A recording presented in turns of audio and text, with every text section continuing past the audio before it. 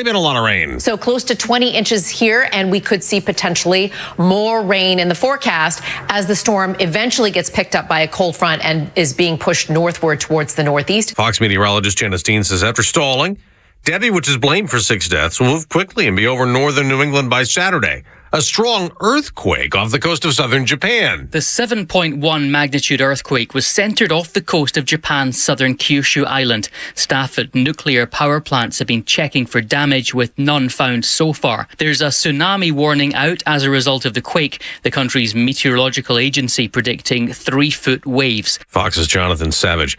Vice President Harris and her running mate, Minnesota Governor Tim Walz, rallied in 2 battleground states, Michigan and Wisconsin. The path to the White House runs right through this state. And with your help, we will win in November. We are going to win. Now, former President Trump's running mate, J.D. Vance, went to the same places, even stood near the plane at a Wisconsin airport for the vice president, Air Force Two. I figured I'd come by and, one, get a good look at the plane, because hopefully it's going to be my plane in a few months, but I also thought you guys might get lonely. Addressing reporters with Vance critical that the vice president hasn't taken any questions since starting her campaign after President Biden dropped out. Hours after 3 Taylor Swift concerts were canceled in Vienna, Austria over a terror plot. Authorities found chemical substances and devices at the home of one of the suspects. Utah killed a killer a few hours ago. Tabaron Honey got a lethal injection for murdering his girlfriend's mother in 1998, the state's first execution since 2010. Among his last words, if they tell you can't change, don't listen to them. America's listening to Fox News. Well, summer's here and the weather is beautiful. Everyone has a favorite outdoor activity: golf, bike riding, bird watching, long walks. Ask 100 people, you'll get 100 answers. But if everyday aches and pains are keeping you on the sidelines, I have one answer: Relief Factor. Relief Factor is a 100% drug-free daily supplement that helps your body fight pain naturally. Developed by doctors, Relief Factor uses a unique formula of natural ingredients. It doesn't just mask pain, it helps reduce or even eliminate it. Wherever you're hurting, back, neck, joints, or muscles, in 3 weeks or less, you'll start to feel the difference all day, every day. So whatever you like to do, swimming, pickleball, hanging out in the garden, Relief Factor can help you feel good again and let you enjoy all your favorite outdoor activities all summer long. Go to ReliefFactor.com or call 1-800-4-RELIEF and save on your first order. That's 1-800-4-RELIEF. Fight pain naturally with Relief Factor. The Morning Extra, only on Extra 106.3. Morning, y'all. It is Thursday, or otherwise known as Friday Eve. I love Friday Eve. It's my favorite day of the week. And with my favorite people, hanging out with Rhino and Los and Board Up Goey Virgin River. What's up, everybody? What's going on, Mr. Tug? Oh, you know. This is your drug day. Yeah. This is where you binge hard, and then by the time we see Friday, we're like, man, he is out of his mind. I mean, cracking a beer right now. Yeah. He's not even drinking it, he's snorting it. That's exactly right. Like Ozzy Osbourne with ants. He has lines all around the table. We're like, oh no. Yeah, today he started early. It could get out of control at any moment. Who knows?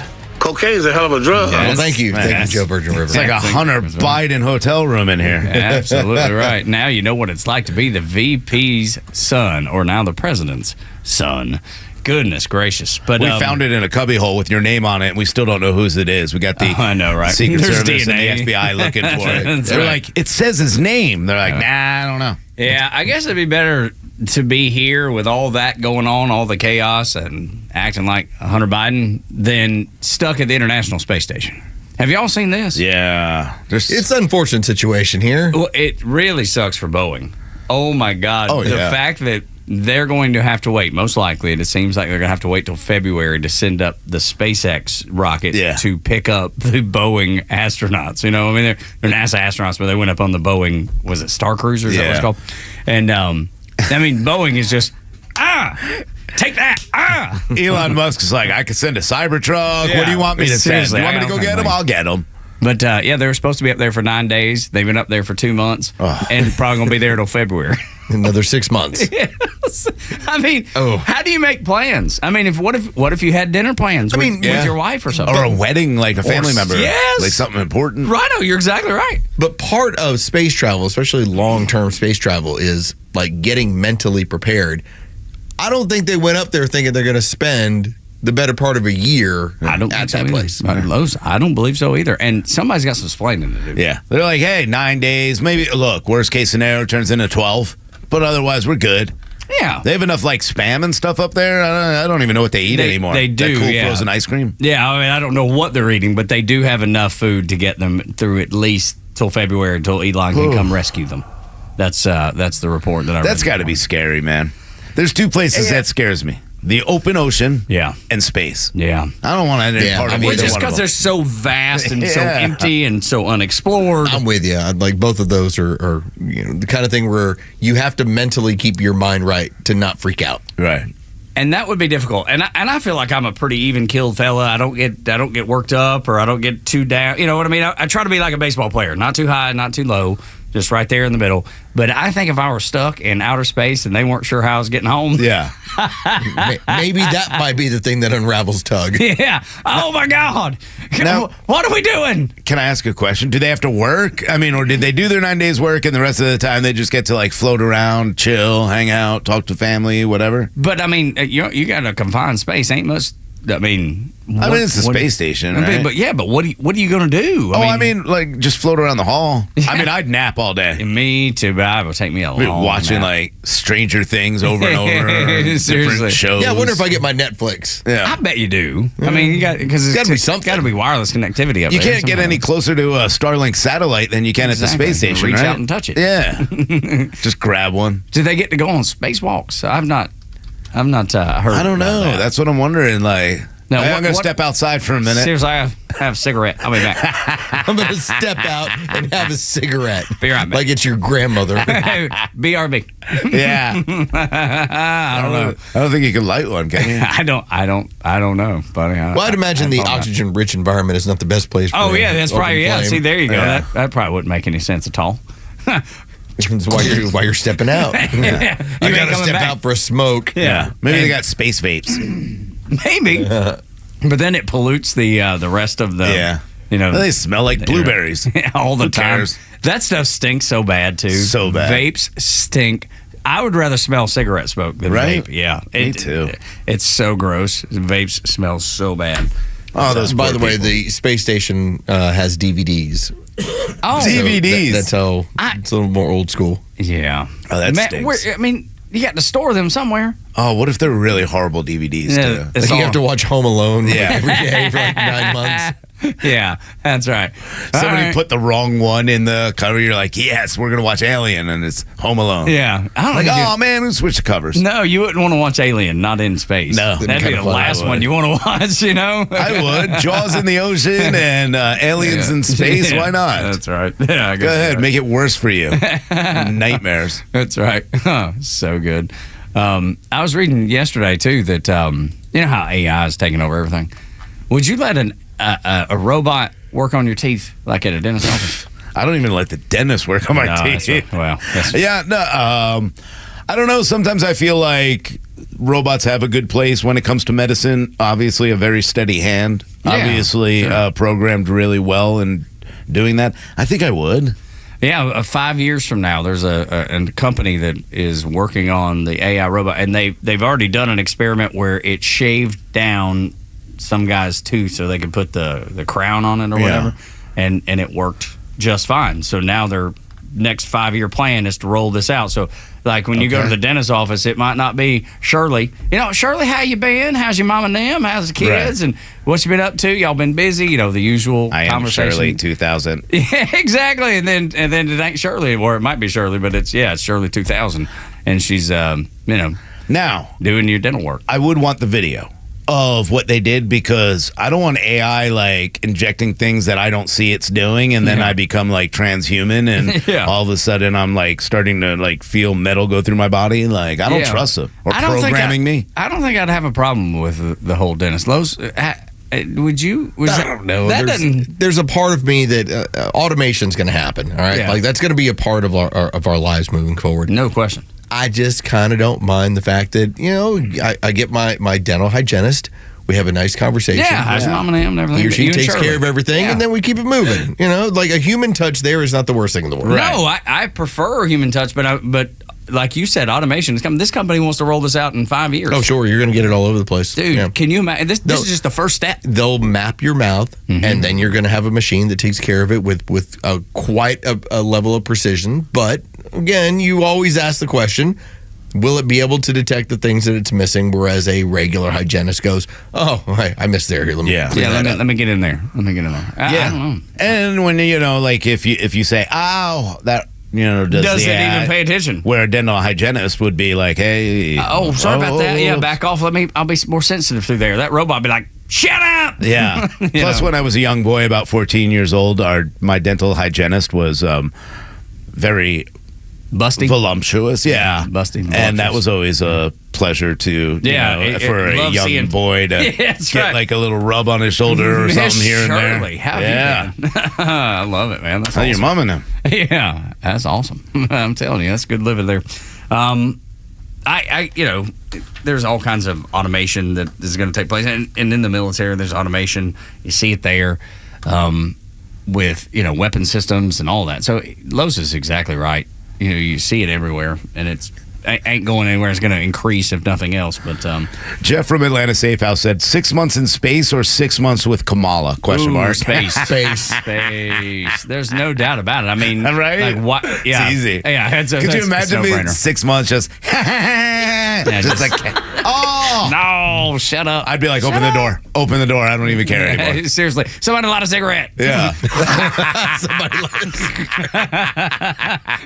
Quick, make it go away. I want to be unburdened by what has been. Yes, that's exactly I am right. unburdened by what has been. I want to be away from you, ma'am. That's what I would like to be, is away from you. J.D. Vance has gone after Tim Walz a little bit for his military service, and rightfully so. I mean, the more we learn about this, the more he knew exactly what he was doing. I have a question here. Yeah. Considering how much you vet your options out there, the Harris campaign, and we talked about this being a mistake, isn't this clearly not on the entirety of her campaign, where you didn't know this about this guy, that the news media, that's normally slow on the uptake, or willingly slow, took 24 hours before they went, wait a minute, this guy never deployed like he said he did. Wait a minute, this guy actually is pretending like he's been in a theater, a campaign, fighting terrorism, and he's never had been. Yeah, so he claimed to carry weapons of war, but really he's only been to Italy. I mean, that was it. So, I went to Italy. Well, weapons of war in a war zone, right? So when he only really deployed to Italy, that's it. And yet there's multiple times, because Rhino, I know you watch a lot of C-SPAN. He's been on C-SPAN a bunch talking about how he carried weapons of war and he was this warrior, and you're like, well, wait a minute. Here's the problem with what I have, like the way it was said, it really comes out as, yeah, I was in battle. But in reality, we know that most of the soldiers carry a weapon, even in Italy and everywhere else that he was doing stuff. So you're not carrying maybe a little weapon distraction. Of war, You're not carrying M16s in Italy. Well, he's not carrying an AR-15, and I think that's the point. I mean, we're not carrying M16s. We're not carrying anything other than an AR-15. You weren't carrying that. I get it. This guy's a liar, and I think that's the most important part. This guy is a fraud. That's the most important part. And he's taken away from a lot of people, and kids died, ones that went to war, and he was supposed to be there. Yeah. How did the Harris campaign miss this? I don't know. This is so basic. I don't think they care. I think they see. I think he worded it well enough that they looked and go, hold on, here we have a guy who's he's the most decorated, congressman, blah blah blah blah blah blah. I don't think they really looked into, or maybe they asked him, and in reality, when it comes down to the paperwork, it was done whether it was right or wrong. I mean, your job as VP is do no harm. I've talked about it. You are a figurehead for the administration. Your job is to put a happy face on everything and to be that person that does the outreach and make sure that you make everything look good.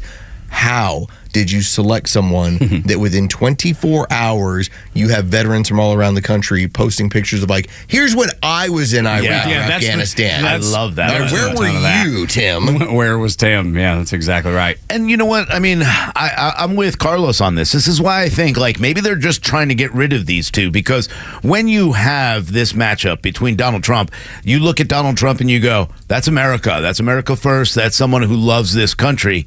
And then you pick a guy who, on paper, looks like maybe he loves this country, but when you get to the bottom of the story, you go, oh, here's another guy who turned his back on this country, on his soldiers, and he's not patriotic. In fact, he's not America first. No, he's definitely not. I do not believe that he's America Which first. I think is a huge mistake on them, because they're not known as the patriotic party. No, they're right. known as the American hating party. And that's the reason they wanted his valor to kind of mask that a little bit, I believe. And exactly, that's the best way you could put it, is whoops. I'm with Carlos. How do you fail this bad, though? How do you not vet this out? How do you not see this? What is wrong with them that they don't see? Hold on. This is how this is going to backfire. You know they're going to figure this out. You know they can go back and see all the lies right there on C-SPAN, on TV, on interviews locally. Like, how did you not see that this would be a problem? Well, there's an issue here. And I get it. Largely, the Democrat Party is not patriotic, but there are older Democrats. There is a faction of the party that is patriotic. Mm-hmm. And so when you have something like this, they end up looking at it and going, oh, that's gross. Yeah. It's gross. And they're not calling it out. They're not calling it out. Well, no, the Democrats are not going to. They're not brave enough to do that. But you still have, even like, I know we've got audio from, we'll get into it later in the show, but even the CNNs of the world are going, yeah, he kind of misconstrued this. This doesn't really make a lot of sense the way he put it out there. Minnesota National Guard has been released a statement saying he did not achieve the. He had achieved the rank, but not. So what happens? It was drawn back. Well, right. So just like me, when I went was an E3, I was a frock to E4. That means I got to wear the badge of an E4, but I had not finished my qualifications, and so I was chosen for promotion. Sure. And they let you wear it because it's cool, Yep. you know. But if you don't finish all of the requirements to wear that, if they drop pull your it, rank. they would pull it right back. It'd be like me saying I was an E6 and wearing around an E6 crow on my uniform, and somebody be like, "Hey, dude."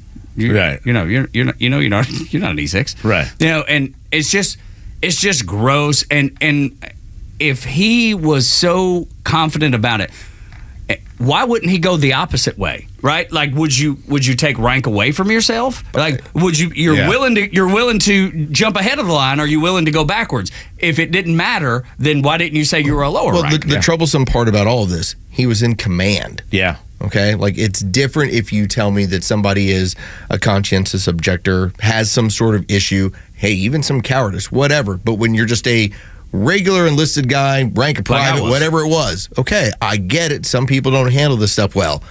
But he was in command. We're talking like 400 to 600 people that were having to answer to him. And he was like, Nope, no interest. Who were going into a campaign in Iraq. I mean, that's the bad part to me, and I agree 100%. This is a bad look for them. This is a horrible look for them. I don't think they care though, because I think they looked at it and said, you know what, we need this state. And we think he can deliver us this state. And that's the only thing that they went to is he's not Jewish. So maybe we'll bring back some of those in Minnesota that we lost during the primary season because they said, we're not voting for Biden-Harris. There's no way we're going to vote for them. We disagree with them on the way they handle Israel. I think they're complete nuts, but whatever. That being said, they needed to win the state so bad, they just go, hey, he's from Minnesota, let's go. My thing I keep going back to is not going to war is one thing. I get it. There are some people that they make military a career, and when that career goes down a certain path, they decide, okay, I'm retiring. I don't want to take part in this. There's people that object to certain operations. to claim you did, though. Yeah, that's dirty, nasty. low down, That's nasty. low down. This dude is nothing worse. But that tells you where the Democrat Party is, and that tells you all you need to know about Tim Walz. It tells you how much of a liar, how much they lie, because everything that's come out of his mouth so far has been a lie with the couch game and all the other stuff he's saying. It's all made up. It's all lies. This guy is full of it. No. And I think that's a really big question voters need to ask is they installed these two candidates. Okay, because no matter any way you look at it, Kamala Harris said yesterday, we're working for all of America. Well, only 1,975 people voted for you, or you've gotten votes from, and they're delegates paid by the Democrat Party out of 330 million people. You're not working. Nobody voted you in. Nobody asked you to be here. And the same thing with Tim Walz. So I just don't understand why we are sitting here and worried about this. I think we need to attack issues and attack them hard because right now you can hear them spin. It's the same rally every time. Yes, Not speech. one mention about what they're going to do to fix the economy, just that we got this. What has it been, 19 days, 18, 19 days that since she's been the nominee and still not done a press conference, not answered one question. Not even one. I mean, they're telling you what the weakness is. But how about J.D. Vance just going up to that plane yesterday in that press corps? It was good. Killing it It was so good. It's the best Pitbull VP you could ask for, man. It was a good move. We'll talk about that more, too. Let's get to headlines now on Xtra 106.3. The stories that matter to you. These are your Georgia headlines. Presented by RBM of Atlanta, your Mercedes-Benz connection since 1964. All right, here are your top stories in the state of Georgia for today, Thursday, August 8th. Yesterday, after being evicted from their Buckhead location, the belongings of the Red Martini Lounge were looted. Atlanta police were called shortly after noon when individuals were seen loading TVs onto moving trucks and stealing cases of liquor. The Red Martini Lounge was evicted following a year-long dispute between the tenants and the landlords. Judge Todd Ashley ruled in favor of the landlords in the dispute, which dates back to August of 2023. Last December, the judge issued an order for the tenants' removal. Fulton County Superior Court Judge Paige Whitaker has given prosecutors from the Fulton County DA's office until the end of the week to turn over all the evidence they have against rapper Young Thug and his associates or face a potential mistrial in the state's YSL RICO trial. Judge Whitaker expressed concern that the state may not have been following legal procedures or judicial conduct rules. The judge set a deadline of Friday at noon to share all evidence with the defense. And the Atlanta Braves have now lost 4 games in a row as the Milwaukee Brewers racked up 16 hits in an 8-5 victory last night at Truist Park. All-Star and Cy Young contender Chris Sale struggled, allowing 3 runs in 4 2/3 innings in the loss. The Braves will attempt to snap their losing streak this afternoon at 12:20 with Charlie Morton on the mound. You can catch all the action on our sister station, 680 The Fan. So, Rhino and Los on the Morning Xtra. We talked about Tim Walz. How about his crazy wife? I want to play you some audio from her, just how nutty this woman is. Something she said during the BLM riots that will give you cold chills. It's so gross. Next on Xtra 106.3. Xtra 106.3 is the only station in Atlanta to bring you unedited news, information, and updates. With an all-star lineup of local and network voices, Xtra is committed to being the station you need during the biggest election of our lifetime. This presidential election is unlike any other. Atlanta's only conservative news and talk station is Xtra 106.3 FM, and listen across Georgia on the Xtra app. Join A Second Chance Bail Bond CEO Daniel Madelon and host Tug Cowart for the weekly radio show Back Your Blue. They will highlight special initiatives, criminal justice programs, and community events aimed at keeping our communities safer. Tune in Saturdays at 10 a.m. to learn some good news about and from the law enforcement and justice communities. This week's guest is Jesse Fellabaum, Director of Operations at A Second Chance. Tune in on Saturdays or catch up on all past episodes wherever you get your podcasts or or at thepodcastpark.com. No one plans on going to jail, but when it happens, it's important that you know who to call. Call A Second Chance Bail Bonds, where we believe everyone deserves a second chance. Whether your loved one's been arrested in Cherokee, Clayton, or any of the other metro Atlanta counties in between, A Second Chance Bail Bonds works fast to help expedite release within hours. A Second Chance. It's better to know us and not need us than need us and not know us. Call A Second Chance 24/7 at 404-BAIL-OUT or online at atlbail.com. Neil Borch here. Maybe you've already taken the steps to improve your health, maybe save your life. You're using a CPAP for your sleep apnea. I've been using one for well over 20 years. So right now I'm here to tell you about a source for CPAPs and CPAP supplies here in the Atlanta area. CPAPs, etc. They're in Alpharetta. They have whatever you need. Roddy and Sharon are your CPAP experts, and they'll ship nationwide. More information, CPAPs.com.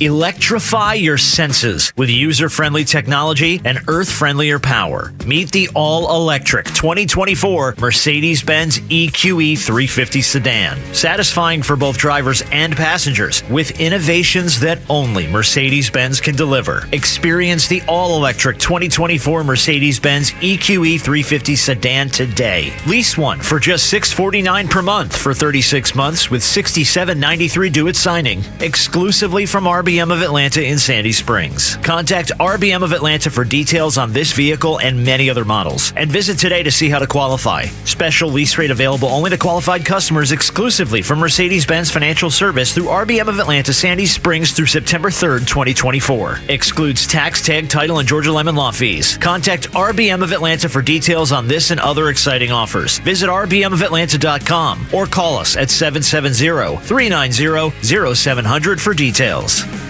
Marketing is everywhere. From the billboards on the highways to the notifications on your phone, we are constantly bombarded with people trying to sell us stuff. What makes good marketing? Are you doing enough in your life personally and professionally to market yourself? You have questions, and the Marketing Madmen have answers. Tune in every Saturday, now at 4 p.m., right here on Xtra 106.3 to get practical marketing advice from expert guests who are shaping and reshaping the business world. They say marketing is a madman's game. Join the Marketing Madmen every Saturday at 4 p.m. to find out why.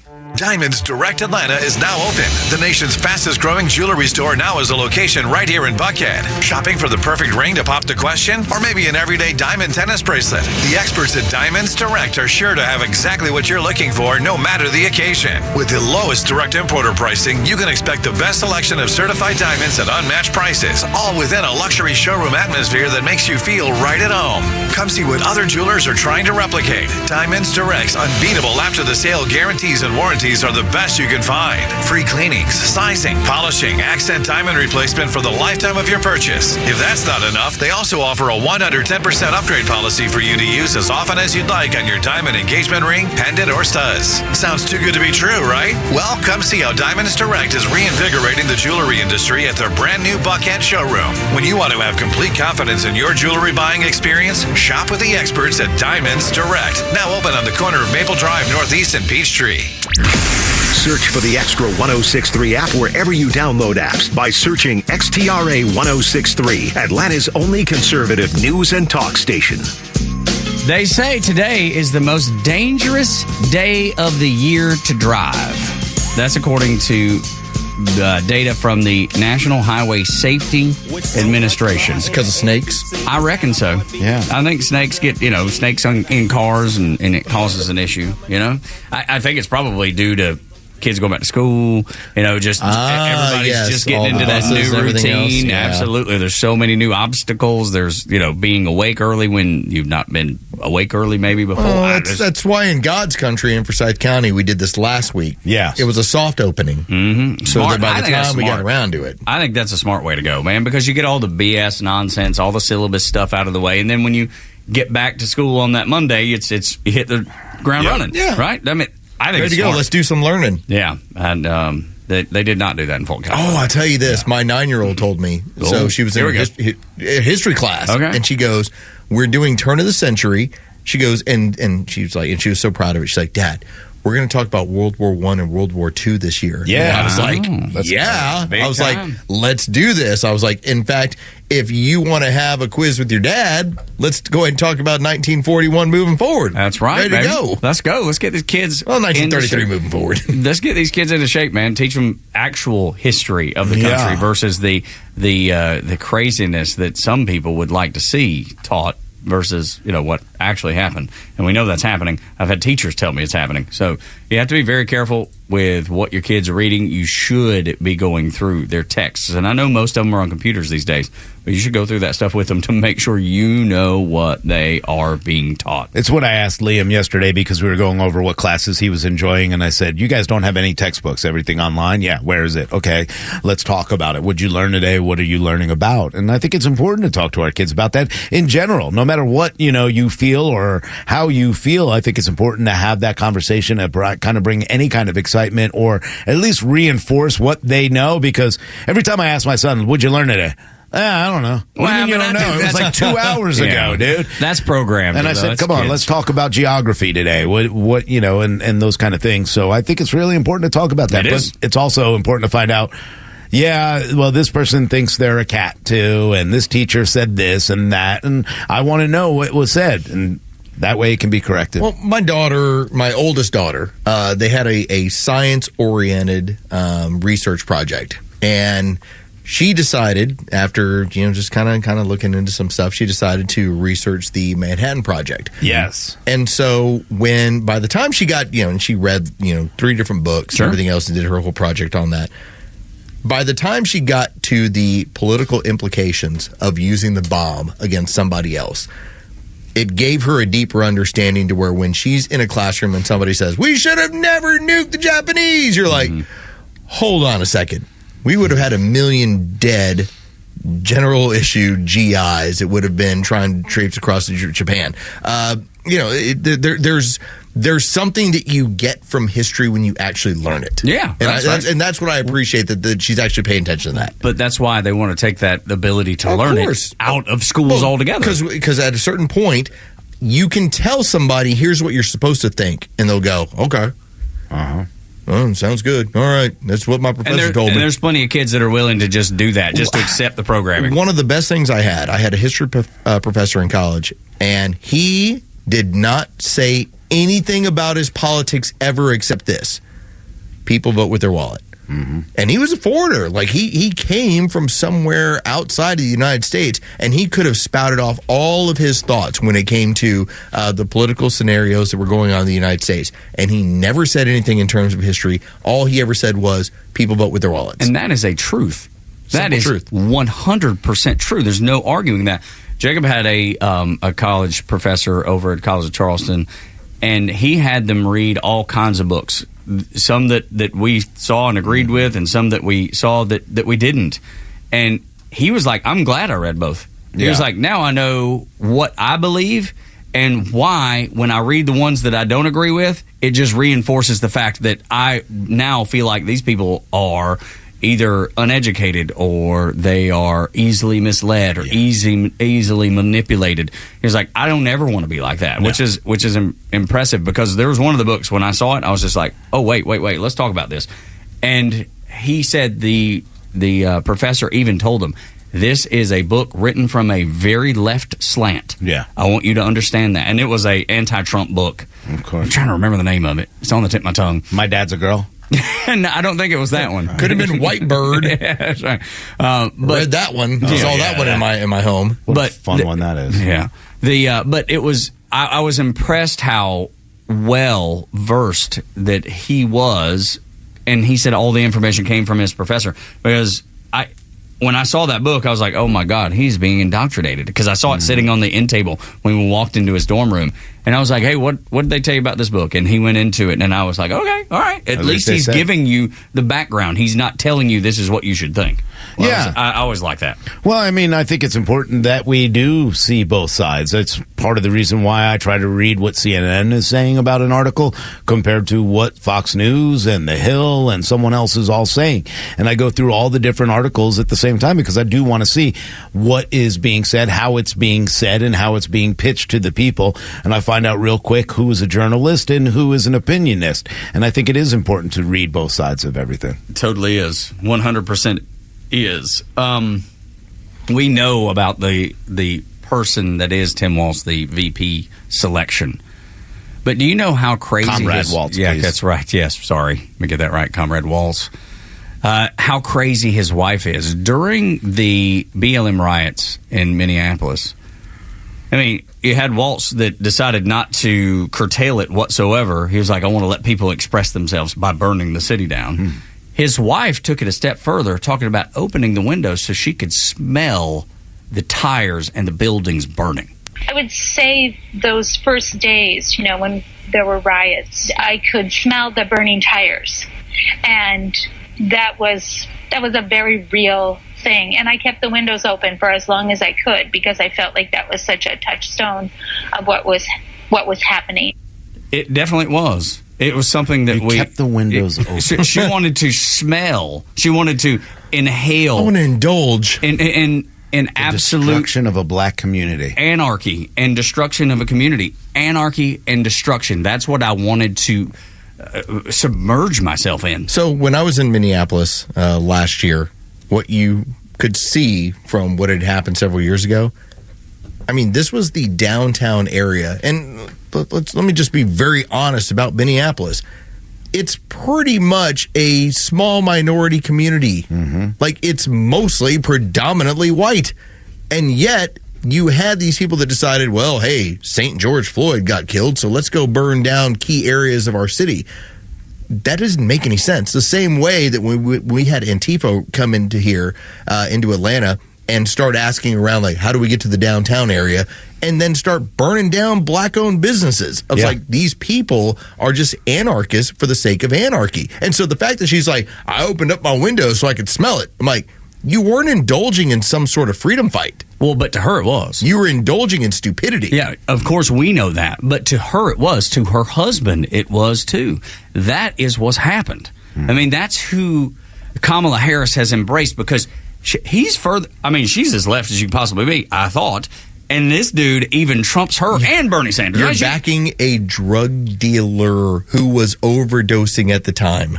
On fentanyl. On top of that, though, this is a guy, and y'all know it bothers me, that the dude left his battalion, he left his unit in the moment when they were ready to deploy to Iraq.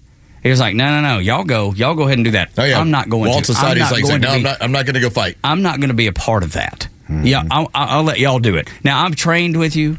I've been here through the process, but when the rubber meets the road, y'all go protect. By the way, this is the problem I have with Douglas MacArthur, okay? Yeah. It's like, oh, you left your people to go ahead and be on their own. I'm like, I look at the exact same way. There's a level of cowardice that should be along with that, or at least at the very worst, you're not a leader. The other part is that Tim Walz, when he stokes these riots and allows this violence to happen and doesn't worry about what's happening in those neighborhoods, is those people weren't from those neighborhoods. And, I remember during those days, and I pulled one of the clips, and Libs of TikTok put it out there yesterday, of this handicapped woman who was part of the neighborhood and living in that neighborhood, who they closed all of the drugstores she needed to get her medicine from. They destroyed all of the buildings and things that she shopped at on a normal basis, that she wasn't able to get in there. In fact, even her doctor's office, she couldn't get into to get the treatment she needed. This is what they've done to their own community members. And if that's what you want for your country, well, I'm sorry. That's a really, really bad vision as far as I'm concerned. They allowed them to destroy property, including watched as they ripped down a statue in front of a federal building. And they allowed that to happen. They didn't arrest them. They allowed them out the next day. There's too many stories like this coming out of all over, but especially right there in Minnesota. And Tim Walz is going to be held responsible for it. Should be. And those criminals, the reason they were released immediately or less than 24 hours after is because criminals should have every opportunity to turn the corner, no matter how many chances it takes. And having a chance every day. How many chances do you get? My answer to that is as many chances as you need, which doesn't really please those law and order people. Or me. Or regular, everyday Americans who don't want to be robbed, who don't want their cities burned down, who want to live in peace and harmony. Yeah, so it doesn't matter what you do or how many times you do it. We're going to let you free. We're going to turn you loose because they live behind gates. That's right. Yeah, they don't suffer. Well, they open up the windows so they can smell the suffering that everybody else is going through. But think about the change, okay? For the most part, when you look over the last 30 years, I haven't really changed in terms of the way I look at this sort of stuff when it comes to crime and punishment. Yet, the Democrat Party was the party that initiated 3 strikes and you're out. And then it turned into, that's not going to help us in elections. Let's go ahead and reverse this. In fact, we'll just keep turning you loose on society on a regular basis. Over and over Yet again. 30 years before, it was, well, all right, you did the first 2 crimes. On the third one, you're going to be locked away for quite a while in the industrial complex that is the prison system. And now it's fine, you're good. Yeah, it doesn't matter. It doesn't matter what you do or how many times you do it. I haven't changed. They have. No, well, but look, going back to your comment about Elon Musk, he was like the entire party went so hard left it makes me look like a centrist. And I think in many ways, he even has conservative values when it comes to freedom of speech, which I love. And then there's the other things that I don't agree with Elon Musk on at all. But I can respect somebody I disagree with as long as they're willing to discuss everything. And we may never come to a full-on agreement. We may disagree, but it's okay. If we disagree on something, it doesn't change the fact that I like you as a guy, as a person. When you're a leftist, dude, if they aren't in lockstep, they hate your guts. And it's on display on TV, on the internet, everywhere, every day. If you can't deliver them the results they need or they want, you're gone. Ask Joe Biden. Ask Joe Biden. Ask anybody that they turn on as quick as possible. Ask Elon Musk, who was a favorite of the left. So was Trump. Yeah, Trump, a favorite of the left. But the minute you say, hold on, this is broken, we got to fix it, and we got to tear it down and start over, guess what? You're out. And as soon as you're out, you're the biggest enemy of all time. I'm not saying we don't do it either. I've never liked Mitt Romney, never voted for him, never would, because I just thought he was a piece of garbage from the minute. I thought he was a phony. Yeah, I thought he was a phony. But there are others that I did support that I look back and go, man, I wish I would have known who this guy really was. Chris Christie's one for me. Yeah, George W. Bush. Yeah. I mean, he is a big government guy. At the time, what was the alternative? I mean, you still had to go for it. But when you look back, you're like, I thought the Texas governor, again, and maybe because I was in the state of Texas, so I had the history with it. But when you look at and when you actually realize that the Bushes are the epitome of establishment Republicans. They're no different than Mitt Romney. It's just how it's the same folks. Well, I would say this. Mitt Romney was the guy who decided I'm going to march with BLM. Yeah. All right. Okay, There's a certain point. W didn't do that. There's a certain point where W's like, that's the line. You ain't fooling me on this one. Right. But still, but when it comes legitimate, to though. big government, big picture, big picture, they're the same type of folks. But I was in 2010. I was like, hey, when Chris Christie runs in 2012. This is where it's going to work out. Yeah. Yeah. You know, and that's the thing. You know, I'm for freedom. I'm from freedom for all Americans, where the Democrats, Tim Walz and Kamala Harris, are freedom for criminals, freedom for people to come across the border and hurt Americans. So there are two different kinds of ideas of freedom, basically, in my mind. And I want freedom for all Americans. I want justice for the people that need to have that justice of, hey, we have a good justice system. I don't feel that way now. And I feel like they're tearing every single thing down. And the fact that they don't care that their cities and their inner cities are the ones that are getting hurt. Again, it's not happening up here. It's happening in the cities that they say they're protecting. And they're not protecting. No, they are not. It's indeed the case. All you have to do is look at the record. It's all laid out there for you. When we come back, the one that they call weird is actually a breath of fresh air. Next on Extra 106.3, my name is Tug, along with Rhino and Los. We are the Morning Extra.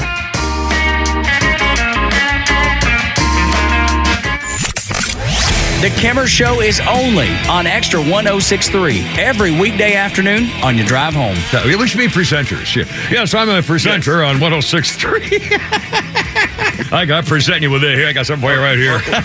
Like Mike Python does, you walk by to the camera like this, and then you come back the other side and do this. Turn the other way. And now let's look at the news. The Kimmer Show, every afternoon from 3 to 6 p.m. on Extra 106.3 and the Extra app. I love when things are uncomfortable. I love it when things don't go the right way. I love it when things make me feel a particular way that I don't like. Nobody ever says that. No, they want comfort. They want to be satisfied. And that's what I have with Central Heating and Air Conditioning. Our house is perfect. Well, let me say that. I should probably reset that a little bit because my wife has the temperature way down. So her and I are arguing about, should the temperature be on 70 or 71, 72. But the point is, we have the ability to have that argument. Like, that's just a her and I thing. We've got to figure that out. Central Heating and Air Conditioning has no responsibility there. They just make it so we can have our house in whatever temperature we would like. We have to come together at some point and figure out what that temperature is. So we'll fight over that. Central Heating and Air Conditioning will continue to service our home and yours too, if you'd like. They can put you in that same situation where it's the problem is you're fighting over the temperature. One wants it a little cooler, one wants it a little warmer. But you have to have the AC system working properly to do that. Get a maintenance agreement today. They'll come out twice a year, right before the summer, right before the heat. Make sure everything is in tip-top shape. Same thing for this winter and the fall. I guess I got those backwards. The fall and the winter. You know what I mean. Point is, they come out and make sure that everything is in tip-top shape. So if you want to do that, then give them a call. It's very simple. Chuck and his team been servicing Atlanta for over 77 years. You heard me right, 77 years. So go with a reliable, family-owned, an actual family-owned company in Atlanta. They share your values. Give them the first chance to earn your business. 770-GET-HEAT, centralheat.com. Diamonds Direct Atlanta is now open. The nation's fastest growing jewelry store now is a location right here in Buckhead. Shopping for the perfect ring to pop the question? Or maybe an everyday diamond tennis bracelet? The experts at Diamonds Direct are sure to have exactly what you're looking for, no matter the occasion. With the lowest direct importer pricing, you can expect the best selection of certified diamonds at unmatched prices, all within a luxury showroom atmosphere that makes you feel right at home. Come see what other jewelers are trying to replicate. Diamonds Direct's unbeatable after-the-sale guarantees and warranties are the best you can find. Free cleanings, sizing, polishing, accent diamond replacement for the lifetime of your purchase. If that's not enough, they also offer a 110% upgrade policy for you to use as often as you'd like on your diamond engagement ring, pendant, or studs. Sounds too good to be true, right? Well, come see how Diamonds Direct is reinvigorating the jewelry industry at their brand new Buckhead showroom. When you want to have complete confidence in your jewelry buying experience, shop with the experts at Diamonds Direct. Now open on the corner of Maple Drive Northeast and Peachtree. Have you thought about securing your hard-earned assets? Do you have concerns about the future? Protecting assets is crucial, and that's where Nelson Elder Care Law excels. As a family-owned and family-focused firm, we provide absolute assurance and peace of mind through our trademarked Absolute Protection Trust, tailored services in estate planning, probate administration, Medicaid crisis solutions, guardianship, and conservatorship. Our goal is to exceed your expectations and empower informed decisions. Visit NelsonElderCareLaw.com for asset protection and peace of mind. Weather's warming up, and I can't wait to get to the ranch this summer, to paint, to roam. Cool summer nights with my family, being out by the campfire. I remember when I couldn't do a lot of these things because the altitude created a constant, unbearable pain for me. My wife, Tanya, insisted that I tried Relief Factor. I didn't think it would work for me. It's a 100% drug-free daily supplement. It's supposed to help your body fight pain naturally. I mean, I went to the best doctors in the world and they couldn't help me. I didn't think this would work. Relief Factor uses a unique formula of natural ingredients. It doesn't just mask the pain. It reduces or even eliminates it by reducing the inflammation in your body. Wherever you're hurting, back, neck, joint, muscles, in 3 weeks or less, you will start to feel the difference all day, every day. I've been taking Relief Factor for years now, and it has truly changed my life. ReliefFactor.com. 800-4-RELIEF. 800-4-RELIEF. Save on your first order. 800-4-RELIEF. ReliefFactor.com.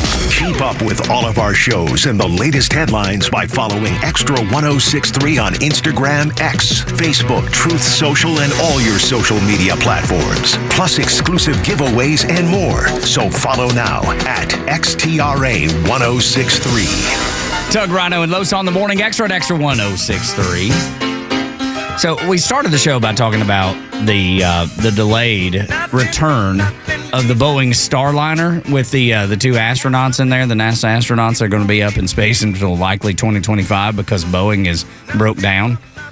And in every category, man, the 737s just like doors are falling off and landed in neighborhoods. Everybody knows the stories.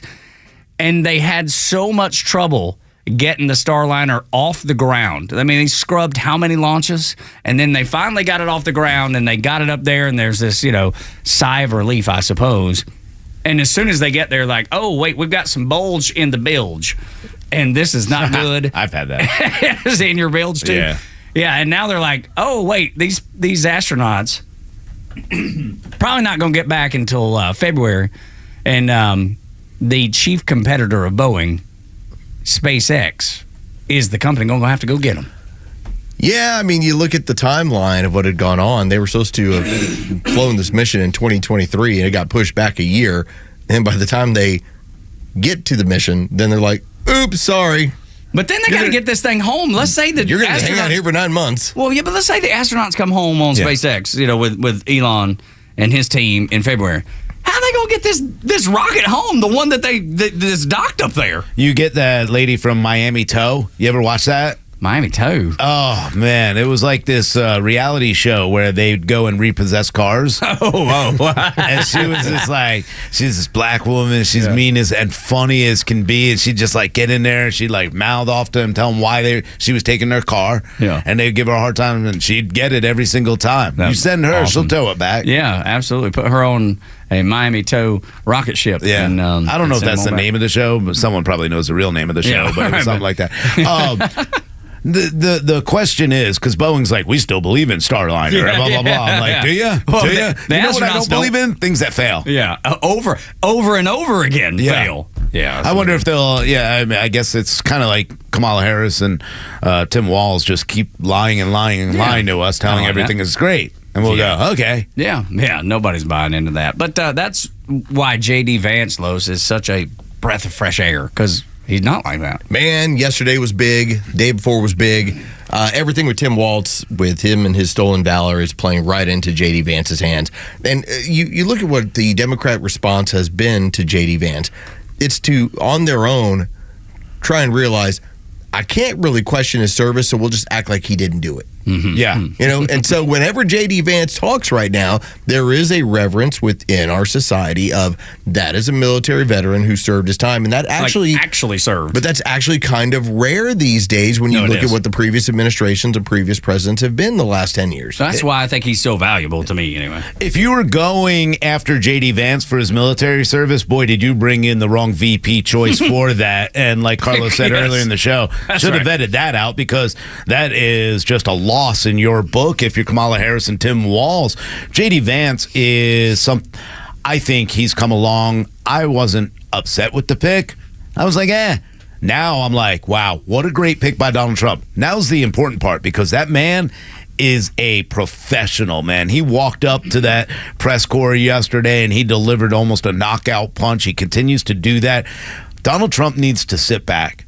I agree That's with you, man. the way that J.D. Vance, that's the way to shut someone down. That's the way to insult people. That's the way to do it without calling names and lying Kamala and any kind of antagonistic tactics. He does it with precision. Donald Trump, get back to the topics, get back to the issues that people care about, and let him be the bulldog now. Because Donald Trump has proven to you he can do it. He's done it for the first 3 years before all the COVID craziness. He did it, and everything worked the way it was supposed to. Americans were in a position that they do not find themselves in anymore, so he can do it. I like Rhino's idea. Let J.D. Vance be the bulldog, and let Trump sit back and say, let me do it again. Let me show you we can get back to where we were. All right, so I look at it like this. What's your favorite flavor of ice cream? Chocolate. Okay. Me too. Let's say that there's a new version of chocolate that's just as good. It's just a little bit different. Okay. Okay, that's J.D. Vance. Yeah. Like they added brownie to it or something. J.D. Vance is giving you what Donald Trump has done for years, stuff that makes people uncomfortable at times, but he does it in a different fashion. It still tastes good. Yeah. It's still fun to listen to. It's still fun to, get after It's like an X-Acto knife. Yeah, and it cuts deep and it's filling, man. I mean, it's serious precision. It's chocolate too. It's chocolate too. Yeah. They remove the nuts, and that's what I like about it. I think they've added the nuts. Maybe they added nuts.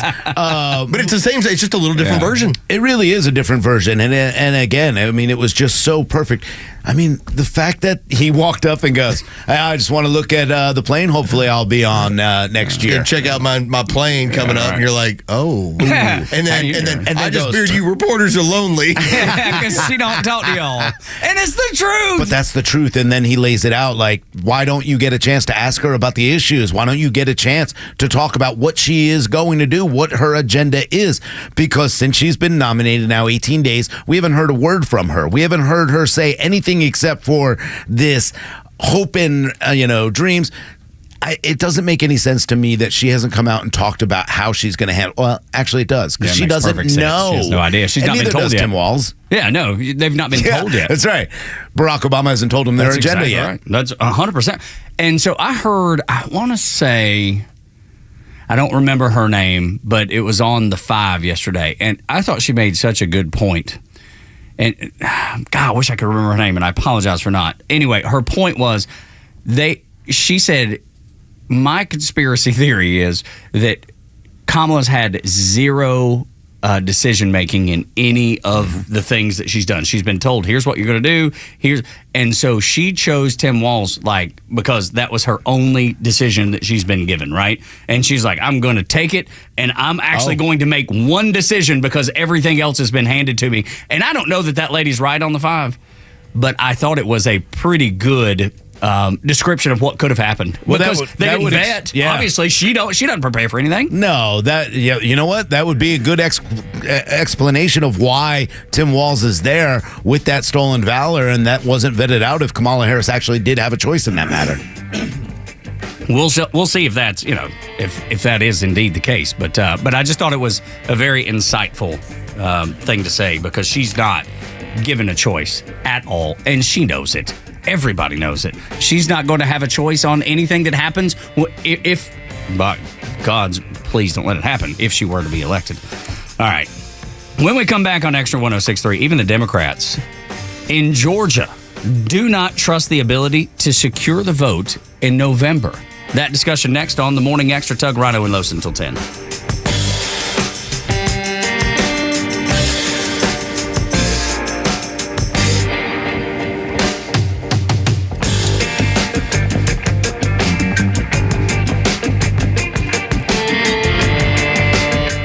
Hey, it's the Kimmer. Look out. The Kimmer Show is live every afternoon from 3 to 6, just like the Kimmer. Hey, I give it a side here, because we trash the people working on the highways a lot. Yes, justifiably so. Yes. The DOT is the most corrupt entity in the state of Georgia. Well, that was before, And it may have taken them 20 years to do this. Really? But I drove the North End perimeter yesterday for the first time in about a year. And I got to tell you, it was smooth as silk. All those ruts are gone. All those potholes were gone around Ashford, Dunwoody, and before. 285 you're talking about, going eastbound and stuff? Oh. Getting on 400 was a beauty. It was wonderful. And it took them a while, and it looks pretty cool with the MARTA thing going there. It looks futuristic and all that. And it only took them 20 years to get that done. So I appreciate the fact that it's now looking nice. I'm amazed it feels good to drive. I'm amazed you took your Porsche on that road, man. The Kimmer Show, every afternoon from 3 to 6 p.m. on Xtra 106.3 and the Xtra app. This is Dan Watkins with All Four Seasons. We've always been Atlanta's best at installing and servicing garage and entry doors, but you would be surprised at how many windows we've installed as well. So we're proud to announce a new division, All Four Seasons Windows. We now have the ability to make sure every opening in your house is safe, energy efficient, and looks darn good. So give us a call today to schedule your free sales consultation. Find out how you can decrease your energy bills and increase the beauty and value of your home with All Four Seasons garage, entry doors, and windows. Shooting drills. A coach who knows the game can teach their team how to improve, but one who genuinely cares about each player. You have what it takes. We got this. Can inspire them to win. At Truist, we believe the same is true for banking. Because when you work with someone who knows a lot and cares even more, you're unstoppable. Truist, leaders in banking, unwavering in care. Start feeling unstoppable. Visit Truist.com/care. Truist Bank, member FDIC, leading based on top 10 U.S. commercial bank. Hey Atlanta, it's Mark from Atlanta Safe House. The Safe House crew hopes everyone is enjoying their vacation this summer. We know the criminals are watching and waiting for you to leave so they can bust in and steal your stuff. But hey, there is a solution. Come purchase a quality safe from Atlanta Safe House. And with summer rebates and specials, you can save hundreds and hundreds of dollars on a quality safe. And remember, don't let an illegal or crackhead deliver or move your safe. They could very well know your combination. So drop by the showroom or go to atlantasafehouse.com.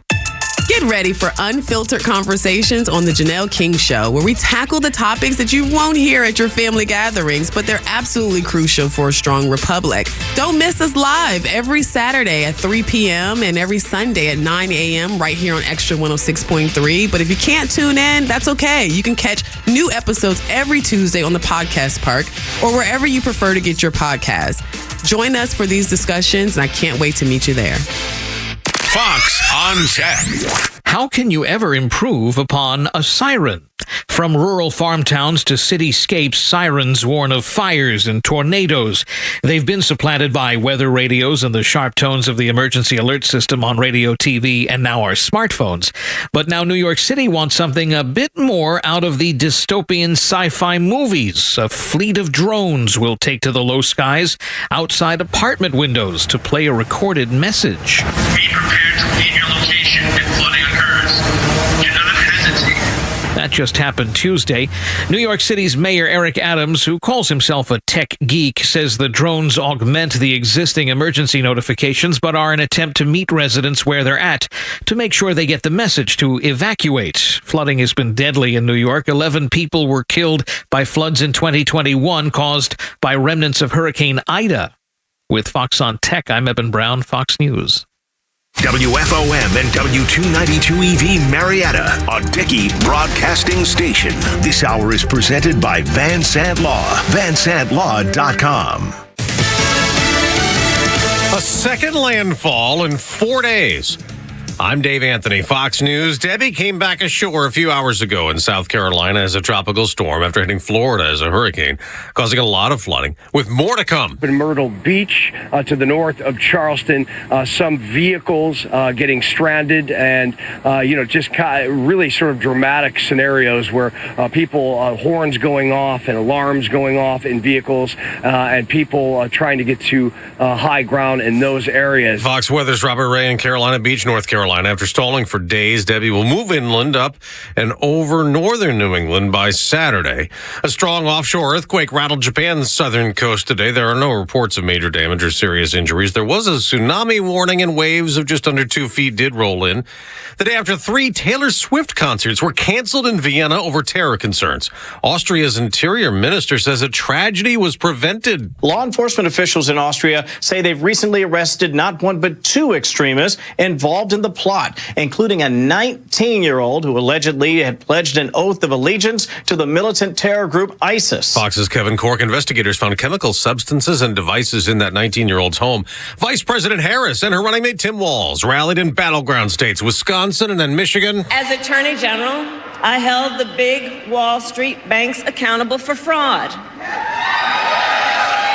Well, Donald Trump was just found guilty of fraud. The former president's running mate, J.D. Vance, campaigned in the same places. Every law enforcement agency is telling you Kamala Harris is bad news. She makes it harder to keep you safe. Donald Trump is good news. He makes it easier to keep you safe. Utah executed a killer after midnight for the first time in 14 years. Taberon Honey, who admitted to the parole board last month he's a monster. In 1998, he murdered his girlfriend's mother. America's listening to Fox News. Well, summer's here and the weather is beautiful. Everyone has a favorite outdoor activity: golf, bike riding, bird watching, long walks. Ask 100 people, you'll get 100 answers. But if everyday aches and pains are keeping you on the sidelines, I have one answer: Relief Factor. Relief Factor is a 100% drug-free daily supplement that helps your body fight pain naturally. Developed by doctors, Relief Factor uses a unique formula of natural ingredients. It doesn't just mask pain, it helps reduce or even eliminate it. Wherever you're hurting, back, neck, joints, or muscles, in 3 weeks or less, you'll start to feel the difference all day, every day. So whatever you like to do, swimming, pickleball, hanging out in the garden, Relief Factor can help you feel good again and let you enjoy all your favorite outdoor activities all summer long. Go to ReliefFactor.com or call 1-800-4RELIEF and save on your first order. That's 1-800-4RELIEF. Fight pain naturally with Relief Factor. You may know Bortz is back, but not everyone else does. Tell anyone who loves America, Bortz is back on the radio in Atlanta, and his new home is Extra 106.3. Listen to him now on the Extra 106.3 app. Tug, Rhino, and Los on the Morning Extra. Thank you for being here. Streaming on the Extra 106.3 app, on the Extra 106.3 YouTube channel, 106.3 FM 1230 AM, or the Extra 106.3 website. So many ways to listen to Extra 106.3. And engage, too. Social media at Extra 106.3 across the platforms, at Tug Coward, at Rhino Extra 106.3, and at Front Office Los. There's just some things, y'all, that I cannot say no to. I mean, there's zero chance that I'm saying no to taking a nap. It's my favorite thing in the world. I mean, even when I don't need a nap, even when I'm not tired, like if I've got 20 minutes at my house and there's just nothing going on in that 20 minutes, instead of watching TV, I'm taking a nap. I got 45 minutes yesterday, and it was glorious. Attaboy. Because the day before, I didn't nap, and so that was like a little bit of a struggle. It's weird how it kind of piles up on you if you don't do it. Another thing I can't say no to. Drugs. No, Nancy Reagan taught me. I was okay with that. Country music. Definitely country music. No, Chocolate. but like, chocolate. Absolutely, all those things. Ice cream, But, no, but like, seriously. Like, if somebody says, hey, let's go grab a drink, I can't say no. Okay. I'm like, yeah, it sounds fun. I love going. I just love the social aspect of it. And it's not even to get a buzz or get drunk or anything at all. It's just to hang out. It's just that social thing. I think because of the Olympics being on during the middle of the day, like I have been looking for any opportunity to find my way to like a patio bar or to like Good Old Days or wherever. Shoot, yeah, man. Because like Team USA, the basketball team's going to play at 3:00 today. I'd love to watch that game out. Yeah, absolutely. Just anytime you can do that stuff, I think it's so fun. I don't know. If here's another thing I can never say no to, and you should never say no to. Somebody says, hey, you want a mint? Yes. It doesn't never turn that one down. Never. It doesn't matter if you need it or not. Take it. I realized this. My father was really good about having mints or breath fresheners, especially when they're sitting and talking to clients or whoever. And I thought about this at the rally when I'm interviewing like Marjorie Taylor Greene and talking to Doug Collins and talking to Mike Collins. I'm like, I got to carry mints or something with me. Like, I don't know if my breath was bad, but you can kind of almost feel like it's not getting any better. And I'm like, I got to start carrying mints. Pizza, another thing I can't turn down. Yeah, no way. Not a chance. Even bad pizza is good pizza. There's some things in life that I cannot turn down. And if you have those as well, 404-741-1230, because I'm sure there's things that I'm leaving off this mind experiment when I think about the things that I can never say no to.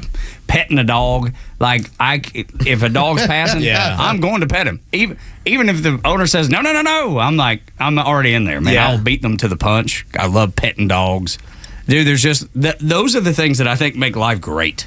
Yeah, I don't know what else I can't say no to. Food in general, free food. Yeah, free food. Yeah, Yes, it doesn't even matter. Absolutely. I'm allergic to that, but it's free. Yeah, give it to me. Okay. It doesn't matter. It could be mushroom ravioli. Yeah, let's go. Count me in. I'm in. I'm not a big beer drinker, but if you offered me a beer, I'm like, you know what? Sounds like a fun time. Absolutely. I'll pop the top. A free T-shirt. Oh, free dude. Every time. I've gotten better. Okay, I get it because you're younger. Yeah. I collected so many T-shirts that I had to then get rid of, but for a span of like 20 years, man, my whole closet was free shirts. Yeah. Any credit card sign up. Yeah, I got a shirt. Let's go. I did make a mistake because I have all these, championship like softball shirts and series shirts and all that. Sure. And I collected them all. Why not? It showed how great I was. And then I got rid of them all. And then I was like, man, I should have made like a quilt out of them. Like cut them up and made a quilt or something. That's actually not a bad idea. I want to do that for my wife with my son's Little League jerseys all the way through high school. Right. And then they piled up to the point where I was like, I can't keep all of these. I got to get rid of some of these softball shirts. If you were to do that, I'm pretty certain that you and your husband would be enjoying taking pictures on a hotel, or like a hospital bed with your new kids. Yeah. I'm just saying, if you were to take all those and quilt them, I'm like, I know what's going on there. Yeah. What are y'all doing? You and Sketch. Yeah. Oh, yeah. No doubt about it. Dang. Anyway, but yeah. And then I took up quilting. Oh, okay. Why are you gay? That's right. I watched that whole thing again the other day. It's so funny. It's so awkward. It pops up on Twitter a lot. Aaron and I watched that thing, and I was Why are you gay? Why are you gay? Just the intro is so professional. Yeah. And Like, here's who says my I am? guest. And he goes, well, you say you are. Who says? Well, you do. Who says I'm gay? Yeah. I can't You tell are you. gay. I can't tell you how many times that I'll do something around the house, and I will say that to myself. I'm like, oh, I should reset those pillows back on the bed so they look nice. And in my mind, I'm like, why are you gay? So good. Yeah, I mean, dude, if it weren't for my wife, there wouldn't be a throw pillow one on the couch or the bed. They're overwhelming. Yeah, they are. Dude, you're right. I think on our in the master bedroom in the house, I think there is 9 pillows.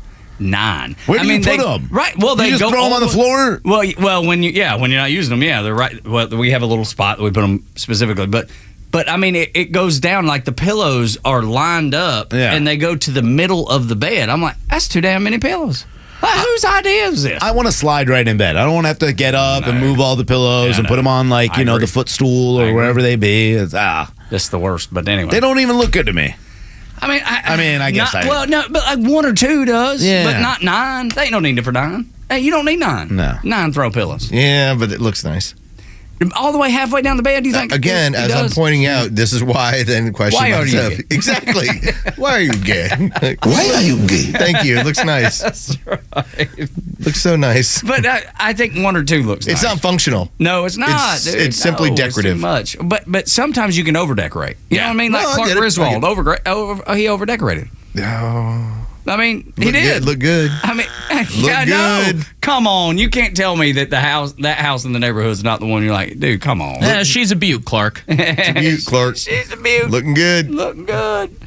Morning Extra at Extra 106.3. It's so good. We said this. We sang the praises of Janelle King yesterday, and rightfully so, because what she is trying to do is make you feel comfortable when you go to the polls that your vote is going to be counted and it's not going to be thrown away. It's not going to be changed by some QR code, or some method of electronic manipulation or something like that. You know what I mean?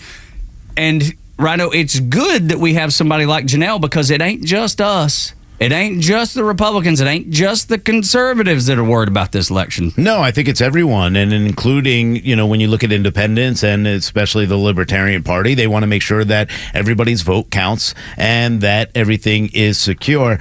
I was a little surprised while watching when I saw this Democrat stand up and virtually say exactly what we're thinking. Morgan County Democratic Committee, that's our leadership team. We made a unanimous decision to stand here in front of you today and set an example, because we can all agree that there has never been a lower overall trust between parties, between candidates, in election systems. Trust is a really big problem, and it's growing, it's not shrinking. And we made a conscious decision to stand here to say, we don't have to trust one another to recognize a right policy move, to invoke the backup balloting system that the legislature prescribed when it's unsafe, impracticable, infeasible to use technology that's been compromised. We agree on that across the aisle. Democrats agree on that. Republicans agree on that. Independents agree on that. They say we don't want a repeat of the controversies of 2020. We don't. Yeah, there you go. They don't trust the machines. We don't trust the machines. They want to have a backup plan, paper ballots, so that we can go ahead and count all the votes. And that's a Democrat standing up and saying, hold on, this is enough is enough. We may not agree on everything, but we all should agree on making sure that our elections are safe. Well, the fact that we are having trouble with accessing the voter information in terms of the records, in terms of the ballot images, all right, that shouldn't happen. If you're going to tell me we're using technology in order to make sure that these things are more efficient and that we then get a count faster, and here's how it's going to be. If there ever is a dispute, you should have very easily accessible information to say, here we go. Here's the whole back end. Here's the back end of all this stuff. Here's where all your votes were. Here's the way they looked. And the fact that we are not there, I think, just points to issues that both ends of the aisle both have with this. The struggle that I have is with technology to begin with, right? Technology makes it easier until it doesn't. And then it makes it really, really difficult. And technology can be manipulated so easily. How many times you had to change your account or change your password on Facebook because it got hacked? You know, you clicked on a link or whatever, or your email, or you can't get into your bank account.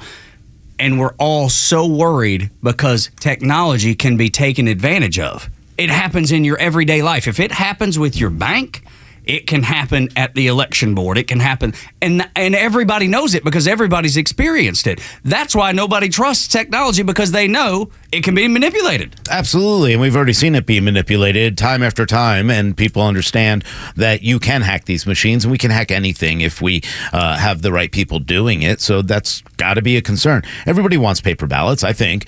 It makes it easier for us to sit and count. I thought a lot of good things came out of the state election board, and there's still work to do, so that's not going to change. But I love what they did yesterday. I love the fact that we're allowed to have poll watchers now inside tabulation centers. I think that's really important for both sides of the aisle. We want to make sure that there's nothing going on in these tabulation centers that would make you feel uncomfortable or that your vote's not going to be counted. That's a great rule. Why would you be against that? At the heart of this, the very heart of this, was since 2020, when I have stepped out of the voting booth, when I have taken my card and here's my printout sheet, and I go scan it to have it go in there, I'm not sure my vote's counted. Mm-hmm.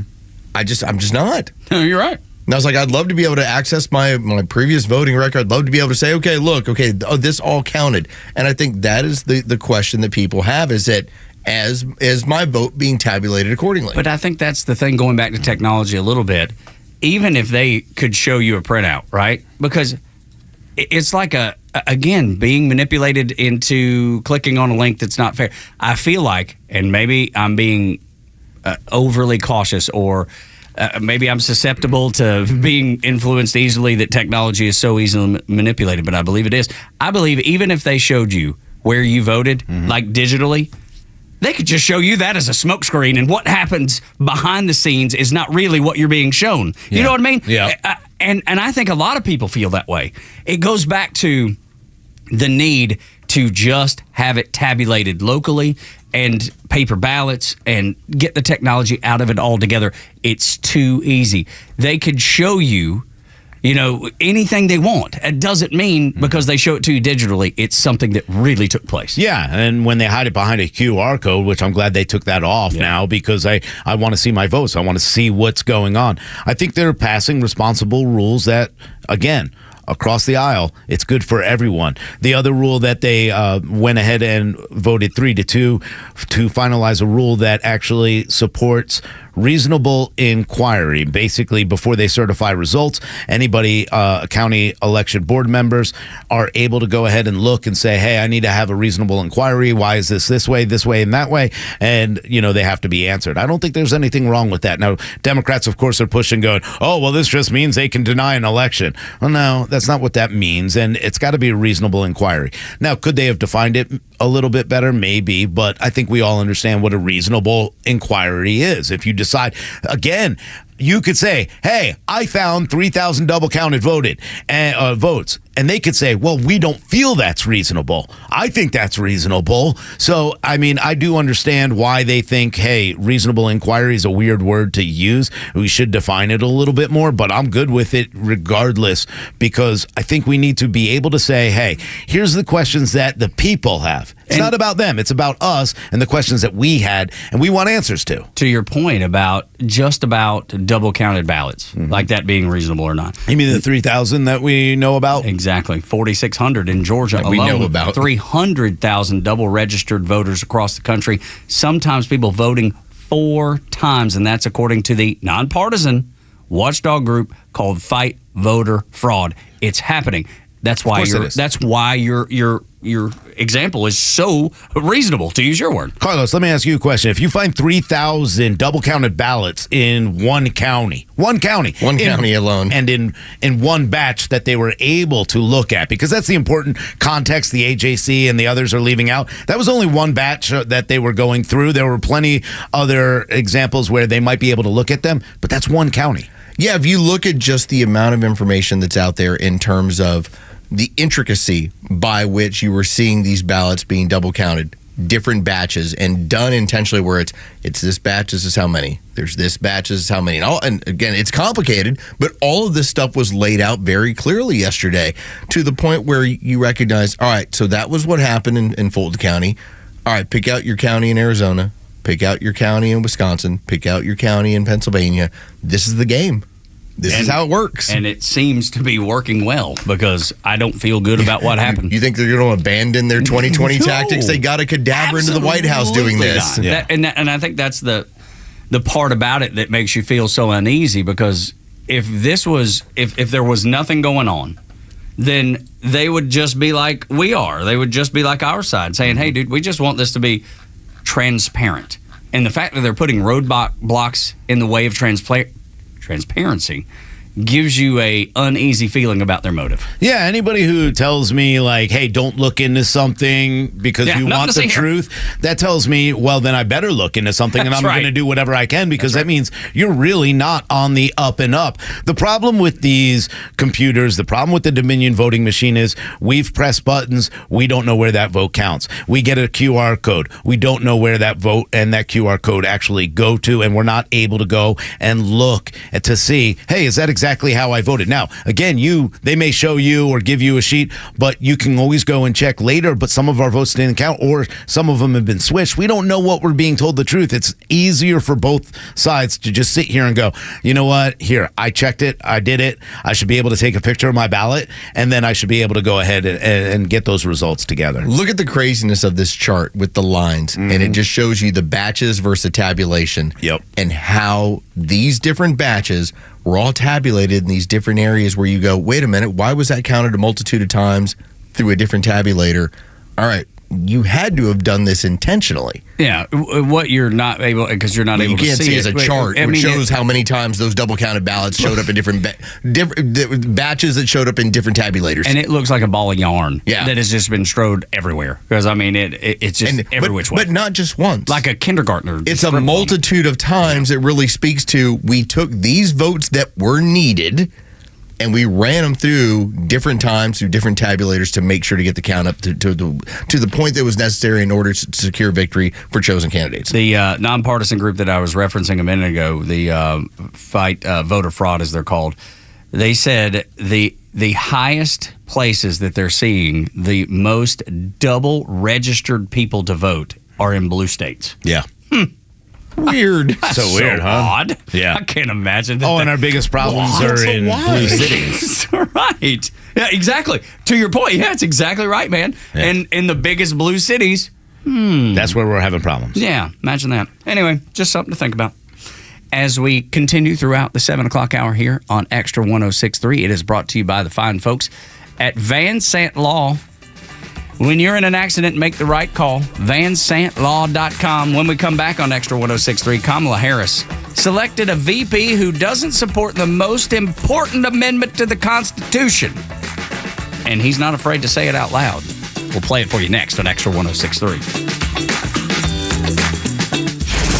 During the craziest election season we've ever experienced, you need a voice you can trust. Not headlines, not former shock jocks, but veterans, conservative leaders, and Atlanta talk radio legends. This is the ballgame. This is for all the marble. This is like, this is for the country. This is 8 years of turmoil. Count on the conservative voice of Atlanta to bring you the biggest names in politics as this wild election season changes by the day. This is Atlanta's only conservative news and talk station, Xtra 106.3 and the Xtra app. Good morning, it's Lopes. Let's talk about Xmark and Howard Brothers. Do you smell that? Do you detect it? Oh, ooh, what is this? Oh, ooh, that's the smell of fresh cut grass. All right, if you've been in the yard, you know that actually is pretty enjoyable when you know that you got that thing done in the morning. And if you're a member of the Xmark team, well, you've been getting that yard work done faster. You've been getting it done, and it's been taking care of those wonderful senses of yours. You're going to fall in love with the cutting quality that you get from Xmark. They're zero-turn mowers. They're efficient. They're comfortable. They are awesome. The Xmark has an entire family of zero-turn mowers that the folks at Howard Brothers are going to be able to help you out with. They'll instruct you how to use it. They'll be able to explain the maintenance, and that way you can use your Xmark mower for a long time. What are you waiting for? If all the pros in Atlanta already trust Xmark, well, then probably you should too. Howard Brothers has those at their locations available today. The grass is always greener when you take care of it with Xmark and with Howard Brothers.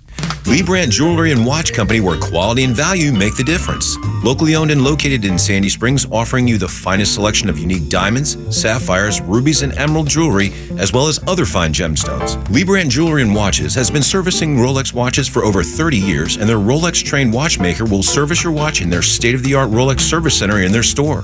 Lee Brandt uses only genuine Rolex parts, and their estimates are free. Drop by Lee Brandt in the Trader Joe's Shopping Center in Sandy Springs or visit LeeBrandt.com. There are crazies on the road. Who knows where they're all going, but if one of them hits you, don't take care of it on your own. Call my friend David Van Sant. He is the lawyer that used to work for the insurance company. The team at Van Sant Law knows who to call, what to say, and will make sure you get what you deserve and what the insurance company doesn't want to pay for. They have your best interest at heart and will take care of everything. If you don't get paid, they don't get paid. My advice, save Van Sant Law in your phone. Today, 855-GA-INJURY, vansantlaw.com. Don't let a cold, sinus infection, or allergies ruin your day. Breathe easier, sleep better, and feel healthier with Navage. Visit Navage.com, Walmart, Walgreens, CVS, or a store near you. Have you heard about Sonder and their Georgia-based Medicare Advantage health plans? Sonder Health Plans is committed to revolutionizing healthcare, making it straightforward, personal, and affordable. Call them and ask if you qualify for their fantastic $400 grocery card offer and $0 premiums. They've even got their own radio show and podcast called Weekend Wellness, dedicated to keeping all Georgians healthy and happy at every age. Call 800-331-2928 or visit SonderHealthPlans.com. Sonder Health Plans is an HMO with a Medicare contract. Enrollment in Sonder Health Plans depends on contract renewal. Hey there, it's Tara, owner and publisher of Our Town Monthly. Summer is over, and we are in back-to-school mode. So are our friends at Steve Raymond Chevrolet. My friend Ali has an exciting announcement. Hey, thanks, Tara. I'm Ali Khan, General Manager of Steve Raymond Chevrolet. Join us Saturday, August 9th and 10th for a back-to-school giveaway. We will have free lunch, and we will be donating backpacks stuffed with school supplies free for the first 100 families in attendance. Be sure to scan the QR code in Our Town Monthly to reserve your backpack. Walk-ins are always welcome. We cannot wait to see you there. At Steve Raymond, community is everything to us. Wow, Ali, a number 2 pencil and a Chevy can take you anywhere. Stop in to Steve Raymond on Cobb Parkway, August 9th and 10th. Grab lunch, a backpack, and say hello from us. And remember, Our Town is your town at Our Town Monthly. No traffic, no big deal. It's the Morning Extra on 106.3. Oh, thank God we don't work in the deadliest industry in the world here at Extra 106.3. I'm not cut out for deadly work. I don't know about y'all. I just choose not to be around deadly things. I mean, when I was in the Navy, that was, the possibility of deadly there. But I was young and, indestructible. You didn't even realize that you were in danger. Yeah, you were half the spry. time. That's right. Yes, man. When you're young, all flexible. You can touch your toes. That's all that. All those things. But broadcast is not one of the most deadly jobs in America. There's a money website called Visual Capitalist, and they were talking about, their focus was insurance. Like, if you work in these particular industries, it's going to be tough to get insurance. And they said logging, obviously, is the most deadly of the jobs in America, followed by one that you've probably, maybe you've done, but probably not. I've never done any roofing. But they said roofing is the next deadliest job in America. Yeah, I believe it. We have people falling off a roof. 58 deaths per year per 100,000 workers. I believe it. Yeah, roofing you get hurt. Yeah, obviously falling off the roof is a big concern, but also, depending on commercial roofing is a very, very dangerous a job because you're using hot tar, which is, boiling at one point for a lot of commercial applications too. So, if you were to, God forbid, get hurt with the hot tar, or spill some on you, or spill over you, or something like that. So, yeah, roofing. But again, this is why going back to women are always like, we only make 70 cents on the dollar. When you start comparing like the dangerous jobs, drilling, offshore drilling's another one that is very dangerous. Roofing, these tend to be male-dominated jobs, and because of the fear of losing your life, you tend to get paid more for more dangerous positions. That makes perfect sense to me. Absolutely it does. They go on to say, and this is something that my family does every time we go to the beach, is we go on a fishing charter. I know, Lowe's, you got Captain Joe. Is it Captain Joe? Captain Tim. Captain Tim, there we go. Down there in Port St. Joe. Yeah. That's where I'm getting my Joes mixed up. But that is the third deadliest job in like hunting and fishing workers. Like if you're going out to take people on hunts, guides. Huh, that's interesting. Yeah, I would have. I mean, it makes Especially sense. if you're hunting with Cheney. Well, yeah, that's right. Bam! Oh, sorry. Whoops. I didn't mean to shoot you, sir. But there's even those times we went out most recently in PCB, probably a few months back, and we went in this one area. For the most part, the water was like glass, but we went into this one area right where the jetties are as you're going out into the Atlantic, or into the Gulf, rather. And I mean, the water, and we're on a relatively small boat, probably 20-footer or something like that.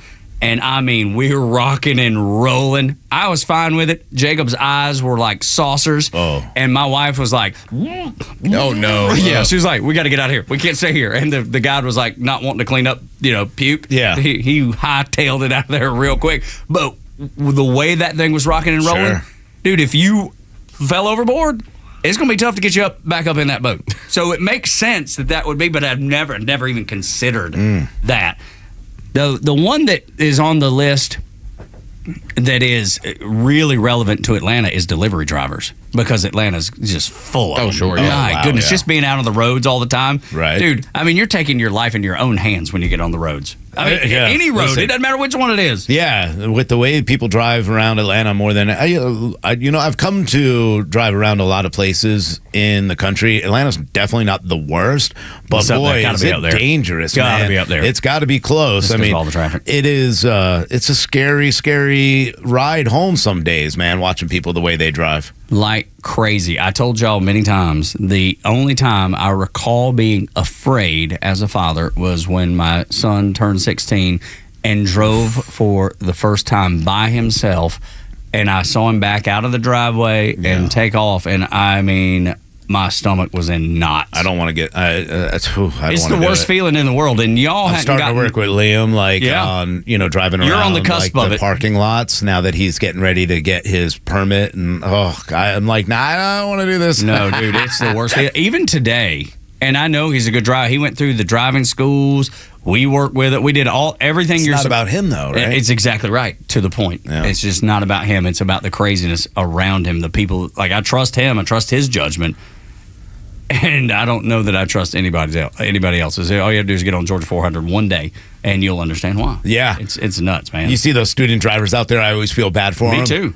Because everybody's like, oh, come on. You're going around them. And have just the small Kimmer's flying by, showing his Desert Eagle at him. Shooting the tires out. That's right, shooting the tires. Take a look at this. That's right.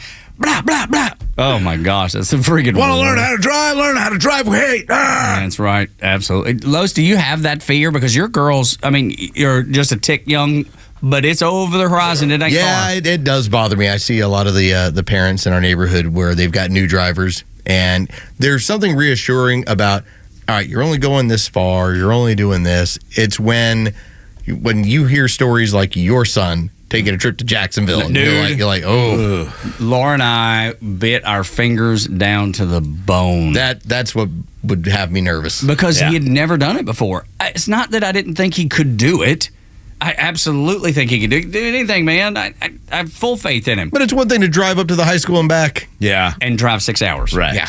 Yeah. For the first time ever. Carlos, if your daughter was like, hey, we're going to Panama City, me, Jim, Mark, Fred, I'd and be I'm like, how about driving. no? no. In fact, I don't care if it's You don't her, leave the Sarah, state. Kim, Jan. I'm Well, like, actually, still, no. that makes it worse. Yeah, that makes if it they're worse. with other kids because they're so. I mean, they're. Ooh, I'd be so scared. Dude, it's nuts. I don't remember my parents, and maybe they were melting down because I've not, like, obviously didn't tell Jacob I was scared to death that he was going to drive that far by himself. Now, we've had the discussion about the first time he drove and he knew how nervous I was. But I don't recall my parents even, my dad was just tossing me the keys. He was like, here you go. Yeah. I mean, it was just, it didn't even matter. It's like, and maybe it's because it's so much more dangerous now than it used to be. There's so many more cars on the road than it used to be. And maybe, living in Dalton, Georgia is smaller than Metro Atlanta.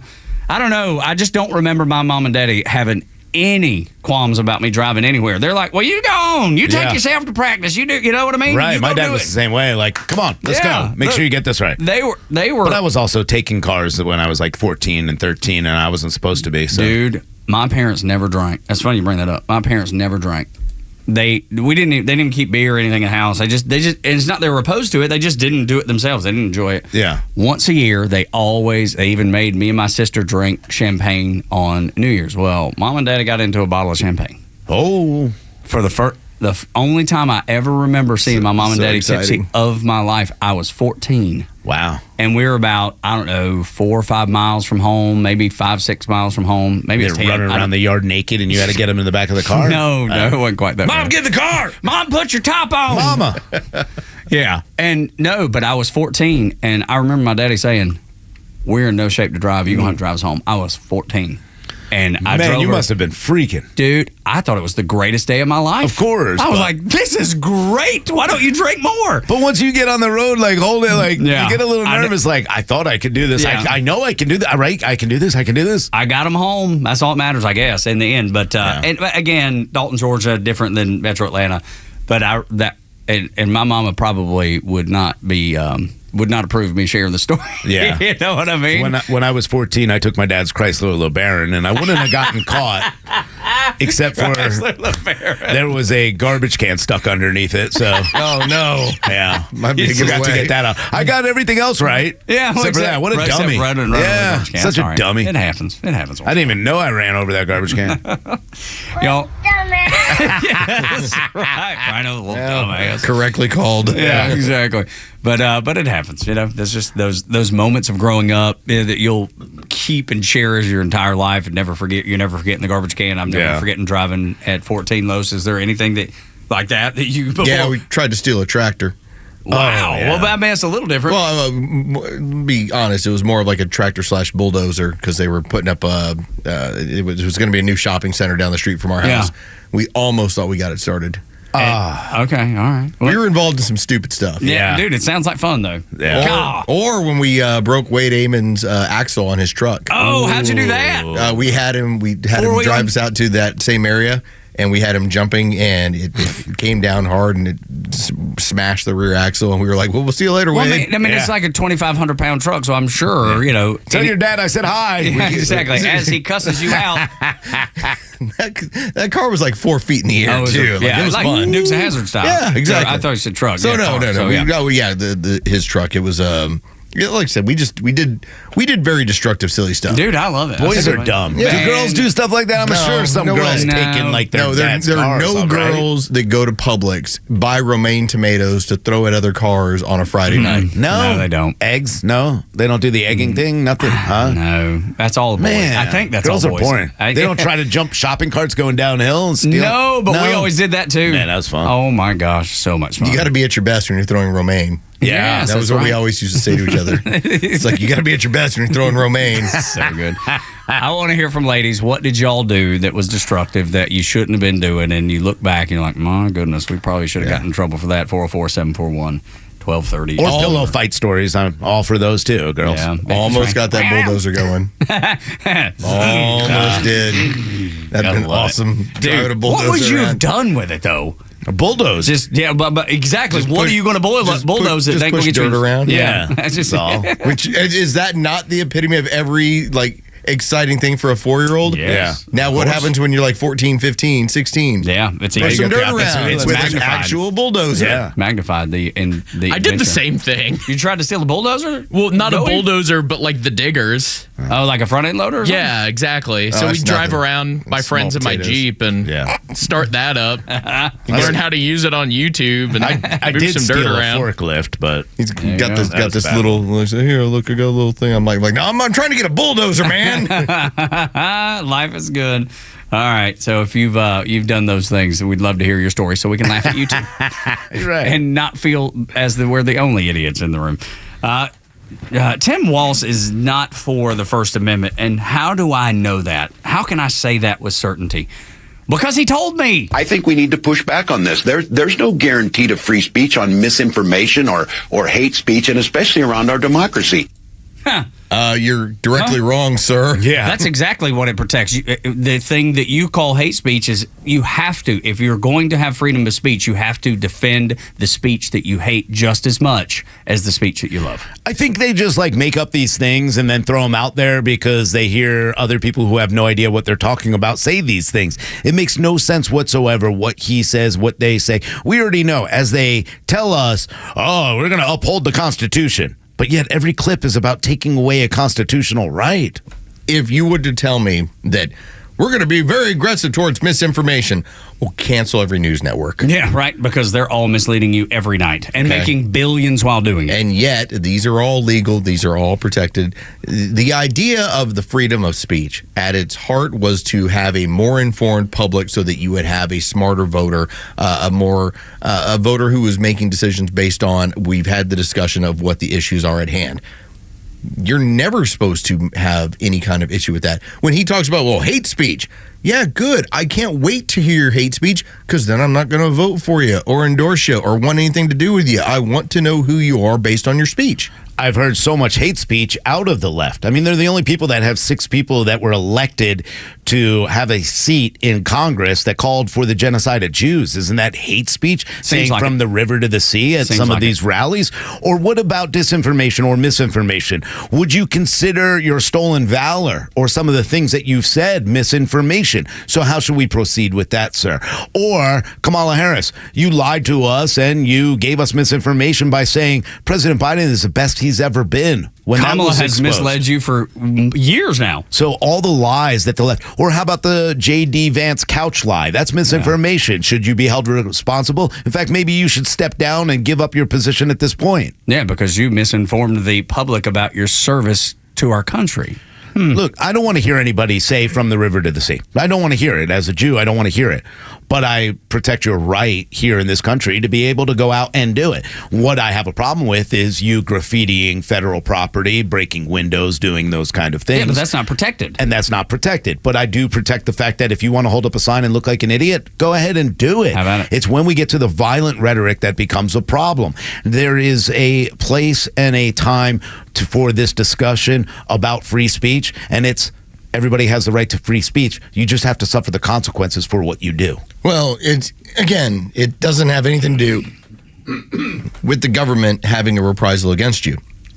That's what it comes down to. Mm-hmm. If your company decides to, if your your organization, your church, your community decides, we don't want you living here. Okay, that's on you. Yeah, it's all government. But I don't care if people refer to it as violent rhetoric. That's protected too. Everything's protected. It's more of a matter of when you choose to do these things, and it's your choice, it's your free will, what does your community have a response to? Yeah, their standards. It. And again, the government's never going to be the one, and the fact that Tim Walz is talking about using government to restrain speech, we've already seen it. The federal government was using social media in order to try and curtail free speech. And they will continue to do it. This is Extra 1063.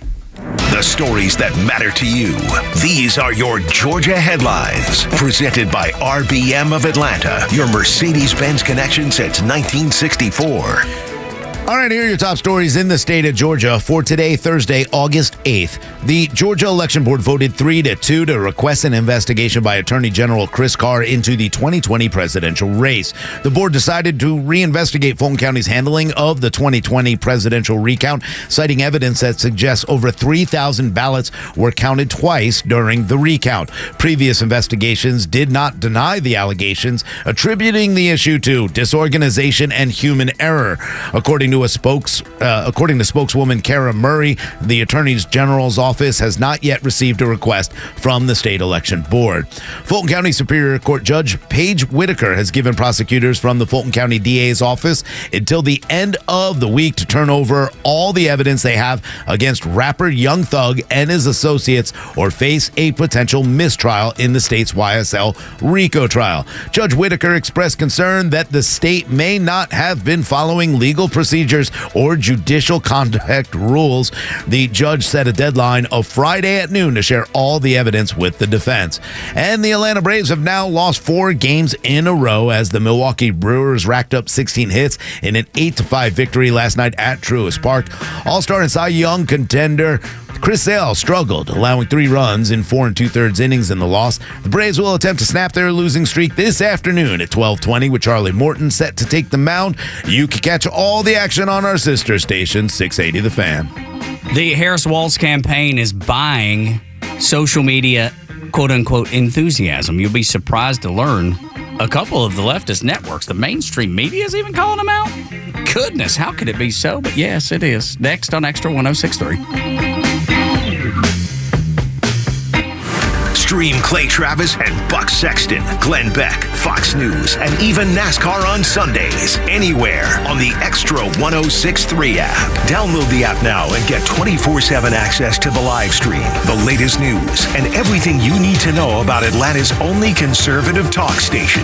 Download the Xtra 106.3 app for Apple or Android and check out even more great original content at thepodcastpark.com. Have you considered securing your family's future, protecting your hard-earned assets, navigating complex legal matters with ease? Nelson Elder Care Law is here to guide and empower you and your loved ones. As a family-owned and family-focused business, our mission is to exceed your expectations, offering absolute assurance and peace of mind. With our trademark Absolute Protection Trust and expertise in customized estate planning, Medicaid crisis solutions, probate administration, guardianship, and conservatorship, Nelson Elder Care Law protects what matters most to you. Imagine a team dedicated to safeguarding your legacy every step of the way. Our flat fees ensure transparency, and our customized plans prioritize your family's specific needs. Are you worried about protecting your family and your legacy after you're gone? Let us help you ensure you're absolutely protected from whatever curveballs life may throw your way. Schedule a complimentary legacy planning meeting with our legal team in Marietta or Woodstock today. Contact us at 678-250-9355 or visit NelsonElderCareLaw.com.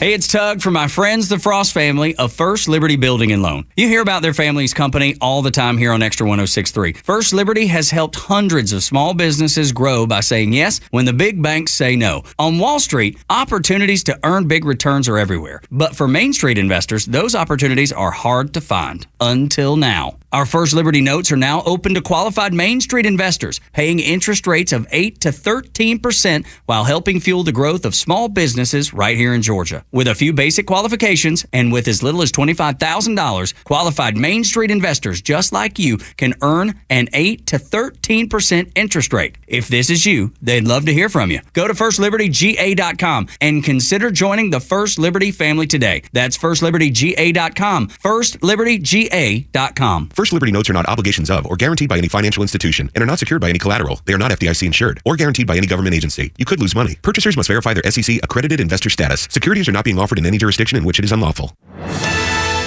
Hey Atlanta, it's Ben, host of the Weekend Ben Burnett Show, proudly brought to you by Peach State Pride. Each and every weekend, we bring you all the issues going on around the globe and what America's ultimate role is in order to drive our agenda forward as conservatives. And if you ever miss an episode, you can download everything I've ever done on Apple, Spotify, or you can go to the podcast park. See you around, Atlanta. I enjoy a good night's sleep, and I like to breathe while I'm sleeping. My wife appreciates that too. That's why I wear a CPAP. You want the right machine. You want expert advice. You want all the supplies that go with it. You get it all at CPAPs, etc. in Alpharetta. Machines, masks, tubing, filters, cleaning supplies, all of it, and they ship nationwide. Walk-ins, by the way, are welcome. CPAPs, etc. Alpharetta, CPAPSETC.com. Diamonds Direct Atlanta is now open. The nation's fastest growing jewelry store now is a location right here in Buckhead. Shopping for the perfect ring to pop the question? Or maybe an everyday diamond tennis bracelet? The experts at Diamonds Direct are sure to have exactly what you're looking for, no matter the occasion. With the lowest direct importer pricing, you can expect the best selection of certified diamonds at unmatched prices, all within a luxury showroom atmosphere that makes you feel right at home. Come see what other jewelers are trying to replicate. Diamonds Direct's unbeatable after-the-sale guarantees and warranties are the best you can find. Free cleanings, sizing, polishing, accent diamond replacement for the lifetime of your purchase. If that's not enough, they also offer a 110% upgrade policy for you to use as often as you'd like on your diamond engagement ring, pendant, or studs. Sounds too good to be true, right? Well, come see how Diamonds Direct is reinvigorating the jewelry industry at their brand new Buckhead showroom. When you want to have complete confidence in your jewelry buying experience, shop with the experts at Diamonds Direct. Now open on the corner of Maple Drive Northeast and Peachtree. Election coverage is more than polls and numbers. It's about what matters in your life and your community. And Atlanta's only conservative news and talk station cares about your community, your voice, and most importantly, your vote. So keep it all here for the latest and download the Extra 1063 app and keep up with Atlanta's only conservative voice. Tug, Rhino, and Los on the Morning Extra until 10. Then Beck, Clay, and Buck, and the local afternoon show with the Kimmer, 3 until 6 on Extra 1063. I know people use social media influencers all the time. There's all kinds of brands that use social media influencers, and I know ladies, especially my wife and some of her girlfriends, they love keeping up with social media influencers when they're telling them new styles, new fashions, and they are into it, right? They're like, oh my gosh, I got to go buy this new shirt or this new pair of shoes, whatever. So social media influencers are very, very influential. I mean, I know it sounds ridiculous to say, but I would never follow an influencer. I don't care what they have to say. Some people do. Well, you're trying to create a mindset. That's right. And I'll ask you this, Tug, just because you've had a lot of experience in this. Have you ever been from a client deal asked to tweet out anything? Sure. Or say anything along those lines? Oh, yeah. They're like, hey, like Southern Exteriors. I did it for them recently. Okay. I got an ad, they posted it, and I shared it for them. Yeah, and there are times, I'm just saying that what happens oftentimes is that you now have this world where they're not telling you it's an ad. Oh, right. They're not telling you that here's what's going on. And so you're going to end up hearing this from CBS. And CBS did a story on the amount of money that the Harris campaign is dumping into social media influencers in order to create the idea that Harris is wildly more popular than she is. Take a listen. Last month, Sunay says she was hired by Protect Our Care, a progressive advocacy group that relies on anonymous donors. She made a video warning about Trump's second-term agenda. They almost help you script it, right? Right, definitely. She takes their talking points and puts them into her own voice, saying she always discloses when she's being paid. Yes. What's your rate? So a video just for a creator in my size, an average can go from $3,000 to $10,000 depending and upwards. That's a good living there. 10 grand for you. Now, as she says, she always lets people know when she's being compensated for it.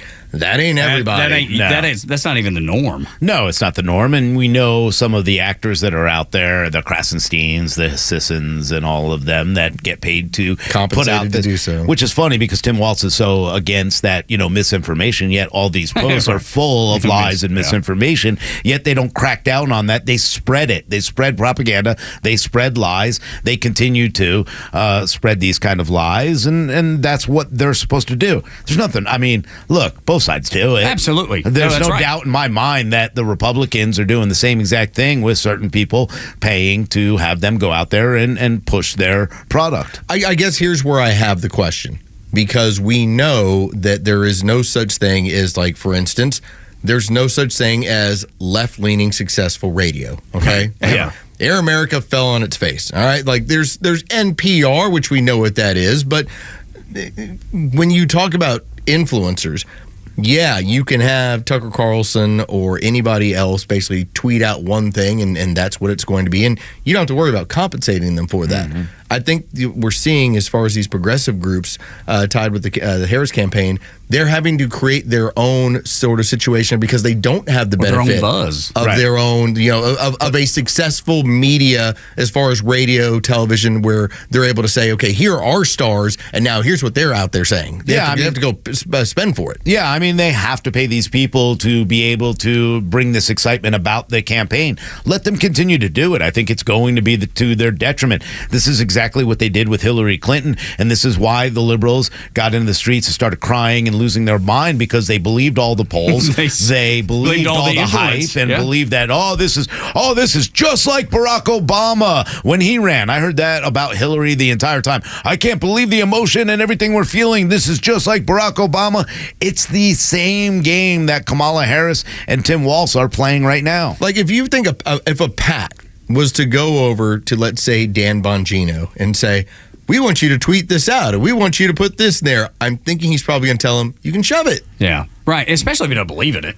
I mean, he's not going to. I mean, we used the example here of when they wanted us to push the shot program, and we were all like, nope. They're like, well, but they're going to pay you to talk great about the shot. Why would you not do that? No. Because have you not listened to our show?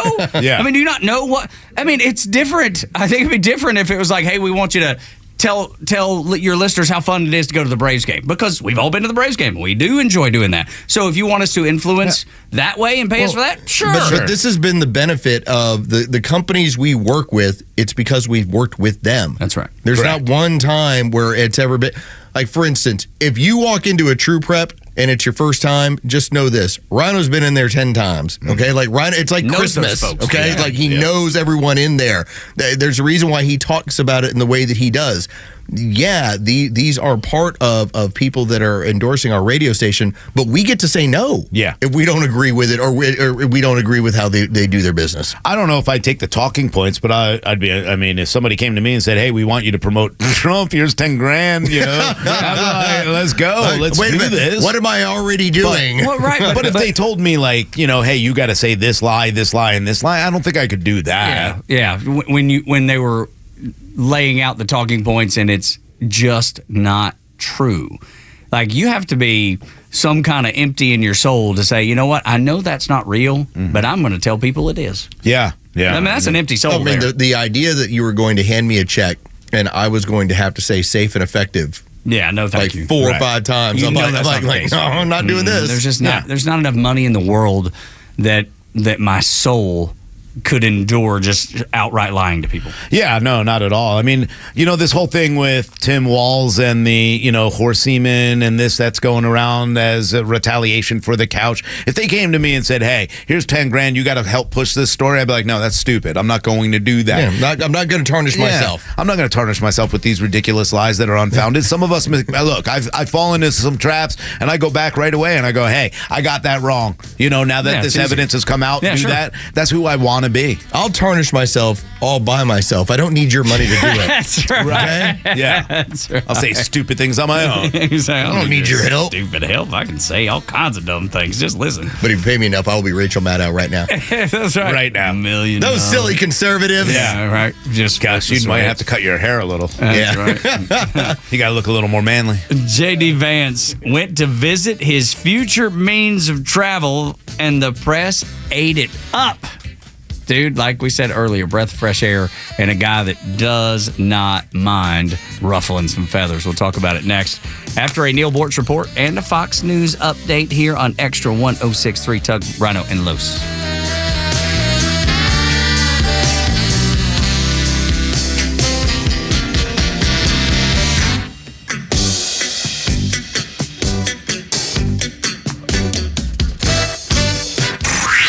Time for the Bortz Report, exclusively on Atlanta's only conservative news and talk station, Extra 106.3. Back when I was a teenager, that's sometime in the early 1900s, maybe 92, 93 years ago, what was the great rite of passage for a young teenage male? It was a driver's license. And if you're lucky, your own first car. I'm sure for a lot of teenagers today, including my granddaughter, that still holds true. But I've been telling the people at Extra 106.3 that I was preparing an extended commentary, maybe 8-10 minutes long, that would really dent some fenders when we drove it into the parking lot. But it's controversial, and it'll result in name-calling of me. I guess, though, it's time for me to go ahead and get it done. There was another shooting in Buckhead last night. This time, it was at a restaurant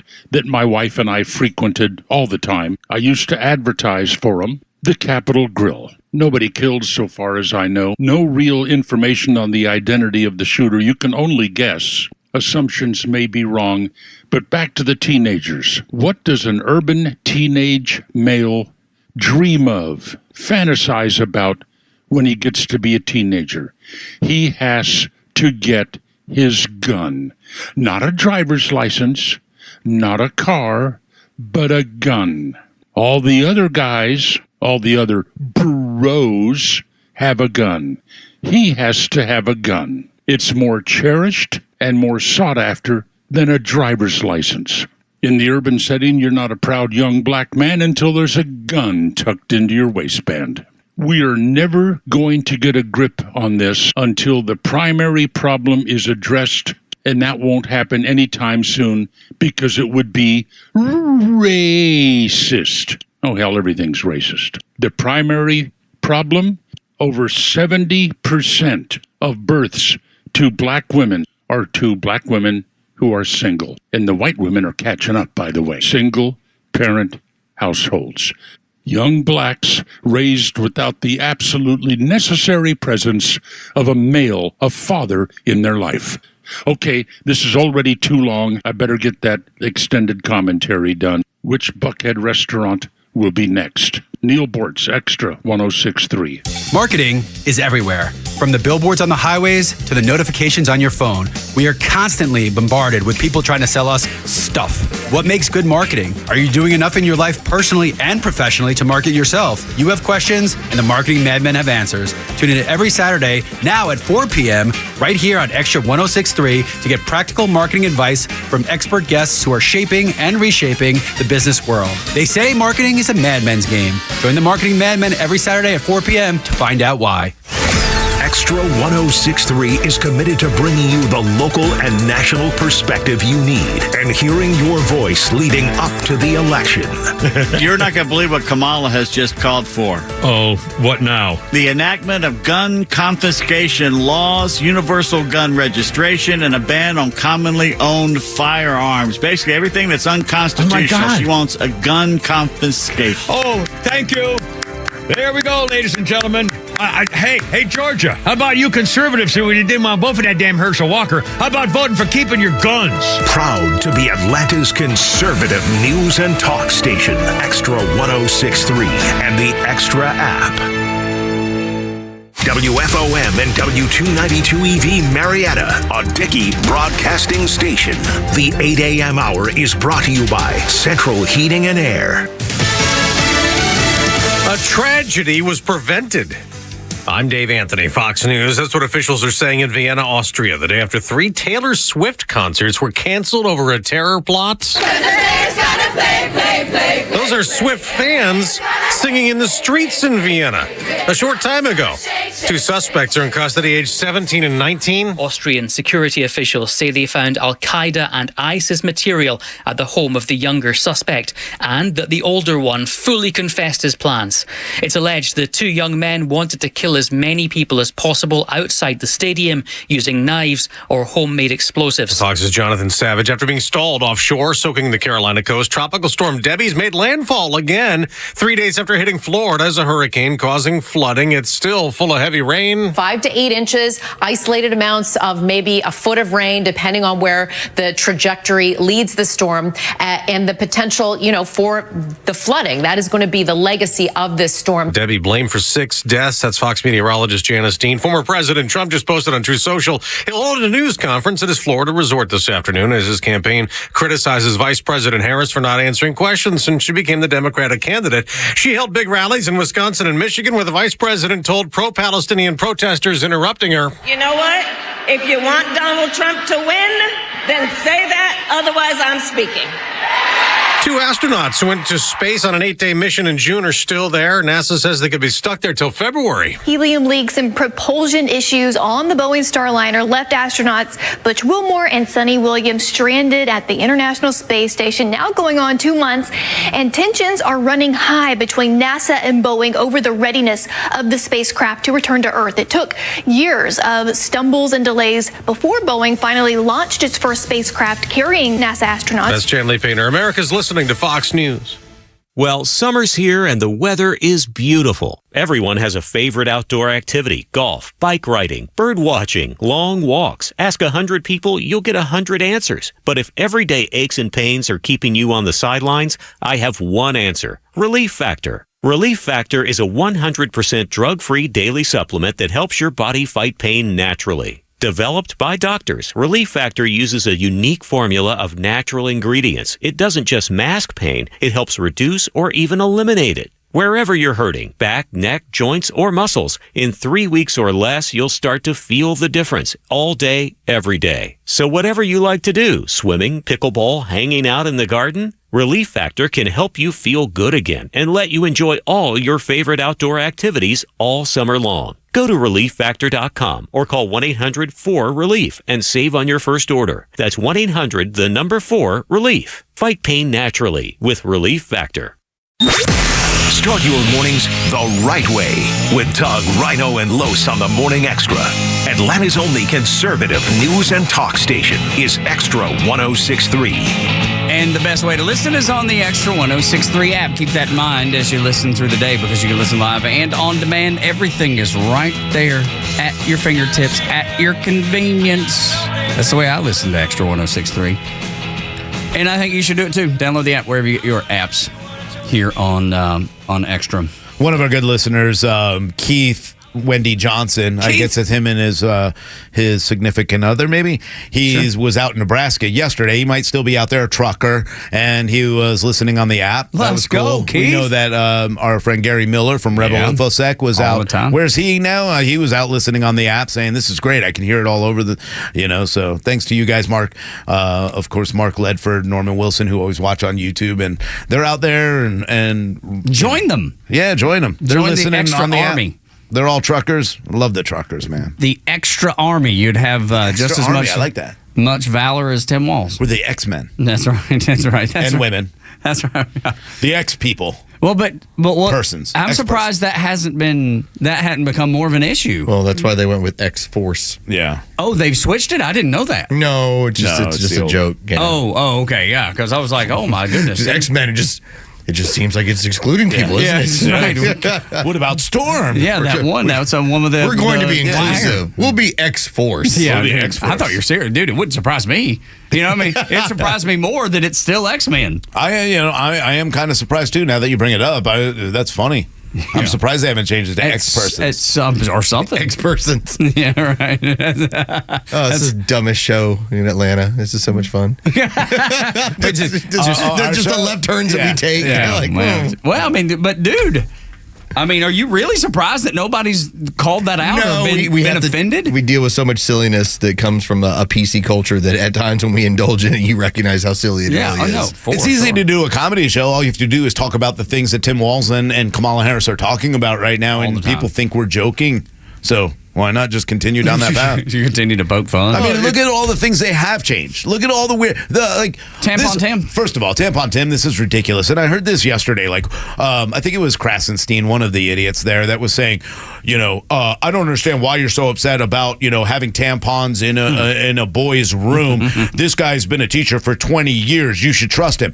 I don't trust someone who's educating my son who doesn't realize boys don't have vaginas. So tell me 20 years and I'm supposed to live. No, that's the problem. The fact that he's been there 20 years and doesn't understand biology, I don't want him educating my child. Sorry. And by the way, for those of you out there who don't partake in social media, the Krasensteins are two brothers. They're like 5'2", and they're paid by the Democrat Party to throw out and peddle their silliness. And so When you realize what they're trying to do, what they're trying to push across, oftentimes you'll find a Krasenstein that's part of it. No, which is they're correct. Tiny little humans. Well, but dude, like I've seen The Hobbit. Yeah. I've seen Lord of the Rings. Hold up. I'm getting a little offended here. Well, no, they tiny. Dude. Oh yeah, they're tinier than I am. But I have hair on my toes, so I feel like a hobbit some days. I get it. Those are crazy influencers. But how do you explain Hillary Clinton? Yeah, I don't know. Yeah, that's another one. How nice of the Trump campaign to help publicize Governor Tim Walz's compassion and common sense policy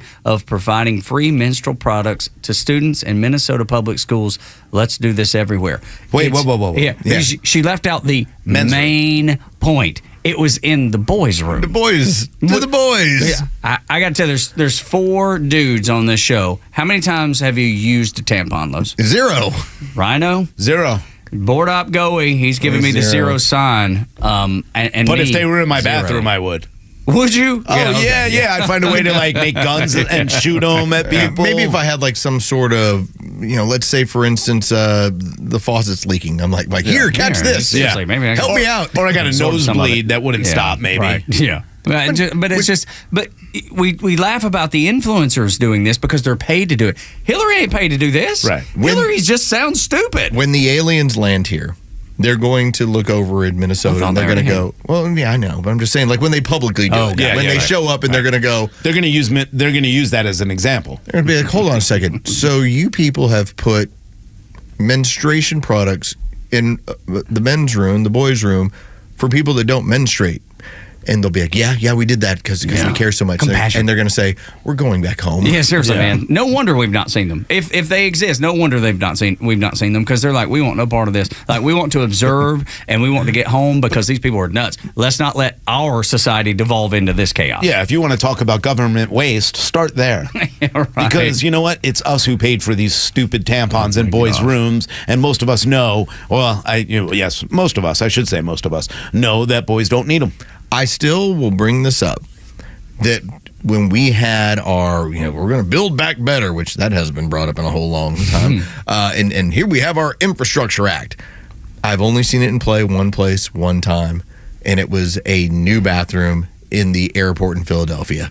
A new bathroom. They put urinals in their women's? That was where your money went. There was urinals in there? It was, I'm just saying, it was a new you're just saying just the actual construction had happened. Got it. That's where your money went. When you just talk about the silliness of what these people do, and then they claim that they have done something to better society, just know, it's not the game, man. No, it's a waste of full money. They get their kickbacks on the other end. How do you think everybody goes into Congress on $170,000 and comes out a multimillionaire? Yeah. Well, but look, dude, $170,000 is a great living. I mean, I don't know. But how do you come out worth $30 million? No, absolutely. Yeah. Right. The math doesn't work for sure. Yeah. The math I don't know. The same way Menendez came out with gold bars and brand new watches. For sure. The same way that the Biden family all of a sudden has a huge bank accounts from China and, everywhere else. I can't get the stuff that Hollywood gets. I'll go to D.C. Yes, I can. I don't have to be attractive. Bags. I don't have to be good looking. I don't even have to have talent. But that's the bizarre part about it is you waste money. And part of the reason is that we are so broken that everybody has a budget. They want to keep to that budget.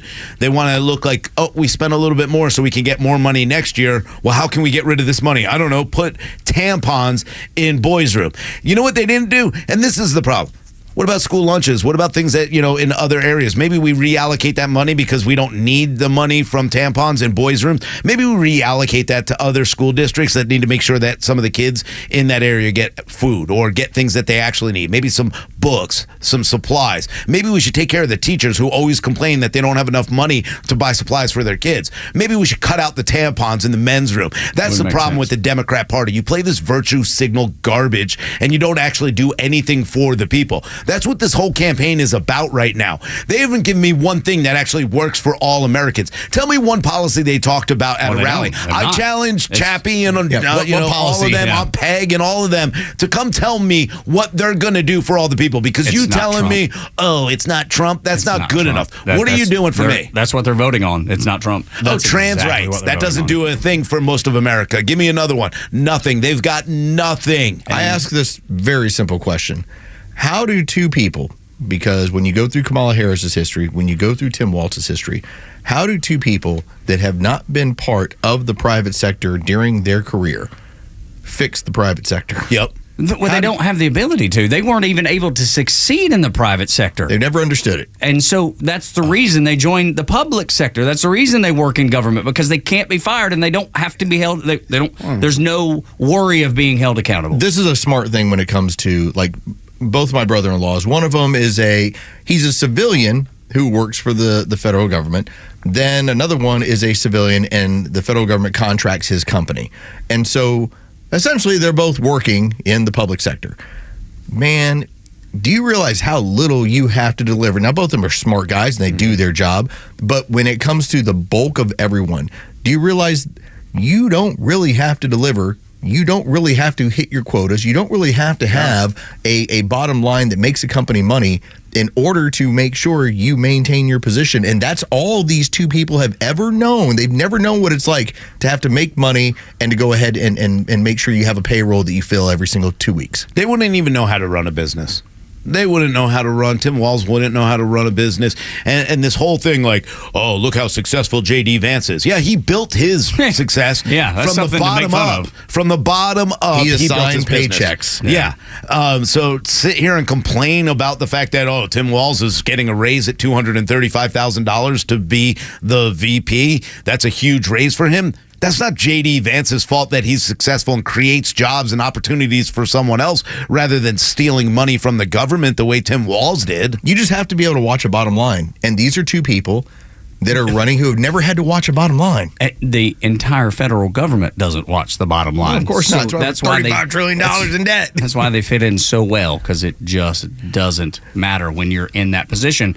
You're never going to be held accountable. How are they, considering the economy is going to be the biggest issue, how are you having two career politicians, essentially, it's what they are. Yeah. They've spent their entire lives in government. Completely. How do they understand Main Street America? They don't. They don't. They don't at all. And that's the thing. I mean, even Van Jones, again, I hate to keep sounding the Van Jones bells, but yesterday he talked about, we played it when he's talked about the anti-Semitism that exists in the Democrat Party, and it's seemingly it completely infiltrated it. And then this morning, or maybe I guess it was late last night, I read it this morning, he also says at some point, Kamala's going to have to speak to the press. She has to. She's going to have to do a press conference. This cannot last. Even the farthest left dude like Van Jones is like, dude, she has to at some point. It'll be so carefully scripted, constructed. Yeah. Everything will be where similar to Joe Biden having here's who I'm calling on, and here are the pre-written questions, so I know what's going to be asked. It's going to be a challenge to see what happens if she ever is in a scenario where she is asked questions she's not prepared for. And that's the true test. Of course it is. But isn't it a slap into the face of the reporters that don't have an opportunity to ask a question because they would like to report on her as well? I'm surprised that none of those reporters, maybe it's because they agree with the policy and they want to move us left and there's going to be no accountability and they're all for that. Maybe that's it. But if I'm a reporter and I know that there's 3 people going to be selected and those 3 people are selected every time and they ask questions that are scripted every time, why wouldn't you raise your hand and be like, this is not the way this is supposed to work? I'm not going to apply this to Rhino, nor you, Tug. We're going to use Joe in this scenario. Oh, Joe. Joe. If sweet Joe Virgin River, if no matter what you asked him, if you asked him about Pythagorean theorem, if you asked him about what day it is, if you asked him about what's his favorite season, and all he responded to you with was butter. Okay, you would kind of get the impression that maybe Joe ain't exactly the sharpest knife in the drawer. Maybe like, slower. Joe, what's your favorite day of the week? Butter. So, okay. The idea is that Kamala, eventually, if she can't answer questions, the most logical thing you get to is because she's not capable of answering questions because she's maybe not that intelligent. But why? But 96% of the media will never go down that road. They can't consider that. They can't even do their job, the job that they've been tasked to do, because they're not allowed. The woman who is the nominee of the Democrats will not speak to them, and they're just fine with it. And what's the weird part for me is that when you start meeting some of these people, like, for instance, they'll tell you about, well, Kamala Harris is, look at her, she's a prosecutor in the state of California. Huge. Sometimes you meet these people and realize they ain't all that sharp. and they've maybe gotten to where they are by other means. Yeah. The funny part is that, I kind of gave her credit. And I've said it before, and Clay Travis just almost changed my mind yesterday about it, but talked about, the fact that a lot of people fail the bar the first time. Yeah. And, I said I have a feeling Kamala Harris is probably smarter than she comes off as when she talks. I've completely changed my opinion since she's been in this position now where, no, I think that she got through based on, a lot of different factors. The fact that she did fail that bar, that means that she didn't take it serious enough because like Clay said, anybody who took it serious enough and studied passed the bar the first time, not the second time. These are people who aren't able, you have to be really dumb not to pass the bar. And so I truly believe at one point now that Kamala Harris hasn't told me anything to contradict the fact that I don't think she's a very smart person at all. I mean, I think it's ridiculous. I do think that there is a certain level of skill to be able to take in a question and be able to formulate a response on the fly and then be able to articulate that response. There's some people that can digest the information and their response is not going to be as measured, as smart as what it probably could be. But what happens when you entirely cannot do it? Where they know we can't have her field questions because what might come out of her mouth will be so damaging to what we're trying to accomplish. Like how much of a bar have you set on the level of intelligence as far as taking in information and then articulating a response to it? They're just picking up where they left off with Joe Biden. They couldn't do it with him either. No. Yeah, I mean, this is a continuation of Joe Biden, and that tells you all you need to know. They want people incapable there because then they can mold them into what they want them to be instead of them actually doing something. I think that they got their fill of the Barack Obamas of the world. Somebody who could actually move the meter on his own because he was that deft of a politician. Whereas it's, we got these two perfect puppets and they can't even talk to people. Isn't it great? We got all full control over this thing. This is terrific. But we need to pick it apart. And that's what I love about J.D. Vance right now is that he's able to pick some of this apart. But we have to start looking and really picking apart every argument because the only thing they've talked about so far that I've heard is, well, they want background checks and they want a mandatory buyback of our guns. So wait a minute. Let me just double check this and make sure. So you want to use my money to buy back my gun because I know that you don't have money to buy back my gun, so you're taking that from taxpayers to pay back my gun? Yes. No, I'm sorry. That ain't going to happen. And the second thing that, they have to go on is this ridiculous idea of free speech and blocking free speech. Like, what else are they running on? I just don't understand why we're not tearing it apart based on issues alone. Morning Extra at Extra 106.3. Tug, Rhino, and Lowe's 8 o'clock hours brought to you by Central Heating and Air Conditioning, your Atlanta carrier expert, 770-GET-HEAT, centralheat.com. The stories that matter to you. These are your Georgia headlines. Presented by RBM of Atlanta, your Mercedes-Benz connection since 1964. All right, here are your top stories in the state of Georgia for today, Thursday, August 8th. The Georgia Election Board voted 3-2 to request an investigation by Attorney General Chris Carr into the 2020 presidential race. The board decided to reinvestigate Fulton County's handling of the 2020 presidential recount, citing evidence that suggests over 3,000 ballots were counted twice during the recount. Previous investigations did not deny the allegations, attributing the issue to disorganization and human errors. According to spokeswoman Kara Murray, the Attorney General's office has not yet received a request from the state election board. Fulton County Superior Court Judge Paige Whitaker has given prosecutors from the Fulton County DA's office until the end of the week to turn over all the evidence they have against rapper Young Thug and his associates or face potential mistrial in the state's YSL RICO trial. Judge Whitaker expressed concern that she may not have been following legal procedures or judicial conduct rules. The judge set a deadline Friday at noon to share all the evidence with the defense. The Atlanta Braves have now lost 4 games in a row as the Milwaukee Brewers racked up 16 hits in an 8-5 victory last night at Truist Park. All-Star and Cy Young contender Chris Sale struggled, allowing 3 runs in 4 2/3 innings in the loss. The Braves will attempt to snap their losing streak this afternoon at 12:20, with Charlie Morton set to take the mound. Tug, Rhino, and Lowe's on the Morning Extra on Extra 106.3. Making a little bit of a pivot, we get a surprised visit from Janelle King talking about the state election board meeting that has been going on and just the chaos that's down there. She's going to take you behind the scenes, give you the information you need to know about how her and the rest of the board are trying to work to secure Georgia's elections. That Trump extremist? Oh, I know. That Trump-loving extremist? Yeah. We're going to have her on? Yeah, that's exactly right. Next on Extra 106.3, Atlanta's only conservative news and talk station. Atlanta radio legends, proud military vets, national network experts are all on Extra 106.3. It's going to be an interesting couple of months. With live and local shows in the morning and afternoon, and the biggest conservative hosts in the country throughout the day.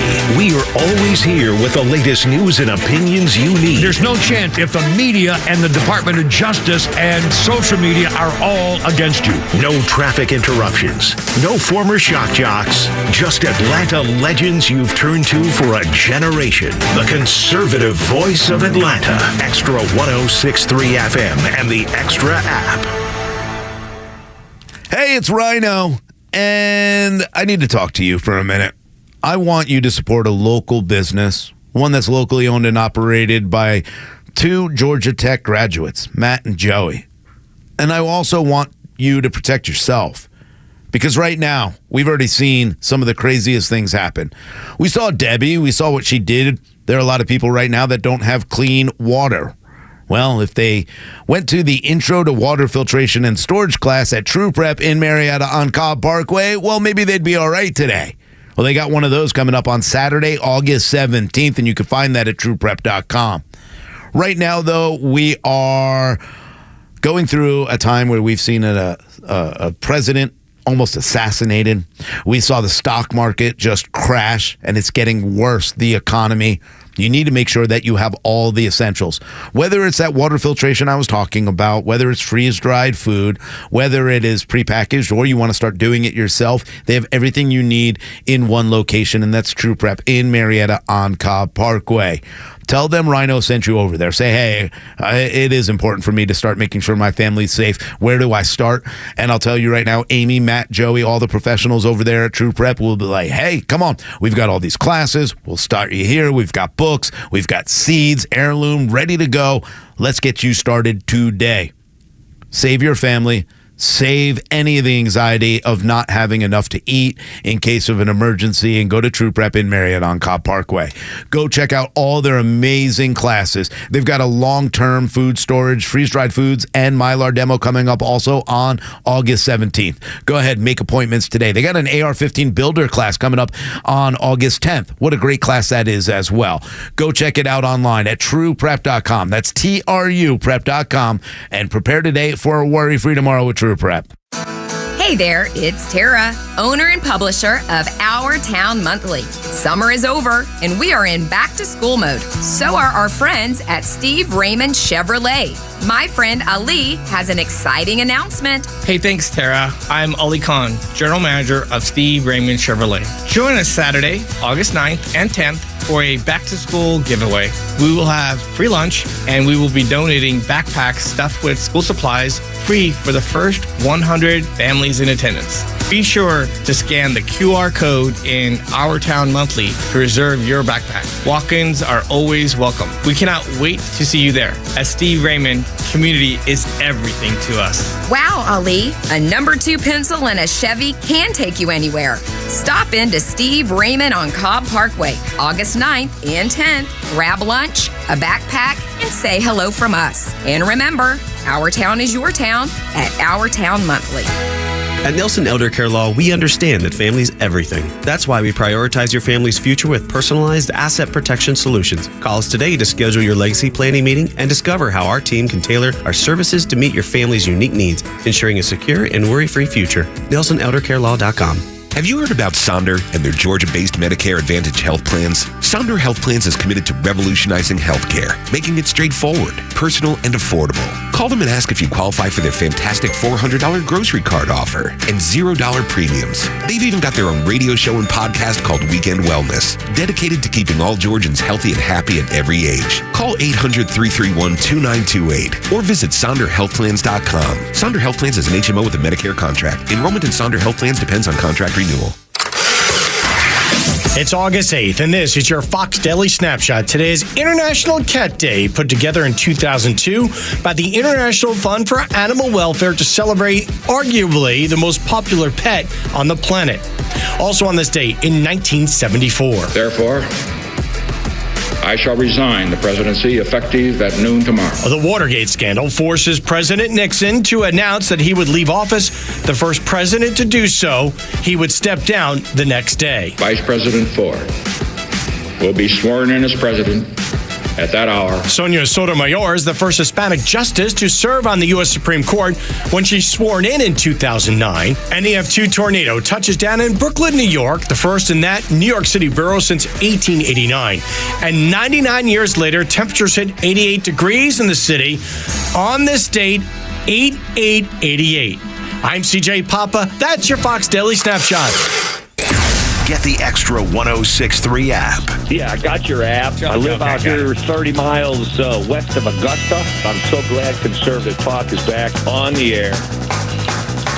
Doug, Rhino, and Los on the Morning Extra on Extra 106.3. When Janelle King reaches out and says, hey, I got a few minutes, can I come on and talk about the stuff that we're doing down at the Georgia election? Yes, ma'am. Board. We're like, yes, absolutely. And she joins us now. Janelle, our favorite guest in the entire world and a woman after my own heart. Thank you for being here. Hey, thank you for having me. Love you guys. Yeah, we love you too, you extremist, Trump-loving election board member. Are you amazed by the way election denier. Yeah, you're an election denier now too. Are you amazed the way the AJC doesn't know your record, or even Fox 5, who you do the Georgia gang? And I'm reading an article on Fox 5 News, and I'm like, are you kidding me right now? You know Janelle better than anyone probably, and you're sitting here throwing out these lies. I know. I'm not surprised at all. And to be quite frank, I've had several conversations, particularly with the AJC, several different quote unquote journalists. However, I think they prefer to be a gossip site, and that's definitely their prerogative. But when you have all the facts, you have both sides of the story, and you continue to write it one way, then that gives me all I need to know about where you are as far as your integrity. And they can have it. It doesn't change the fact that the decisions were made and that we have reasons behind why we made our decisions. Janelle, we actually played some audio earlier in the show of a Democrat getting up in front of people and talking about the importance of what the board is doing and why it is backed. It almost feels like you're getting a certain level of partisan hacks who've decided, well, even though both sides agree we should do this to protect our elections, we're going to play this game because it sells newspapers.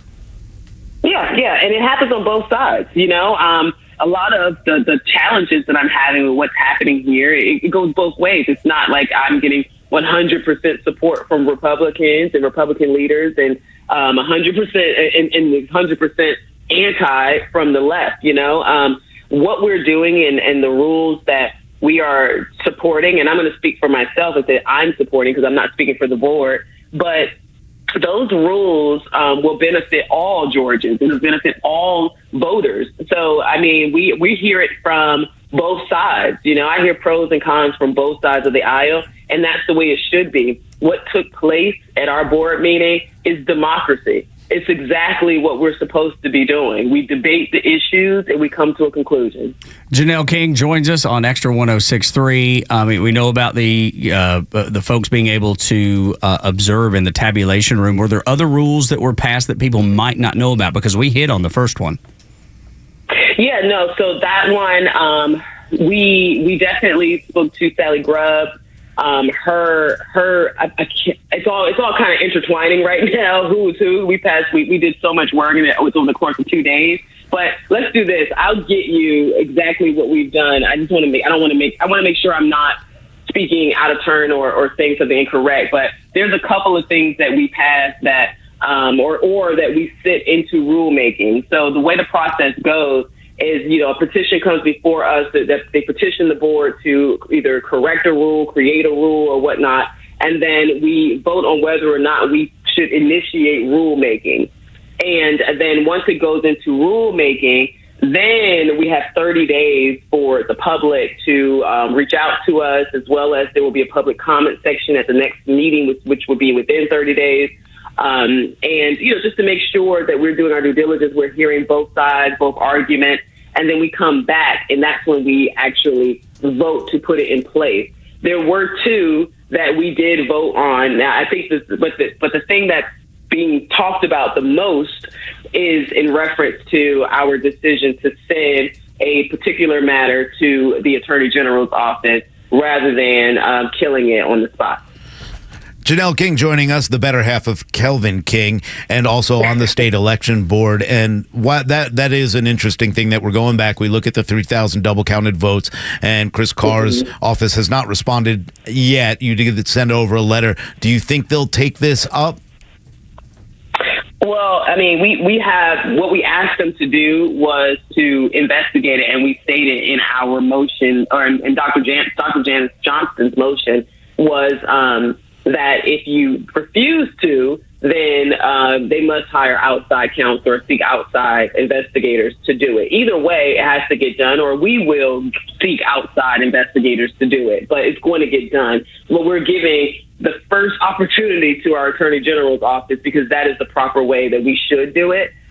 So we're watching to see what happens. The motion was passed last night, so it has to be drawn up and all of that before it's sent over. So that's why they don't have it. I find it interesting that was the initial response, which makes sense. They don't have it, but it's because it happened last night. But it's certainly on the way to their desk. And, and I have confidence that Chris Carr, our Attorney General, is going to take this seriously. For me, I wasn't present when the matter first came before the board. However, it was still something being talked about and possibly addressed when I did join the board. So I did my research. And the thing that stood out to me the most is that if you have a matter where it was sent to the governor's office and the governor sends a letter to the Secretary of State's office stating that I believe it was 39 errors that he can confirm that did take place. And then the board before me, the previous board, decides that the proper protocol is not to investigate this matter, not to find out what happened to these ballots or even see if they still exist somewhere. But they decided to send a letter of reprimand. That did not sit right with me as well. And that's why I supported this motion. I feel like this matter deserves a little bit of a looking into. If my job is to create rules, then I need to see if something went wrong. I need to find out where it went wrong so that we can help address that so it doesn't happen again, not just for us as Republicans, but for all candidates. Janelle King is our guest on the Morning Extra, and I want to follow up right there, Janelle, because your question and your answer goes right into this. I understand why the other side gets upset with this issue. I think, obviously, when it comes to voting, there's always going to be something they're going to point at.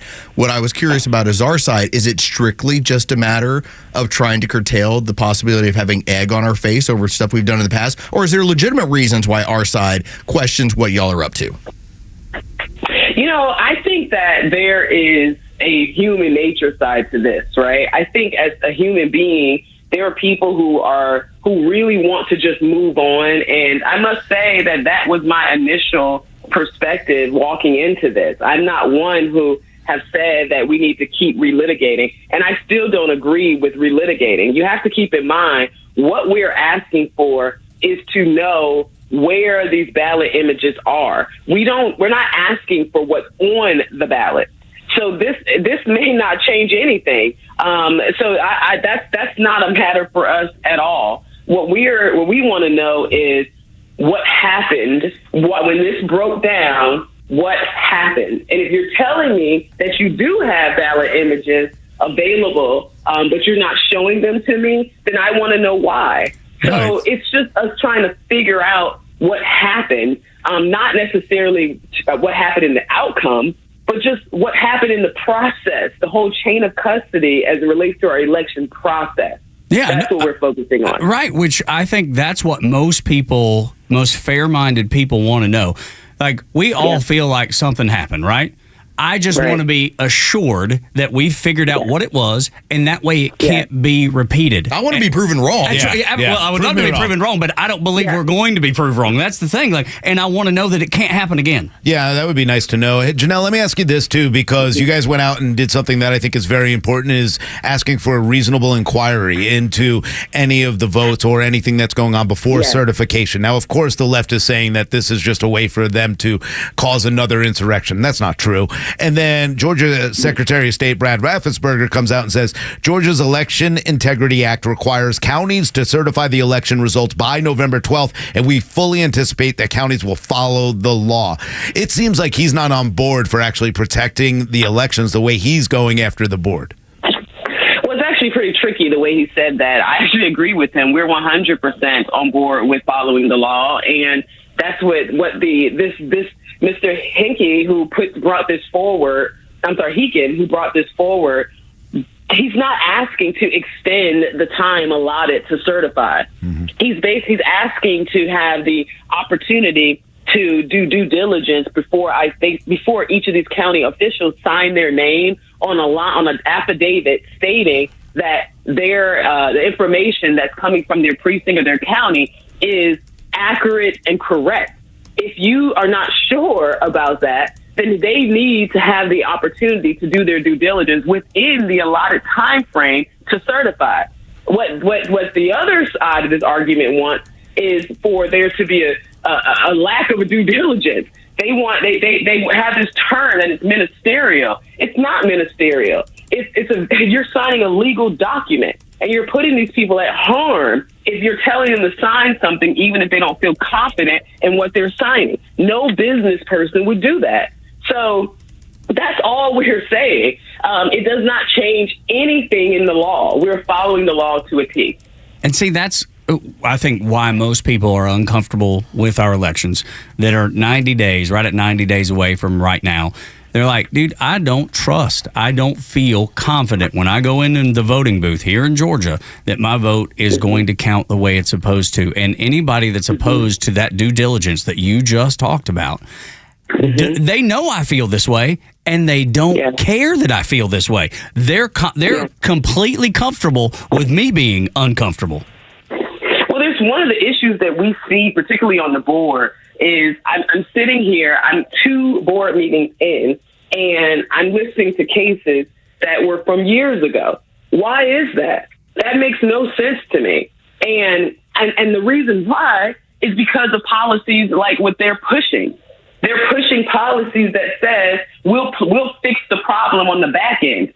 That does not make sense. No. If I can clearly see where the problem is in this particular county or this particular precinct, and I have the ability to address it now, that's what we should do. Yes, that's right. Anything outside of that makes no sense to me. It's not good business practice. And as a businesswoman, I can't help but to lean on that. And so that's why I am, and I did support that particular rule and the other rules that were presented in front of us. Yeah, it's unbelievable that we're even in this situation this close to the election, knowing what happened 4 years ago, and we still don't have it right. Thank you for the fight. Thank you for trying. Thank you for caring enough to be out there, spending your time away from your business with your husband, away from y'all's business. So this is taking away from you being successful in the private marketplace to fix or try to fix what is wrong in the public forum. And that's thank you. That's all I can say is thank you, because I know how hard y'all work, and I just appreciate what you're doing because it matters to me, and I know it matters to you. So thank you. No, I really, really appreciate that. And I just have to say, I'm so appreciative of my husband because it takes a lot of courage to do this. And when you have people threatening you left and right with lawsuits and all this other stuff, and then you come home and you're like, hey, husband, this is a situation. I know we're supposed to be defended, by this particular office, but I'm not sure. And he says, you're fine. We're good. Keep going. Keep doing what's right. That is appreciative. That's right. Having that support does help. He's a good man. He's a good man. Should be our senator right now. That's exactly right. Should be. 100% should be. Don't tell him I said that. I don't want his head getting bigger. No, but I just love the fact that, because I know how Kelvin is, and the fact that I bet when he comes home or you come home and you're frustrated, he's ready to go down there and fix the problem. Because you know what I mean? Time. Oh, yeah. He's like, I'm holding it down. I'm holding it together here. That's right. Do you need me? Yeah, because I'm liable to go down there. Right. So good. All right, Janelle, you're welcome back anytime, and anything that we can do to help promote or publicize anything that you need to discuss when it comes to Georgia's State Electoral Board, you're always welcome. You're just a text and a phone call away, and we'll get you on the air right away. Oh, you're so great. Thank you so much. And I so appreciate what y'all are doing. Just keep doing what's right, and I love it. Yes, ma'am. Thank you so much. Dude, she's the best. Gosh, she's so good. She is amazing. How cool is that you don't need to do this? We decided to take it on, and you're asking the questions that regular Georgians all want to know. Right, and because you're doing so, then you're going to have to take all the slings and arrows. I know, dude. And see, do you think Kamala Harris and Tim Walz, do you think that they could survive in the private sector and then volunteer their time in the public sector? Do you think they would ever consider doing that? I think the answer is absolutely not. Janelle and Kelvin are. That's what makes them such wonderful people, because they can do it, they're successful, and they risk their own blood, sweat, and tear, their own treasure to make Georgia a better place, and that's what we need more of. God bless them. Morning Xtra and Xtra 106.3. When we continue, let's get a card and have you and me and everybody else sign it to say goodbye, just like you would do with a coworker that was leaving. And let's do that to a enemy of freedom, because they're out the door. Next on Xtra 106.3.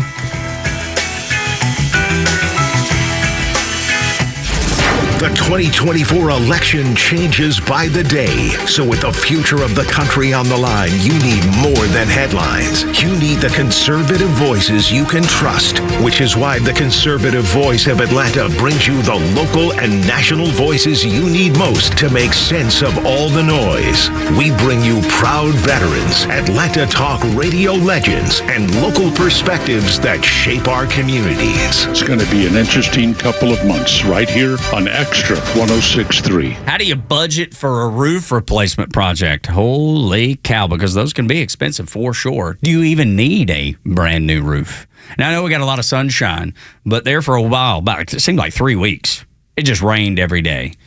And there's those places, I know we found it in our house too, several years ago. Found that little brown spot in the entranceway, and we had to get that repaired. And at the time, I didn't even know Southern Exteriors.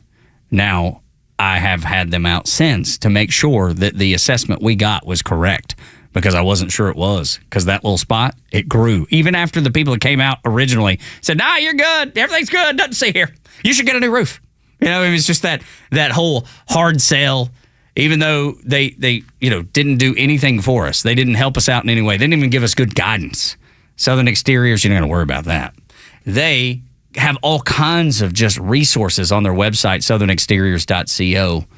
How to budget for that roof replacement, the siding replacement. Do you understand the financial and aesthetic impact to your house? I bet you understand the financial. I would imagine the financial you really, really get. The aesthetic, do you understand that? Do you need to replace the whole part of the siding, just one piece of the siding? Is it one side of the house that faded? Can you just repaint it? There's so many questions. So many questions. And they can all be answered at southernexteriors.co. The beauty of them is they have 200,000 projects under their belt. They've serviced the Southeast, and including Atlanta, for years and years and years. And they will look you in the eye, shake your hand, and do exactly what they say they'll do. Call them today, 877-9-SOUTHERN. 877-9-SOUTHERN, whether it's roofing, siding, gutters, doors, windows, back decks, just millworks all together, screening in a back deck. They can do it all, and they will not make you wait. Foreman on site. it's the best of all worlds with Southern Exteriors. 877-9-SOUTHERN, southernexteriors.co. It is southernexteriors.co. As an official community partner of the Atlanta Braves and the Atlanta Braves Foundation, the Warrior Alliance connects warriors and their families to free services such as health and wellness, housing, employment, education, legal services, and so much more. We need your financial support to increase our impact and change thousands of lives for those who served in the U.S. Armed Forces. It takes more than just thank you for your service. Make a donation to help warriors navigate to success after service. Go to thewarrioralliance.org/donate and make a difference today. Being in an accident really bites. You need people around you that are going to make the whole process easier to deal with. I just described David Van Sant at Van Sant Law. He used to work for the insurance companies. What an advantage. He knows who to call, what to say, and they're not going to pull the wool over his eyes. Give him a call.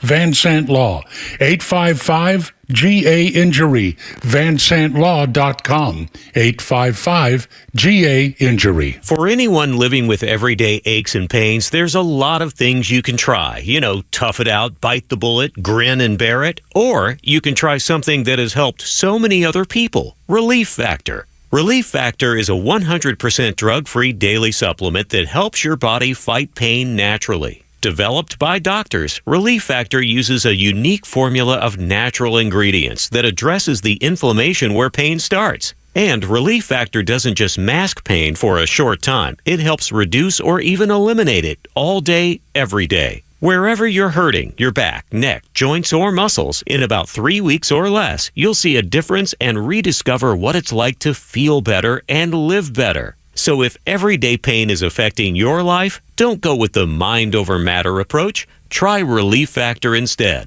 Go to ReliefFactor.com or call 1-800-4RELIEF and save on your first order. That's 1-800-4-RELIEF. Fight pain naturally with Relief Factor.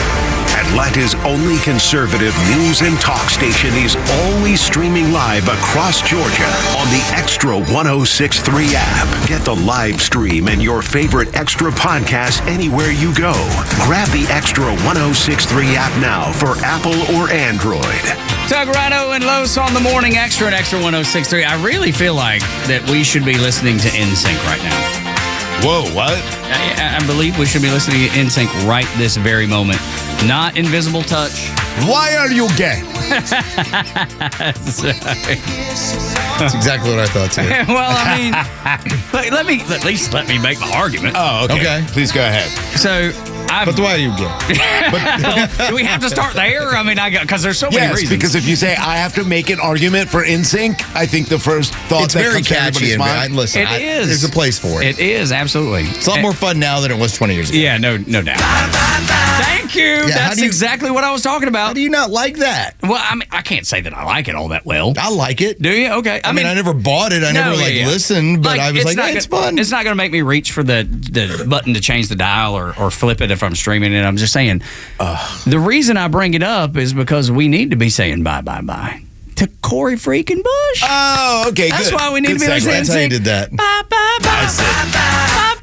I like your dance. See, there we go. I can't Somebody dance clip that out on YouTube, please, so we Donald can Trump. replay that. I can't dance like Donald Trump, but I can try. By the way, Netflix, Dirty Pop. I hear is off the charts good. Have you seen it yet? I'm about an hour into it so far. It's been the when you start the workout, it's like, okay, turn it on and watch it, and just to see how those things came together, and then how you can see when you're dealing with somebody who maybe a little bit shady, probably a lot shady, yeah. Lou Pearlman's old shady, just like Corey Bush, shady. Can't trust either one of them. Bad news for everybody. No, it's probably one of the best moments, and I was listening to Jimmy Fallon last night on the way home, and he kept talking about. This might be the story that everybody should be talking about that day is Corey Bush is out, and it's kind of like a ding dong, the witch is dead. And I am happy that she got voted out. I'm happy that Democrats went. I'm happy. Now, of course, she's blaming Jews for her, demise, which is, the typical thing. The fact of the matter is this, Corey Bush called for the genocide of Jews. I don't care what you think or what you say, even in the area that she's in. And now, Missouri's not the greatest. St. Louis is not the biggest biggest Jewish population in the world, but at the same time, I think people are tired of her, and they're looking for someone who's actually getting things done. It's not just that she's so anti-Semitic, it's also that, do you know how many roll call votes she missed? Do you know how many votes on legislation she missed? She has not gotten anything done for the people of St. Louis. I'm not trying to turn this into something that's grandstanding or hyperbolic in any way. I think she's seriously nuts. Oh, yeah. And I think the Democrat establishment went, we bet on the wrong one here. Let's cultivate another one that's more establishment than her, and that's who we'll vote through, and that's where we'll put our money behind. Remember, you have this with the Republican National Party, same thing with the Democrats. They look at the most electable candidate, and that's who they choose to put their money behind. Yeah. They looked at Cori Bush and said, we couldn't take the street communist out of her. Yeah. Like, we need to be able to refold it, reshape it. In the way that... because the dude that's taking her place may be slightly less anti-Semitic. He's still going to be such a crazy progressive that we need to beat him too. I mean, there's going to be the same thing with her. It's just not as loud. Well, again, you took a bartender actress and taught her how to be a, legitimate elite communist. She was a street person before then. Yeah. Cori Bush, they never got the street communist out of her. No. So they're like, let's move on to the next one. She is so dangerous that even after losing, she vows revenge on the pack that vengeance. That's right. And vengeance. And How are you says gonna that get she will vengeance? destroy them and tear them down. She continued to go on some rhetoric, very dangerous rhetoric, Sounds by the way. violent to me. Very dangerous. When you talk about eliminating political violence, this is exactly why she doesn't have a seat anymore.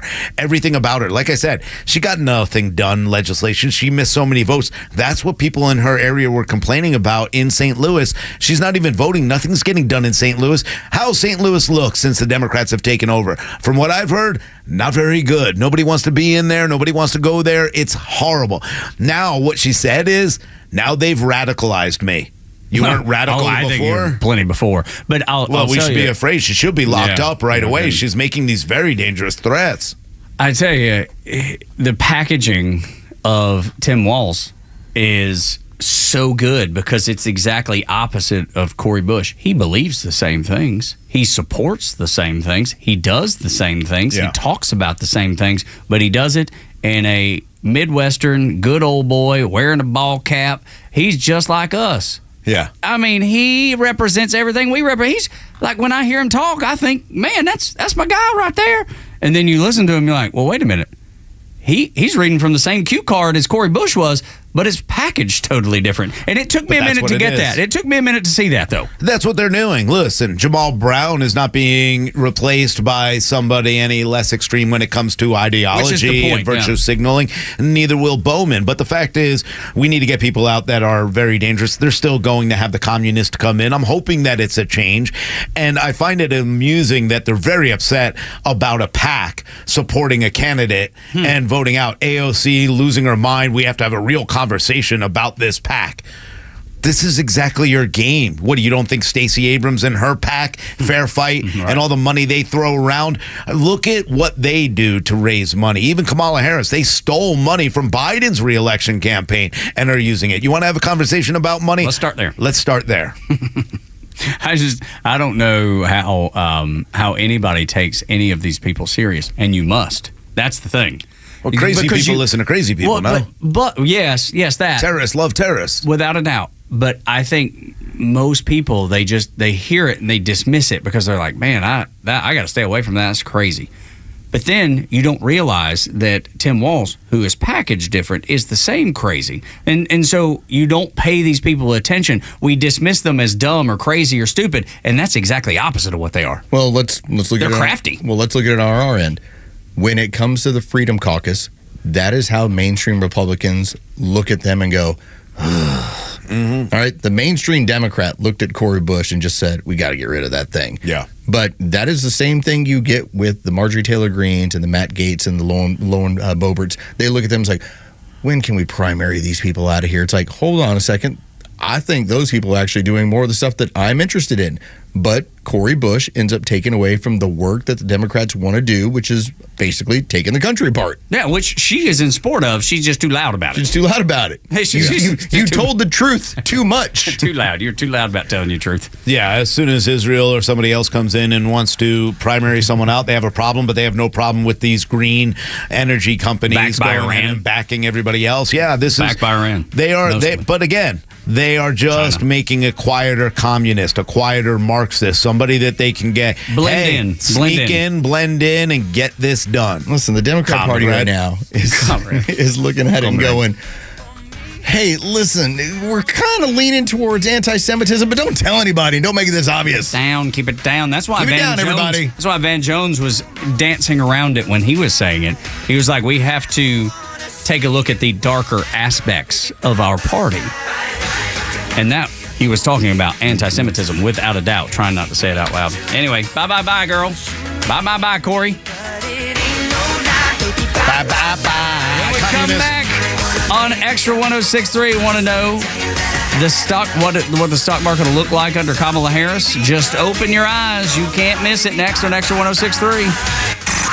It's time for the Bortz Report, exclusively on Atlanta's only conservative news and talk station, Extra 106.3. Back when I was a teenager, that's sometime in the early 1900s, maybe 92, 93 years ago, what was the great rite of passage for a young teenage male? It was a driver's license. And if you're lucky, your own first car. I'm sure for a lot of teenagers today, including my granddaughter, that still holds true. But I've been telling the people at Extra 106.3 that I was preparing an extended commentary, maybe 8-10 minutes long, that would really dent some fenders when we drove it into the parking lot. But it's controversial, and it'll result in name-calling of me. I guess, though, it's time for me to go ahead and get it done. There was another shooting in Buckhead last night. This time, it was at a restaurant that my wife and I frequented all the time. I used to advertise for them, the Capitol Grill. Nobody killed so far as I know. No real information on the identity of the shooter. You can only guess. Assumptions may be wrong. But back to the teenagers. What does an urban teenage male dream of, fantasize about when he gets to be a teenager? He has to get his gun. Not a driver's license, not a car, but a gun. All the other guys, all the other bros have a gun. He has to have a gun. It's more cherished and more sought after than a driver's license. In the urban setting, you're not a proud young black man until there's a gun tucked into your waistband. We are never going to get a grip on this until the primary problem is addressed, and that won't happen anytime soon because it would be racist. Oh, hell, everything's racist. The primary problem, over 70% of births to black women are to black women who are single. And the white women are catching up, by the way. Single-parent households. Young blacks raised without the absolutely necessary presence of a male, a father, in their life.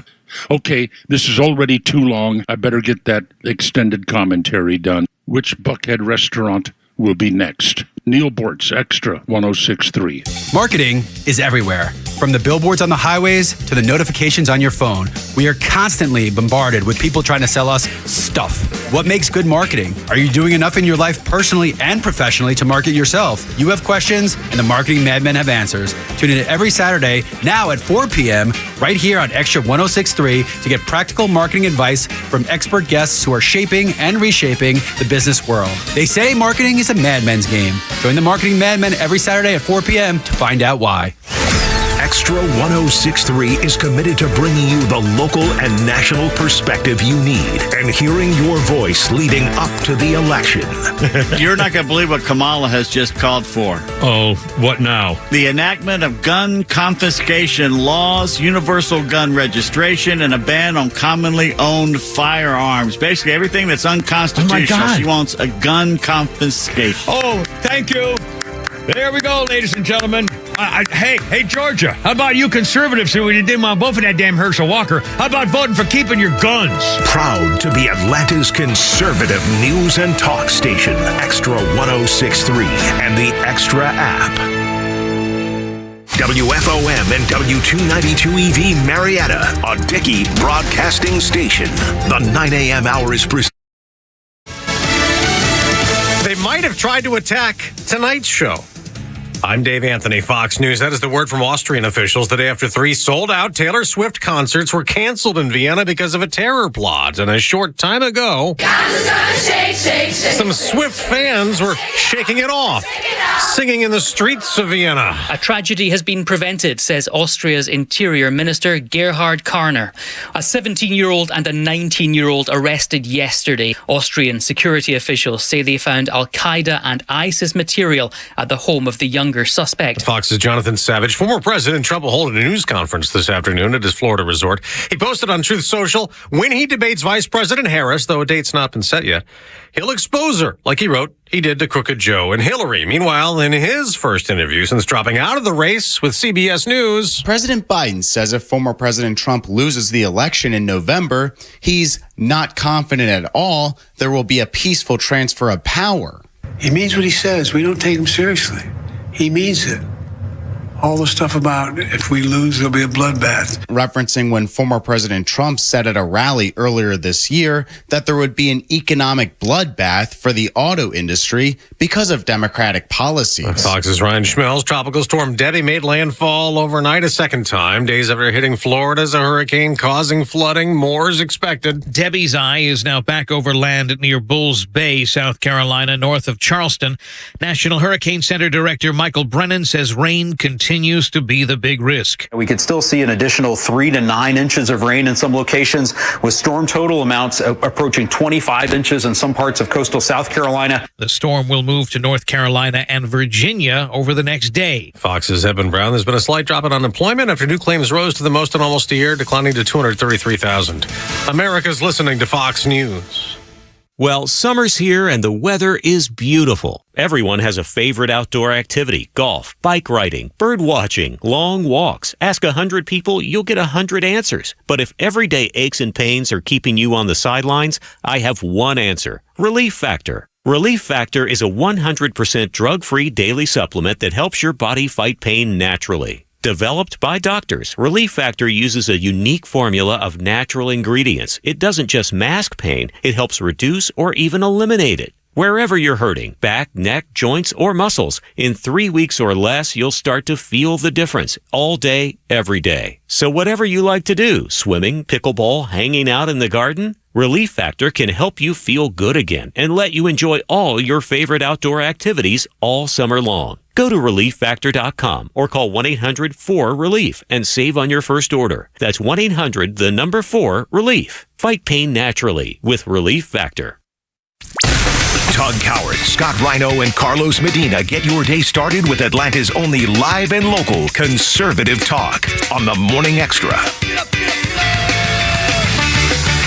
Tug, Rhino, and Los on the Morning Extra on Extra 106.3. Sometimes it's hard for me to step on those trumpets like that because I don't want to take away from the greatness of this song.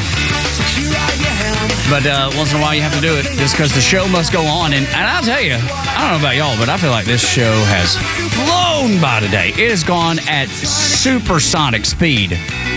Friday Eve in Atlanta, Georgia. God bless America. God bless you and your family. Thank you for listening to Extra 106.3. Thank you for supporting the people that support this radio station, that share your values. So when you hear us in the morning show, me, hey, it's Tug, Rhino, or Front Office Los talking about a business, or in the afternoon, if you hear Kimmer, Pete, or Flounder talking about a local business, give them the first opportunity to earn your business because they support your values. There's a lot of companies. There's so many companies out there that do not support your values, and as a matter of fact, are in direct opposition to your values. If you cannot give them your business, don't. Support the businesses that support Extra and share your values. That's all I ask. That's all any of us asked, has ever asked, and ever will ask. So that's how we make the content free, right? Is the ads that are placed, the businesses that want to get your ear, that want you to use their good or service. It's just the way it works. It's like spokes in a wheel, man. And we're all in the same fight together. So when you have a chance to use a business that you hear on Extra 106.3, we are grateful, and we want to tell you thank you. 9 o'clock hour brought to you by Southern Exteriors, another example. SouthernExteriors.co, not .com. Don't confuse that. SouthernExteriors.co, or you can call them at 877-9-SOUTHERN. So the last few days have been pretty brutal in the stock market. I mean, the kickstand of the Biden administration has been, well, look at your 401k. I know everything else is really expensive and things are looking really, really bad. But your 401k grows and it grows and continues to grow. And now all of a sudden they don't even have that argument. That argument is good as gone.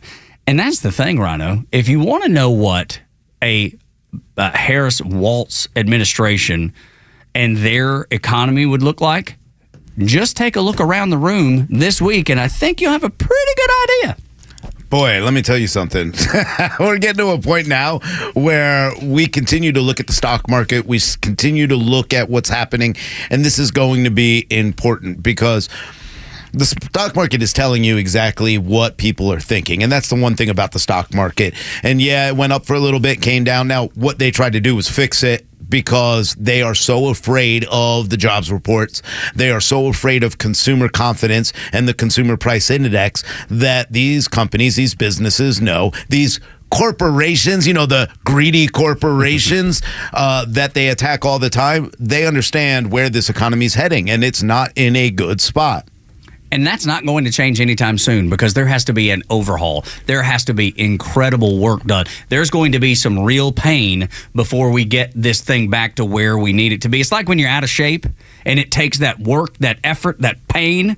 When you go into the gym, you running, you actually putting in that exercise, that work, before you see the results, you got to go through some pain. I like that. I think it's a really good description of that initial burst of horribleness that you have to go through before you get to the other side. But also keep in mind, you have these competing factions for what is going on. For instance, jobless claims today. It ends up being 30,000 less than the projection. And so you have the CNBCs of the world that'll tell you, and this is their headline for today, S&P 500 futures rise as drop in jobless claims ease recession fears. Okay, so that's their end. How about Reuters? Talk about the exact opposite. Global stocks fall and yen rises, volatility reigns. How about the street? Stock market today. Stocks higher on jobs data as market eye volatility wave. You're in this situation where we know things are not going well, and we know we got to go through that pain before things get better. But one side continues to tell you, no, everything's good. And they're going to continue just doing lost $1 trillion in the market, but everything's good. No worries. But they're going to continue, Rhino, to do the same things that got us to this point where we are. Biden and Walz, they're not going to change course. First of all, they don't have the choice to, because the puppet master is going to tell them to stay on the Biden course, because it wasn't Biden's course. It was the puppet master's course to begin with. They don't have any answer to actually fix or work on the economy. They haven't given me one. They haven't told me what they're going to do. What they told me they're going to do is stop the ability to use the natural resources we have here in this country. That's all I've heard. So a lot of people who are watching, and especially investors, are looking, saying, hold on one second. Oil. Look at the price of oil right now. And yeah, it went up. Now, normally you'd be like, oh, that's not a good thing. And for us, we don't want it to, we don't want it to be a good thing because we have to purchase it since we're no longer energy independent. But if we do have the ability to actually use our natural resource and sell it like Donald Trump has told us, we need to go ahead and drill, baby, drill. We need to control this market. We need to be able to say to some of these terrorists out there in Iran and others that, hey, we own energy now. We're back, baby, and we're drilling, and we have something that we can actually sell. Now we can sell it for $75 a gallon, or maybe even a barrel, or even more. And if we continue to do that, we'll do it better, we'll do it cleaner, and we'll do it, to the benefit of the American people. They don't want to do that. That tells you right there, this is why when they look at commodities, they look at the market, it's starting to fall. So there's an old comedy bit from the 1980s, and I was reminded of it the other day because I saw a meme that got out there, and it was Sam Kinison. All right. The greatness of Sam Kinison. If you don't remember, hopefully you're old enough to remember. I loved that Joe, guy. do you have any? I mean, you're an older soul, so you might know. I Sam know the Kinison. name. Okay. I've listened to some. So funny. So his entire bit was how he would just yell at you. Like he would just tell you how like you're being stupid. Oh, why are you being so stupid? And his entire point at one point was, as much as we focused on the continent of Africa in the 80s and all the food shortages and stuff. Oh, dude, I just saw this the other day. And he starts talking about how we keep bringing him food. He's like, how about you move out of the desert? But he did it in Sam Kinison style. Move to where the food is. He's like, nothing grows here. And I bring that up because everything that Rhino just told you, we have the ability to solve our own problems. We have all the resources to do it. This is not the Sahara. This is not the desert of Africa. We have all we need. Yet one side won't touch it. That's why nothing will change. Beholden. And on top of that, and you brought up Iran, there's a reason that all of these major adversaries are flooding money, and we know it's happening. It's being reported on many media outlets that these countries rather that are adversarial to the United States are flooding the social media market with advertising for the left, for Kamala Harris, for Tim Walz. Why? Because they don't want us drilling. They don't want us energy independent. No. They want us beholden to them. They want to spend our money on climate initiatives that really don't do anything or nor have done anything. In fact, it's going to be detrimental, actually, in the long run anyway. They tricked you with the Inflation Reduction Act. This is the Inflation Reduction Act. This is the Inflation Reduction Act. No, it's a climate bill. There's nothing in it to actually affect inflation. And that's the biggest problem with what they continue to do and lie to the American people. They tug on those heartstrings. Oh, you better have an earth for your kids and blah, blah, blah. No, we need to make sure that we're doing the right thing, and that is controlling energy. Everybody else is going to do it. They want my kids to eat bugs. Yeah. And all of our cows kids are eat bad. bugs. Yeah, cows are bad. They poop too much. If you can't eat, if you can't feed your family, all right? Like, at a certain point, when you look at what the environmentalists have done, on like, just an example, some of the restrictions that go on in California because of wildlife, and you're like, so you're willing to protect this silver salamander, yet we can't feed our communities. The math didn't work, man. The addition never works with the left. Liberalism's addition never works. I remember this one. I had a guy who serviced a computer of mine like a decade ago, and he was pretty out there. And he started going off, and I'm sitting in his workshop, like just trying to get my computer back, and he starts going off about the amount of water that it takes for certain products. And all I just looked at him was like, well, you're healthy. That's right. Kind of hefty here. Yeah. Like, I guess you've been getting enough. But he's sitting there raving and ranting about the stuff that the environmentalists do. And so that group becomes beholden to not exploiting our resources that we could be doing to make ourselves much more comfortable. And they will continue it. That's the thing. Be ready. If you don't get out and vote, and it has to be, you have to rally the troops, gosh. You have to talk to the people you go to church with. You have to talk to the people that go to school with your children. You have to talk to community groups. You have to be engaged at the most local level. I mean, where you hold no office. I'm not talking about city council. I'm not talking about county commission. Look, if you want to go run for that, it's great. But I mean the most local of levels, talking to your neighbors. And how many people don't even talk to their neighbors, don't even know their neighbors? This is a good time to do a drop step and go, you know what? Maybe I should know my neighbors. Let me know who's around me. Let me talk to them about things that matter. And then you can make a real difference. And until we do that, I don't know that we will. Because you have people like Hillary Clinton, who, and we brought this up a little bit earlier, that just absolutely praises Tim Walz, Tampon Tim, for his compassion for putting tampons in the bathroom of boys. I mean, that's the people that we're up against. It seems like it would be really easy to win because common sense will win out. And yet, I think this race is going to be closer and closer and get closer and closer, as it already has. It's tightened up. There's enthusiasm, artificial or not. There is enthusiasm now that Kamala has that Joe Biden didn't. Well, and the important part for Kamala is she needs to do exactly what Joe Biden did in 2020. Stay away from the press, stay away from speaking, and continue doing the same exact thing in every little rally she goes to. Continue the message of nothingness. Continue going out there and bashing Trump and calling him evil, calling him Hitler, calling him all the bad names she does, and continues spreading the lies about him. And Tim Walz has jumped right on board with it, and stay away from issues, and she's going to have a chance to keep this close. But I'm telling you right now, once she gets on a debate stage, I don't think she can avoid it.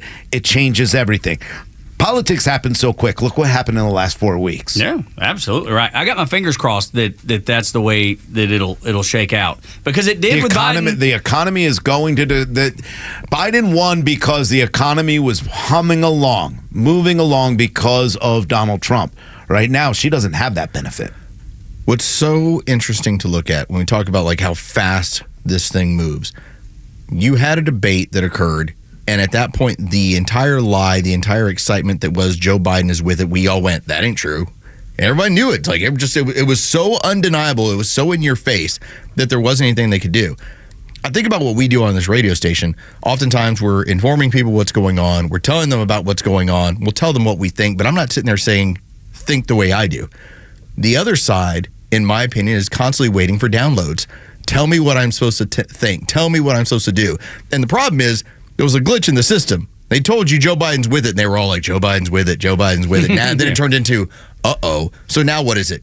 Kamala Harris is popular. Yeah, she's great. She's so great. She's so smart. She's so popular. And they've all waited for the download. They're all taking it in. That's all we're waiting through right now. Wait until they get that download, and then she has to go talk in front of people, and you go, oh, no, she's still the dummy we thought she was. Yeah, she's still exactly who we said she was. The way she was treated within her own administration. Yeah, absolutely. Well, getting kicked out of the end of a meeting by Joe Biden. I mean, the guy's not even healthy enough to run for office again, and he's kicking her out of... The old man ran her out and said, you can go move on. Dude, you want to think... Did you talk about the animosity there? I know he endorsed her because he felt like he had to. Because he felt like she was going to lose. Well... Right, exactly. Like he did it as like the final, like here's the middle finger to my entire party for running me out of here. And there's no one, I don't think there's a soul pulling against Kamala Harris. There's not people in this room pulling against Kamala Harris more than Joe Biden's pulling against Kamala Harris. Oh, I know. Because he's going to be Jill, like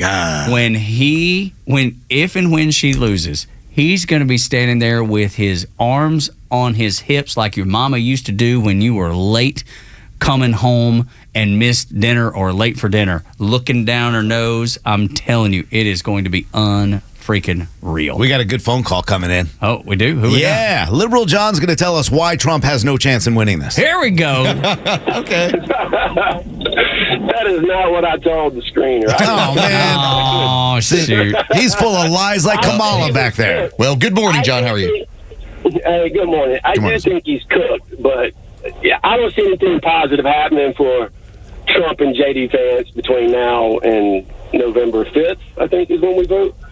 So, and it's been a while since I talked to you guys. School's been out, and I only listen on my ride to school. So I get it, John. Can I ask you a quick question?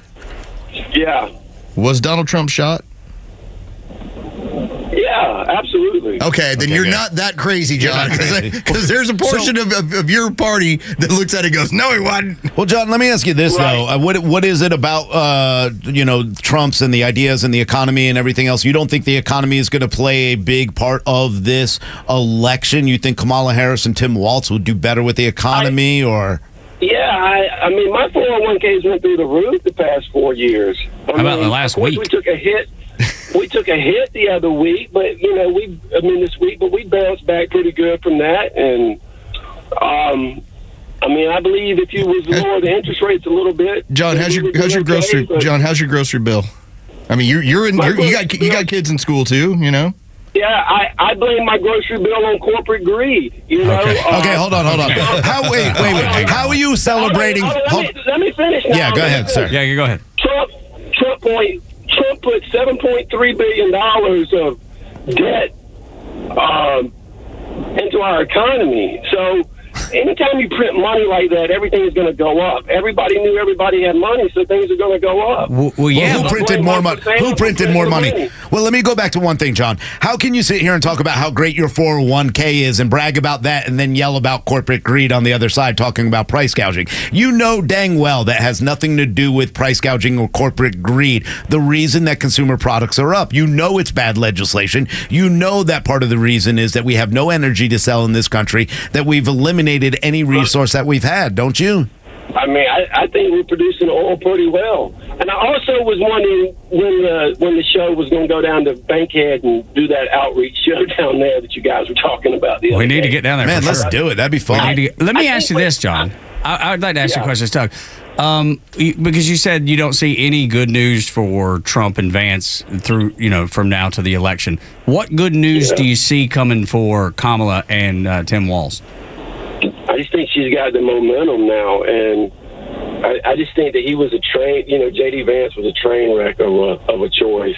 In what way? Can say that he just doesn't represent to me. He doesn't represent well the whole message.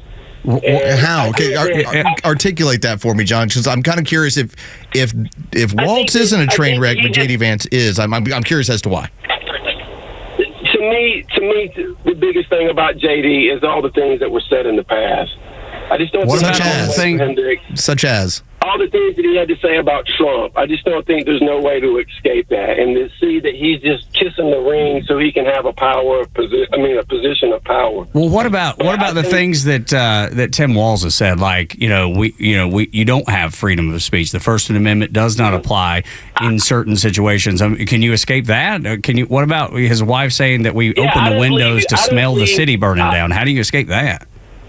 Yeah, I mean, as far as the First Amendment is concerned, I don't believe you have a right to just say anything at any time. I don't believe that's what. John, thank you for the call. Actually, you do. Thank you for the call. That's the whole purpose of the First Amendment. Right. Is you can say anything you want at any time without any sort of consequences from your government. Yeah. Right. That's what it comes down to. I feel like we have to teach a lesson here. I do, but that's find it why contrarian. The Marxism works. That's why I find it contrarian. That when you talk about my 401k, but then you complain about corporate greed, when the corporate environment is made to make sure that no matter what things cost, I have to keep my earnings high to keep my stock price high. Right. That is so you're celebrating one thing while blaming the other. That is the exact reason why you're. It's so funny to me. It's just very contrarian. There's an ideology there where I don't think, and this is no offense to John, I don't think he's used this one particular word enough. Why? Yeah. Why? When it comes to J.D. Vance, you say, well, these things he said in the past. Well, the things he said about Trump. Yeah, and Trump picked him. So what was so damaging about it? Yeah. He questioned Trump, and then he flat out said, I learned more so than what I thought when I was fed a media narrative. Okay, that's a guy admitted to a mistake. Morning Xtra, Xtra 106.3. When we come back, a nationally syndicated host recognizes the game Kamala Harris's campaign is playing to look relevant. We'll let you hear him next on Xtra 106.3, Atlanta's only conservative news and talk station.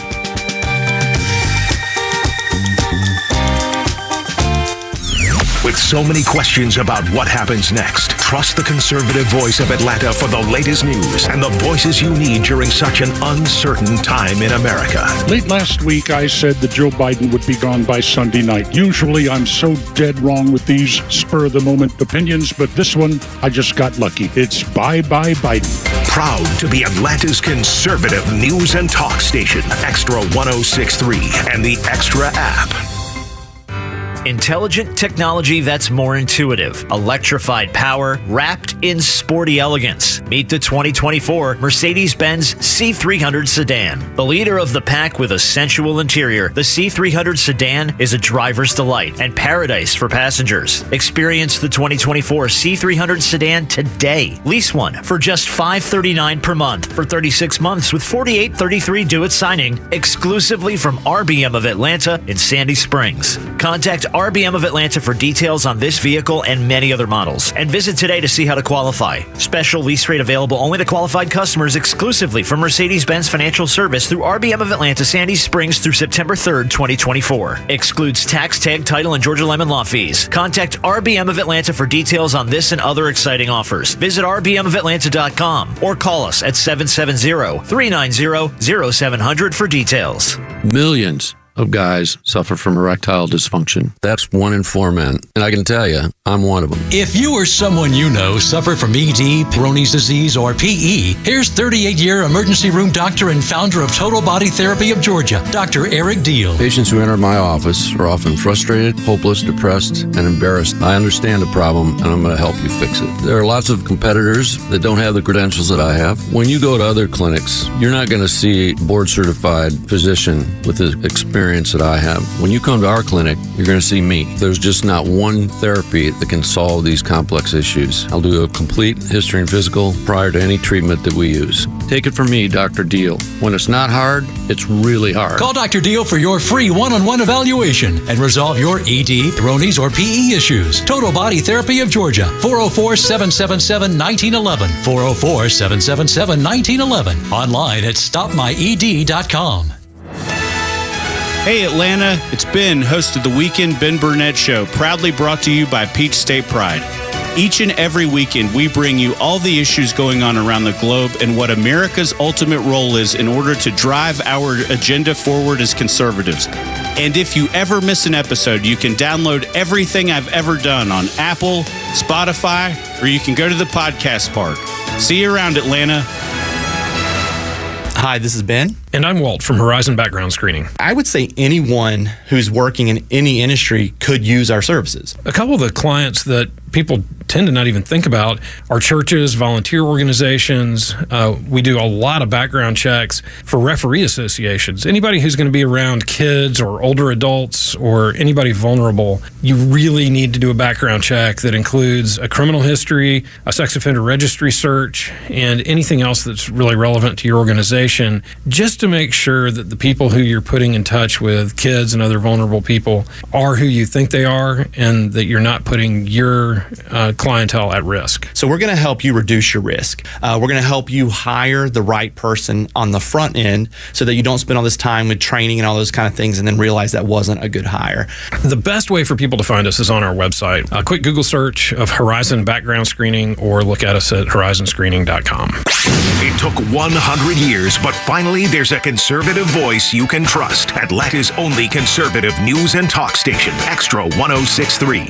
Tug, Rhino, and Lowe's on Xtra 106.3, 404-741-1230. Like to thank Liberal John for calling in. He calls in. He puts up his arguments. They don't always connect. The dots don't always connect. But it's still fun. But it is, no, and I love the fact that he's willing to call in. I think it's great, and I wish more people that disagree. Yes, and happy back to school. Absolutely. Get your life back a little bit. Without a My kids went back to school, and now they're pretty much out of the house nearly every day in terms of wanting to go to some sort of event or some sort of production. I'm like, okay, that's cool. Whereas during the summer, they just were around the house all the time. Just making messes. I know. Eating all the food. That's right. Causing the grocery bill to go up. That's right. Making it hard on my wife and I to get stuff done. That's exactly right. I love They just kept like, hey, can I get food? Yeah. You feed me? You clothe me? I read this morning there's a kid named Chance McCoy, graduated high school, and a video thanking his favorite teacher, and it's gone viral. Her name is Renee Sigmund, and she made this huge impact on him in his junior year. And so he surprised her with a tattoo that he got of the note she wrote for him at graduation. A lot of teachers in my past have never really took the time to understand who I am as a person. She's always challenged me. She's always pushed me to be my best as a person. Anyway, I let my students know it's a 2-year program, so when they come in the first year, it's like, you're going to see me every day for the entire school year, several hours a day, and we're going to, you're going to be like brothers and sisters in here. And with her, I got so integrated with the class and with the people in the class. Those are great stories of how teachers can influence. But let me just stop old Chase right there. A tattoo? Come on, man. You can take her to lunch. You could have washed her car. A permanent tattoo, dude. That's big time there. Bouquet of flowers. Something. But a tattoo, that's taking it maybe just a little too far. And if I'm wrong, you can tell me at 404-741-1230. But I think that's too far. I had a middle school teacher, and all I ever got was ends and U's in conduct. Okay, like all the time. Not satisfactory, and then unsatisfactory. I remember the old ends and U's. All ends and U's, and it was always the same thing. Oh, he talks too much. Imagine that. Yeah, right. So moving forward, I remember she took a friend of mine who's now an attorney and myself out of the classroom because we both gotten in trouble, and she just stood us there and she just goes, "What are y'all doing?" She's like, "Y'all are the cream of the crop and you're messing around so much." Yeah. And that hit me to the point where I never got another N or U. Did you get a tattoo? No, I didn't get a tattoo. But from 7th grade on, I mean, I got to show you some of these. I mean, it was like N's and U's. Like it was amazing. Like the string of being unable to sit quietly and behave in class while also getting all A's was incredible. Yeah, I would. I've had some really good teachers throughout my life, and some that really shaped who I am. And I don't know if I'd ever get anything they said that's tattooed on me. There was one teacher who's like, he's a lot smarter than he looks. I thought that was pretty cool. So I would have tattooed on your arm. Thank you. Yeah, he's a lot smarter than he looks. I'm gonna get tattooed. It's kind of a backhanded compliment. Yeah. He's not as dumb as you think. Yeah. That would be a nice one. No, teachers shape lives, though, man. No question, but I just don't know that getting a tattoo is the right way to go. Because what benefit does that do to the teacher? I mean, maybe it's an inspiration to you. Yeah, it's more to him. But do something for the teacher that made that difference. Take her to dinner or lunch or buy her a gift card or something. Maybe he did that too. But yeah, you're right. That's kind of like, hey, check out. She's like, yeah, that's great. What do you want me to do with that tattoo? Yeah, right. Oh, my God. That's fair. I hope he bought something else. Maybe like, did. Maybe did. Applebee's gift card. No way of knowing, but I'm just saying on the surface of this story doesn't talk about that. Got you a Red Lobster gift card. Yeah, something. Well, the whole Darden group. That way you could choose Olive Garden or. That's right. Yeah, absolutely. It's up to you. Soup and, it's up to you. It's going to be endless breadsticks. Or salad and breadsticks. That's what it is. God. I don't think I even know where Olive Garden is. Yeah, well, that's a good place. Good. Don't go there. That was some serious. Like that was like prom level dinner in San Antonio when I was growing up. Back in the day, yeah. But I will tell you that the soup and the salad combo for like lunch, all you can eat, that sounds pretty cool. And the breadsticks. The breadsticks are so good. I didn't grow up in an Italian family, so you have a different palate than I do. Yeah. To me, that's not real Italian. That's I like Chef Boyardee. I like it out of a can too. I'll eat the ravioli out of a can and love every second of it. You know what I mean? I have no palate. So part of my prepping is whenever I see like sales at Publix, and they right now, just so everybody knows, 10 for 10 on Chef Boyardee. Boy, did I buy a bunch of that stuff just for the for upcoming apocalypse. For November. Yeah.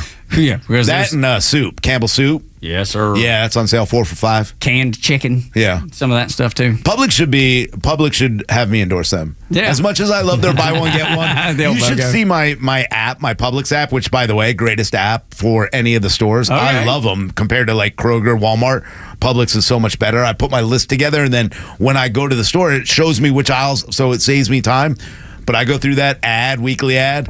I mean, I was so happy because I went to Publix and I buy things when they're buy one, get one, so I get half off. Yeah, sure. That's the way to go. On everything. And I walked in there and I walked away. I was so happy with all the protein and foods I got. And I walked out $168. And I got enough food for probably, the apocalypse. Well, good enough. I love that. The fact let's go Publix. But Publix is more expensive than Kroger and more expensive. That's why you got to do the buy one, get one. Yeah. I know that. Follow the ad. Yeah, there's ways around it, at least a little bit. But Publix part of my heritage, more saving money like this. Yeah, that's right. Man, I am good about it. I love it. I'm so proud of myself. We just grew up poor, so we learned to save money early on. Right. You know? Yeah, goodness gracious. And their commercials make you cry. They do, and I hate that about them. I love it's like that's the one thing I don't like about them. I love it, but I hate it. Cry, Chris. Yeah, we like Dad. the first time you call me Dad. Yeah, so I'm telling you. But I'm telling you, if you've seen those ads the first time, dude, it'll knock your socks off. After that, you prepare for it. You can change the channel. You just prepare for it. You know what I'm mouthing at you? No, I didn't hear. Do it. Why are you gay? That's I didn't even see you, but now it all makes sense. I was crying at the Publix commercial. Chris. Why are you gay? That's right. That's what I say to myself while I'm crying to him. I'm like, that's right. Man. You've never had one get you? Oh, sure. Oh, okay. Then why are you gay? I just don't have to admit to it right now. Yeah, that's right. No, that's right. Oh, so good. Social media has been such a big part of the election cycle, I guess, for the last few years. And Kamala Harris doesn't have any enthusiasm on social media, so they go out and buy it. There's a streamer on Twitch, got like 20 million followers. Kai Cenat is his name, and he was called by the Harris campaign because they had seen how Donald Trump had done so well with an interview with a streamer that he did. And they were like, okay, how do we replicate that? Let's reach out to a guy. And Kai, man, he was wanting no part of it. I got the Secret Service calling me 5 times! I'm gonna go ahead and say it.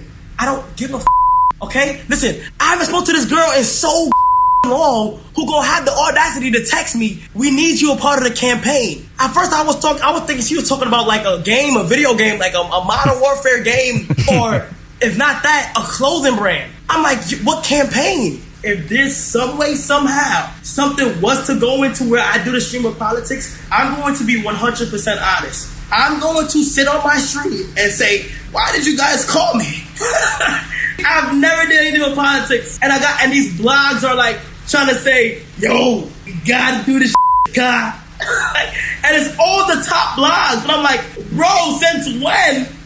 Yeah, I'm not doing it. I'm not. And this dude, I mean, he's streaming because I had to ask Jacob who he was. I had no idea. He streams out of the back of a U-Haul. Yeah, I have no idea who it is. Yeah, right. Oh, he's a streamer? Yeah, he's Twitch, 20 million followers. Oh, yeah. And talking about all kinds of stuff. Jacob knew all about him. And the fact that Kamala's campaign reached out to him and said, hey, we need you for the campaign. We need you. We need you. If you were to reach out to me and say, hey, we need some help with not that they need a whole lot of help, but if you're like, hey, we got a campaign, we're trying to launch NCAA College Football 25. We need Dude would have been on board. I'm like, oh, let's do this. Yeah. I'd be like, all right.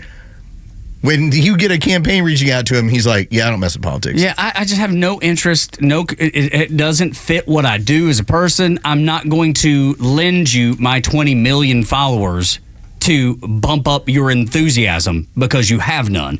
And then Charlemagne the God, who is a national broadcaster, The Breakfast Club is his show, they caught wind of this. And he goes into all the reasons why this is BS and why Kamala has no enthusiasm and why this wouldn't even work even if they brought her on. Whoever on Vice President Kamala Harris' team hit Kai Cenat to do a live stream, they need to be fired. Okay, stop letting social media run her campaign. You saw Trump go on Aiden Ross, and you saw the attention that garnered. You saw the headlines that got. You saw social media start saying the vice president needs to go on Kai Cenat, and you ran to go make that happen. Not even stopping to think, is this organic? You know why the Trump Aiden Ross scream worked? Because Aiden Ross had real interest in Donald Trump. Bing, bing, bing, bing, bing, bing. It's so easy to understand. Yes, they can pay people to say good things about Kamala Harris, but when they look at the TV or they see her interviews, which she's done none with like actual journalists since being nominated by the DNC or becoming the nominee. She's done none of that. But if you see her in interviews, you see her speak, and it doesn't match up at all with what you saw on the stream, then the streamer looks like a fool because they were bought and paid for. And it happens all the time. I understand it. It's just funny when you see somebody like Kamala Harris just get roasted by two people that should be on her team, according to her. I love it when it happens, and I hope it happens more because there is zero enthusiasm. Liberal John may be enthusiastic about Kamala Harris. Well, he's been told to be. That's right. Ain't nobody else. That's what's going on. You're having to use social media to tell people to get excited about something they're not excited about. That's right. And then you have the media being compliant saying, no, y'all need to be excited about this. You know how many people had to be told to be excited about NCAA 25? Nobody. Zero. It was all organic. Waiting on it. They were waiting on it. Couldn't wait. My son was in, he gave me the guilt trip of a lifetime because we bought a game that he couldn't play. So when we're going to have, at some point, Elon Musk and Donald Trump getting together. Monday. Okay. It's coming Monday, I believe. Yeah. We're talking, what? 100 million? 100. Yeah. Easy. Yeah. It won't be a problem Easy. to see those two discuss whatever they're going to talk about. That doesn't require Kai or Ninja or anybody else to be like, hey, y'all need to get on board with this campaign. Hey, y'all need to be guess who has the momentum? There's nothing here. It's all artificial. It's called AstroTurf. They have really, I don't know what you're talking about. They have Megan Thee Stallion. They got Ben Stiller. They got Rosie O'Donnell. They got Keith Olbermann. They got a lot of people. How many people listen to those people though? About you listen to them like so many. I can't wait to go see their movie or something. Many. So many listen to them. Oh, absolutely. Yeah, absolutely. If that was the case, then why is the enthusiasm How many there? people do you think listen to Taylor Swift when she says this? A stuff? lot. Okay, well there you go. But Taylor Swift's in a different stratosphere. I think when if people were listening to Megan Thee Stallion and Ben Stiller, then there would be organic enthusiasm, because they said it, right? Where's the enthusiasm? It's not there. If the enthusiasm was there, you wouldn't have. And we talked about this before. If you put us at a rock concert, hey, Aerosmith is going to play their last show, and we're at it, suddenly we have, wow, look at all these thousands of people that showed up to listen to us. All right, she's doing events where there's already an event. A built-in crowd. But you know what? That translates to votes. That's why they continue to do it. They don't do it because they don't.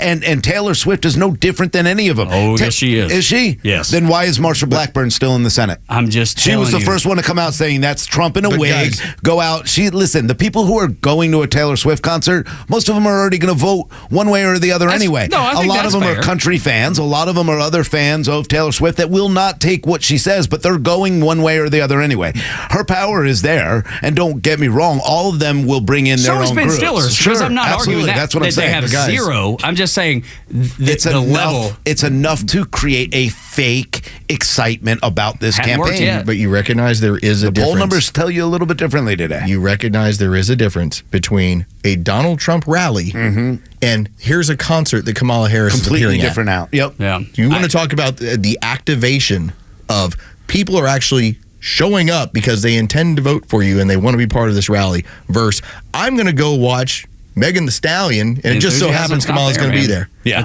we've talked about it all day. The enthusiasm's not there. No, I don't think it's there at all. I think it's a fake enthusiasm that the media and everybody else is playing up and playing the game with. She's and they still should. the same person she's been for 4 years. That she's still the person That's why that I think got the run out of the economy- Situation Room. Yeah, that's why I think the economy and everything else will drown this out. The poll numbers are going to look good because there's another sugar high for Kamala Harris, right? And that we agree on. Yeah, when we start getting to that point, people are going to go, you know what? I don't care what Ben Stiller says. I don't care what Rosie or Keith or Stephen King say, because I really don't think I think a lot of people do listen, but I think a lot more people, I'm going to go with the sensible Democrats. I'm going to go with the sensible independents and speak to a lot of the Libertarian Party when I say I think they see through it. They're smarter voters than that. David Axelrod told you exactly what you needed to know. He was like, yeah. Be sober. This is like, guys, recognize there's a lot of work to do here because we're not in a position where things are going to be strong here. 9 o'clock hours brought to you by Southern Exteriors. You can reach them at southernexteriors.co. Southernexteriors.co. 877-9Southern. The stories that matter to you. These are your Georgia headlines. Presented by RBM of Atlanta, your Mercedes-Benz connection since 1964. Here are your top stories in the state of Georgia for today, Thursday, August 8th. The Georgia Election Board voted 3-2 to request an investigation by Attorney General Chris Carr into the 2020 presidential race. The board decided to reinvestigate Fulton County's handling of the 2020 presidential recount, citing evidence that suggests over 3,000 ballots were counted twice during the recount.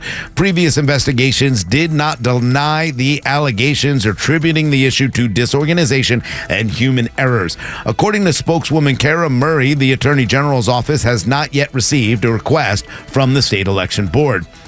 Fulton County Superior Court Judge Paige Whitaker has given prosecutors from the Fulton County DA's office until the end of the week to turn over all the evidence that they have against rapper Young Thug and his associates or face a potential mistrial in the state's YSL RICO trial. Judge Whitaker expressed concern that the state may not have been following legal procedures or judicial conduct rules. Wow, imagine that, the Fulton County DA office not following the rules. The judge set a deadline of Friday at noon to share all the evidence with the defense. The Atlanta Braves have now lost 4 games in a row as the Milwaukee Brewers racked up 16 hits in an 8-5 victory last night at Truist Park. All-Star and Cy Young contender Chris Sale struggled, allowing 3 runs in 4 2/3 innings in the loss. The Braves will will attempt to snap their losing streak this afternoon at 12:20, with Charlie Morton set to take the mound. Tug, Rhino, and Lowe's on the Morning Extra until 10. One more segment with you, and even kids. Yeah, youngsters. They are tired of inflation, too. Man, it's hitting the piggy bank hard. Next on Extra 106.3.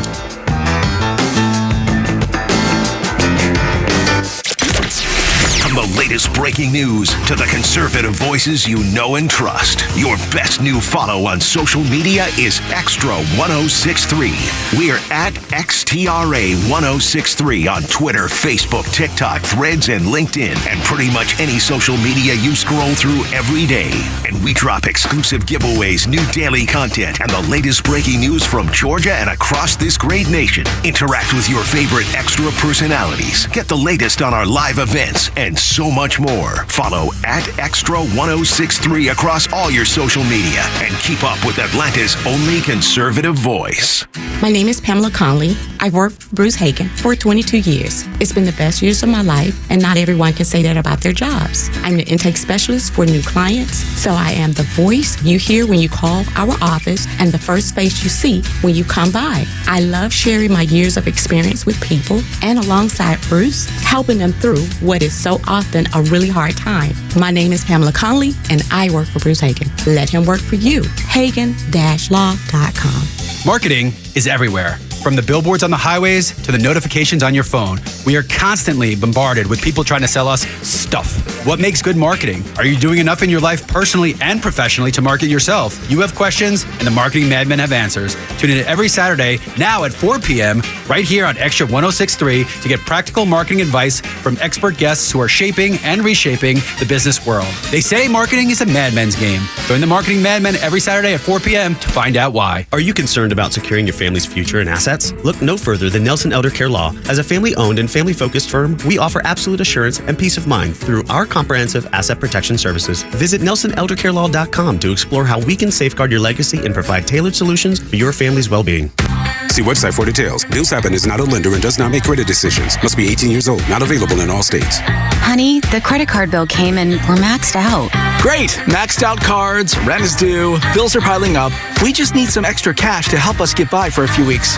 We should do what my brother did. He went to BillsHappen.com and got $3,000 the next day. With our bad credit, I don't think so.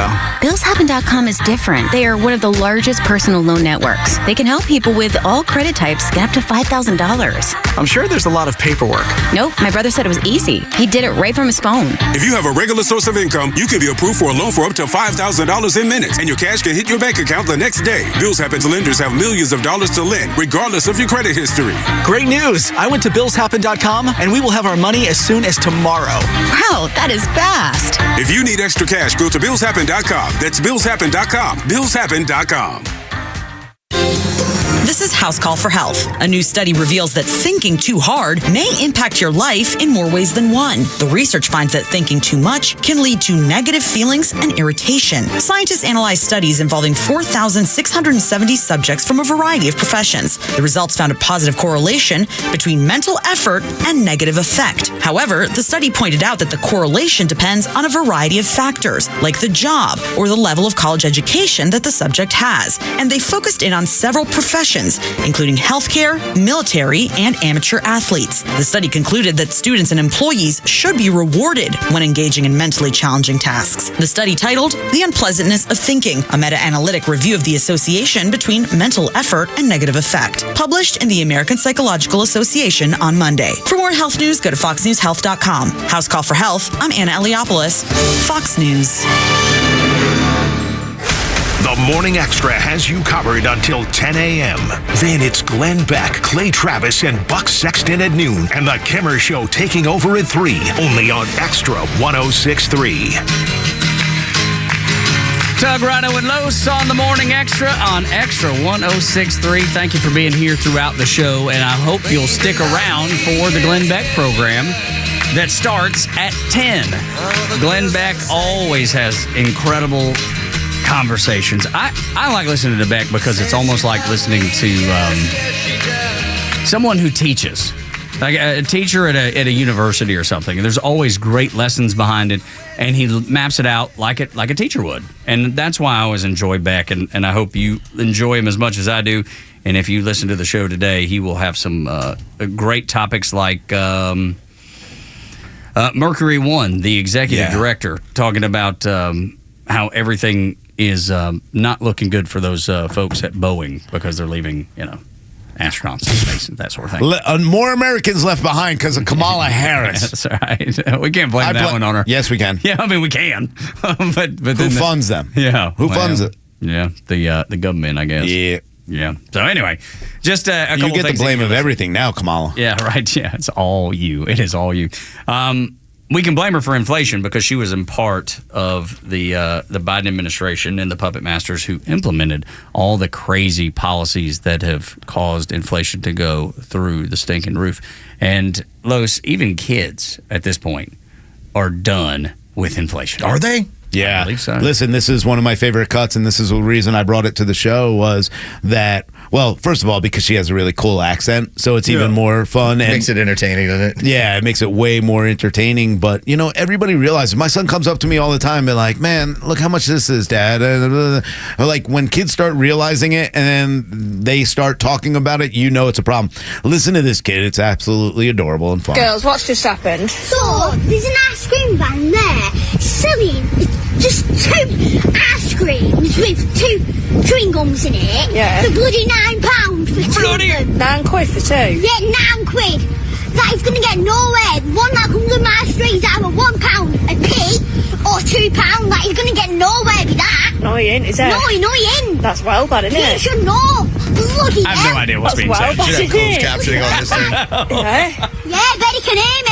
I just know she's mad. She's just mad at ice cream being expensive. I understand that it was way too much. £9 and £9 for ice cream compared to what they used to pay for ice cream. Which was £1. I think I heard £1 in there. Yeah, £1, £2. Something like that. This is but everybody's starting to realize it, and it's not just when everybody keeps saying, it's not a big deal, inflation doesn't get me, blah blah blah. Even the kids are realizing it. It was just fun to hear these kids screaming about it. Like, look how mad they are. I love that accent. I can't understand it at all, but I love it. It's like when I watch, some. I know. Well, I mean, there are Guy Ritchie movies that I'll put the closed captioning on because I'm like, man, I got to follow what these guys are actually telling each other. But no, I think it's interesting that kids, even when they just do something as simple as buying ice cream in the summer, realize, why is ice cream this much more expensive than it always has been? Well, let's go through the policy. Maybe we can call Liberal John back and get him to discuss it. Because it used to be you hand $2 to my kid and they're going to go over and grab Dippin' Dots or whatever. Now it's like, why is it $3.75, $4? Or, dude, Dippin' Dots are like $5, $6. Yeah, I was going to say, you notice it everywhere, though. And, when you go to fast food and you start realizing, wait, hold on one second. I just paid $15.99 for a Big Mac and cold fries that they half fill this stupid little cardboard box with. They put so much ice in my soda. I'm paying triple and shrinkflation at the same time. You're falling into a trap of all of this because of the way that we've handled this economy, and it's just getting out of touch. So you guys remember when I got us drunken noodles and we had the drunken noodle lunch good. And you had this tray of drunken noodles, right? Mm-hmm. So I ordered it again yesterday because I was up here, I was going to do an interview. Suddenly it's now in a little cylinder container. Yeah, that's right. And I was like, so I just paid the same amount of what I've been paying and I got at least a third less than I normally do. Yeah. And that's when it hit me. I was like, meals anymore. I was like, it's just the one meal now. Yeah. And that's not changing anytime soon. And if some by some I opened it up chance and I just went, son of a bee. Like I looked at it, I was like, where's the rest of my food? I went to Marlowe's the other day and I got like my first vegan dish there, but I added protein to it, meaning I added shrimp. And they said, hey, here's jumbo shrimp, $10. And so I was like, hey, you know what? That's not bad. I mean, it's thinking 6 shrimp would be about $10. That's what I charged as a restaurant. It was 4 shrimp and they were overcooked. No. Here's your 2 shrimp. I got really upset. Yeah, it was 4 tiny little shrimp, which would have added up to about 2 jumbo shrimp. And they were like, oh, well, inflation. So that's okay. First of all, if you were to give me 4 jumbo shrimp that weren't overcooked, maybe we'd be talking different, but I don't even care. 4 shrimp for $10? We got a problem in this country right now that everybody's going to take advantage. So when you do talk about corporate greed, you got to make it up somewhere in order to pay your employees. You have to make it up. This is going to be a huge problem going into the election for the Democrats, as far as I'm concerned. When kids are starting to scream about it all over the world, then everybody realizes we are in big trouble because of the economic failures of Joe Biden and now Kamala Harris. All you have to do is vote to change it. That's the thing that you got to do. You got to get involved, and you have to get others involved. And I think we've said it enough times, but we'll say it again. Talk to the people around you. Talk to your neighbors. Talk to your church, the folks you go to church with. Talk to everybody that will listen, and even the ones that won't. Get them out. Or at least ask questions. Yeah, maybe that's the way to start. Don't browbeat people. Ask them questions and then go, hey, hold on one second. Okay, when I asked you that question, listen to the answer you gave me. My 401k is great. Corporate greed is the worst. That's right. Start realizing, hey, let me ask you a question and then help them figure it out. Because, there's so many great people out there who do get confused because both sides play the game of lying and distractions and yelling and screaming and making up names rather than talking about things that the people need to hear about. And it all starts with you. Thank you so much for joining us here on Xtra 106.3. It is the pleasure that we have to be able to speak to you every day and talk about things that matter in this world, talk about the things that can change. And it's great to have people like Janelle King, who has a heart for this, that is part of this radio station, that comes on the station to be able to talk about securing the election here in Georgia, the things that matter, the advertisers that are involved. Please support them. This is your opportunity to make a difference in your community, supporting the people that support you and that have the same values and beliefs that you do, and discussing the things that matter with us here on Xtra 106.3. So we'll leave it there for Rhino, Los, and Board Op Goey Virgin River. My name is Tug. Y'all make it a great day and come back now, you hear?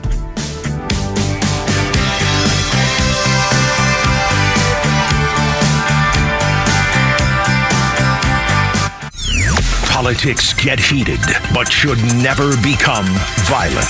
With so many questions about what happens next, trust the conservative voice of Atlanta for the latest news and the voices you need during such an uncertain time in America. Okay, we've had the Supreme Court. It's one of our three pillars of our government and our country. We've had it around for 250 plus years. And you have the sitting president, the demented one in the White House, telling the American people that the Supreme Court is now a threat to our democracy. Yeah.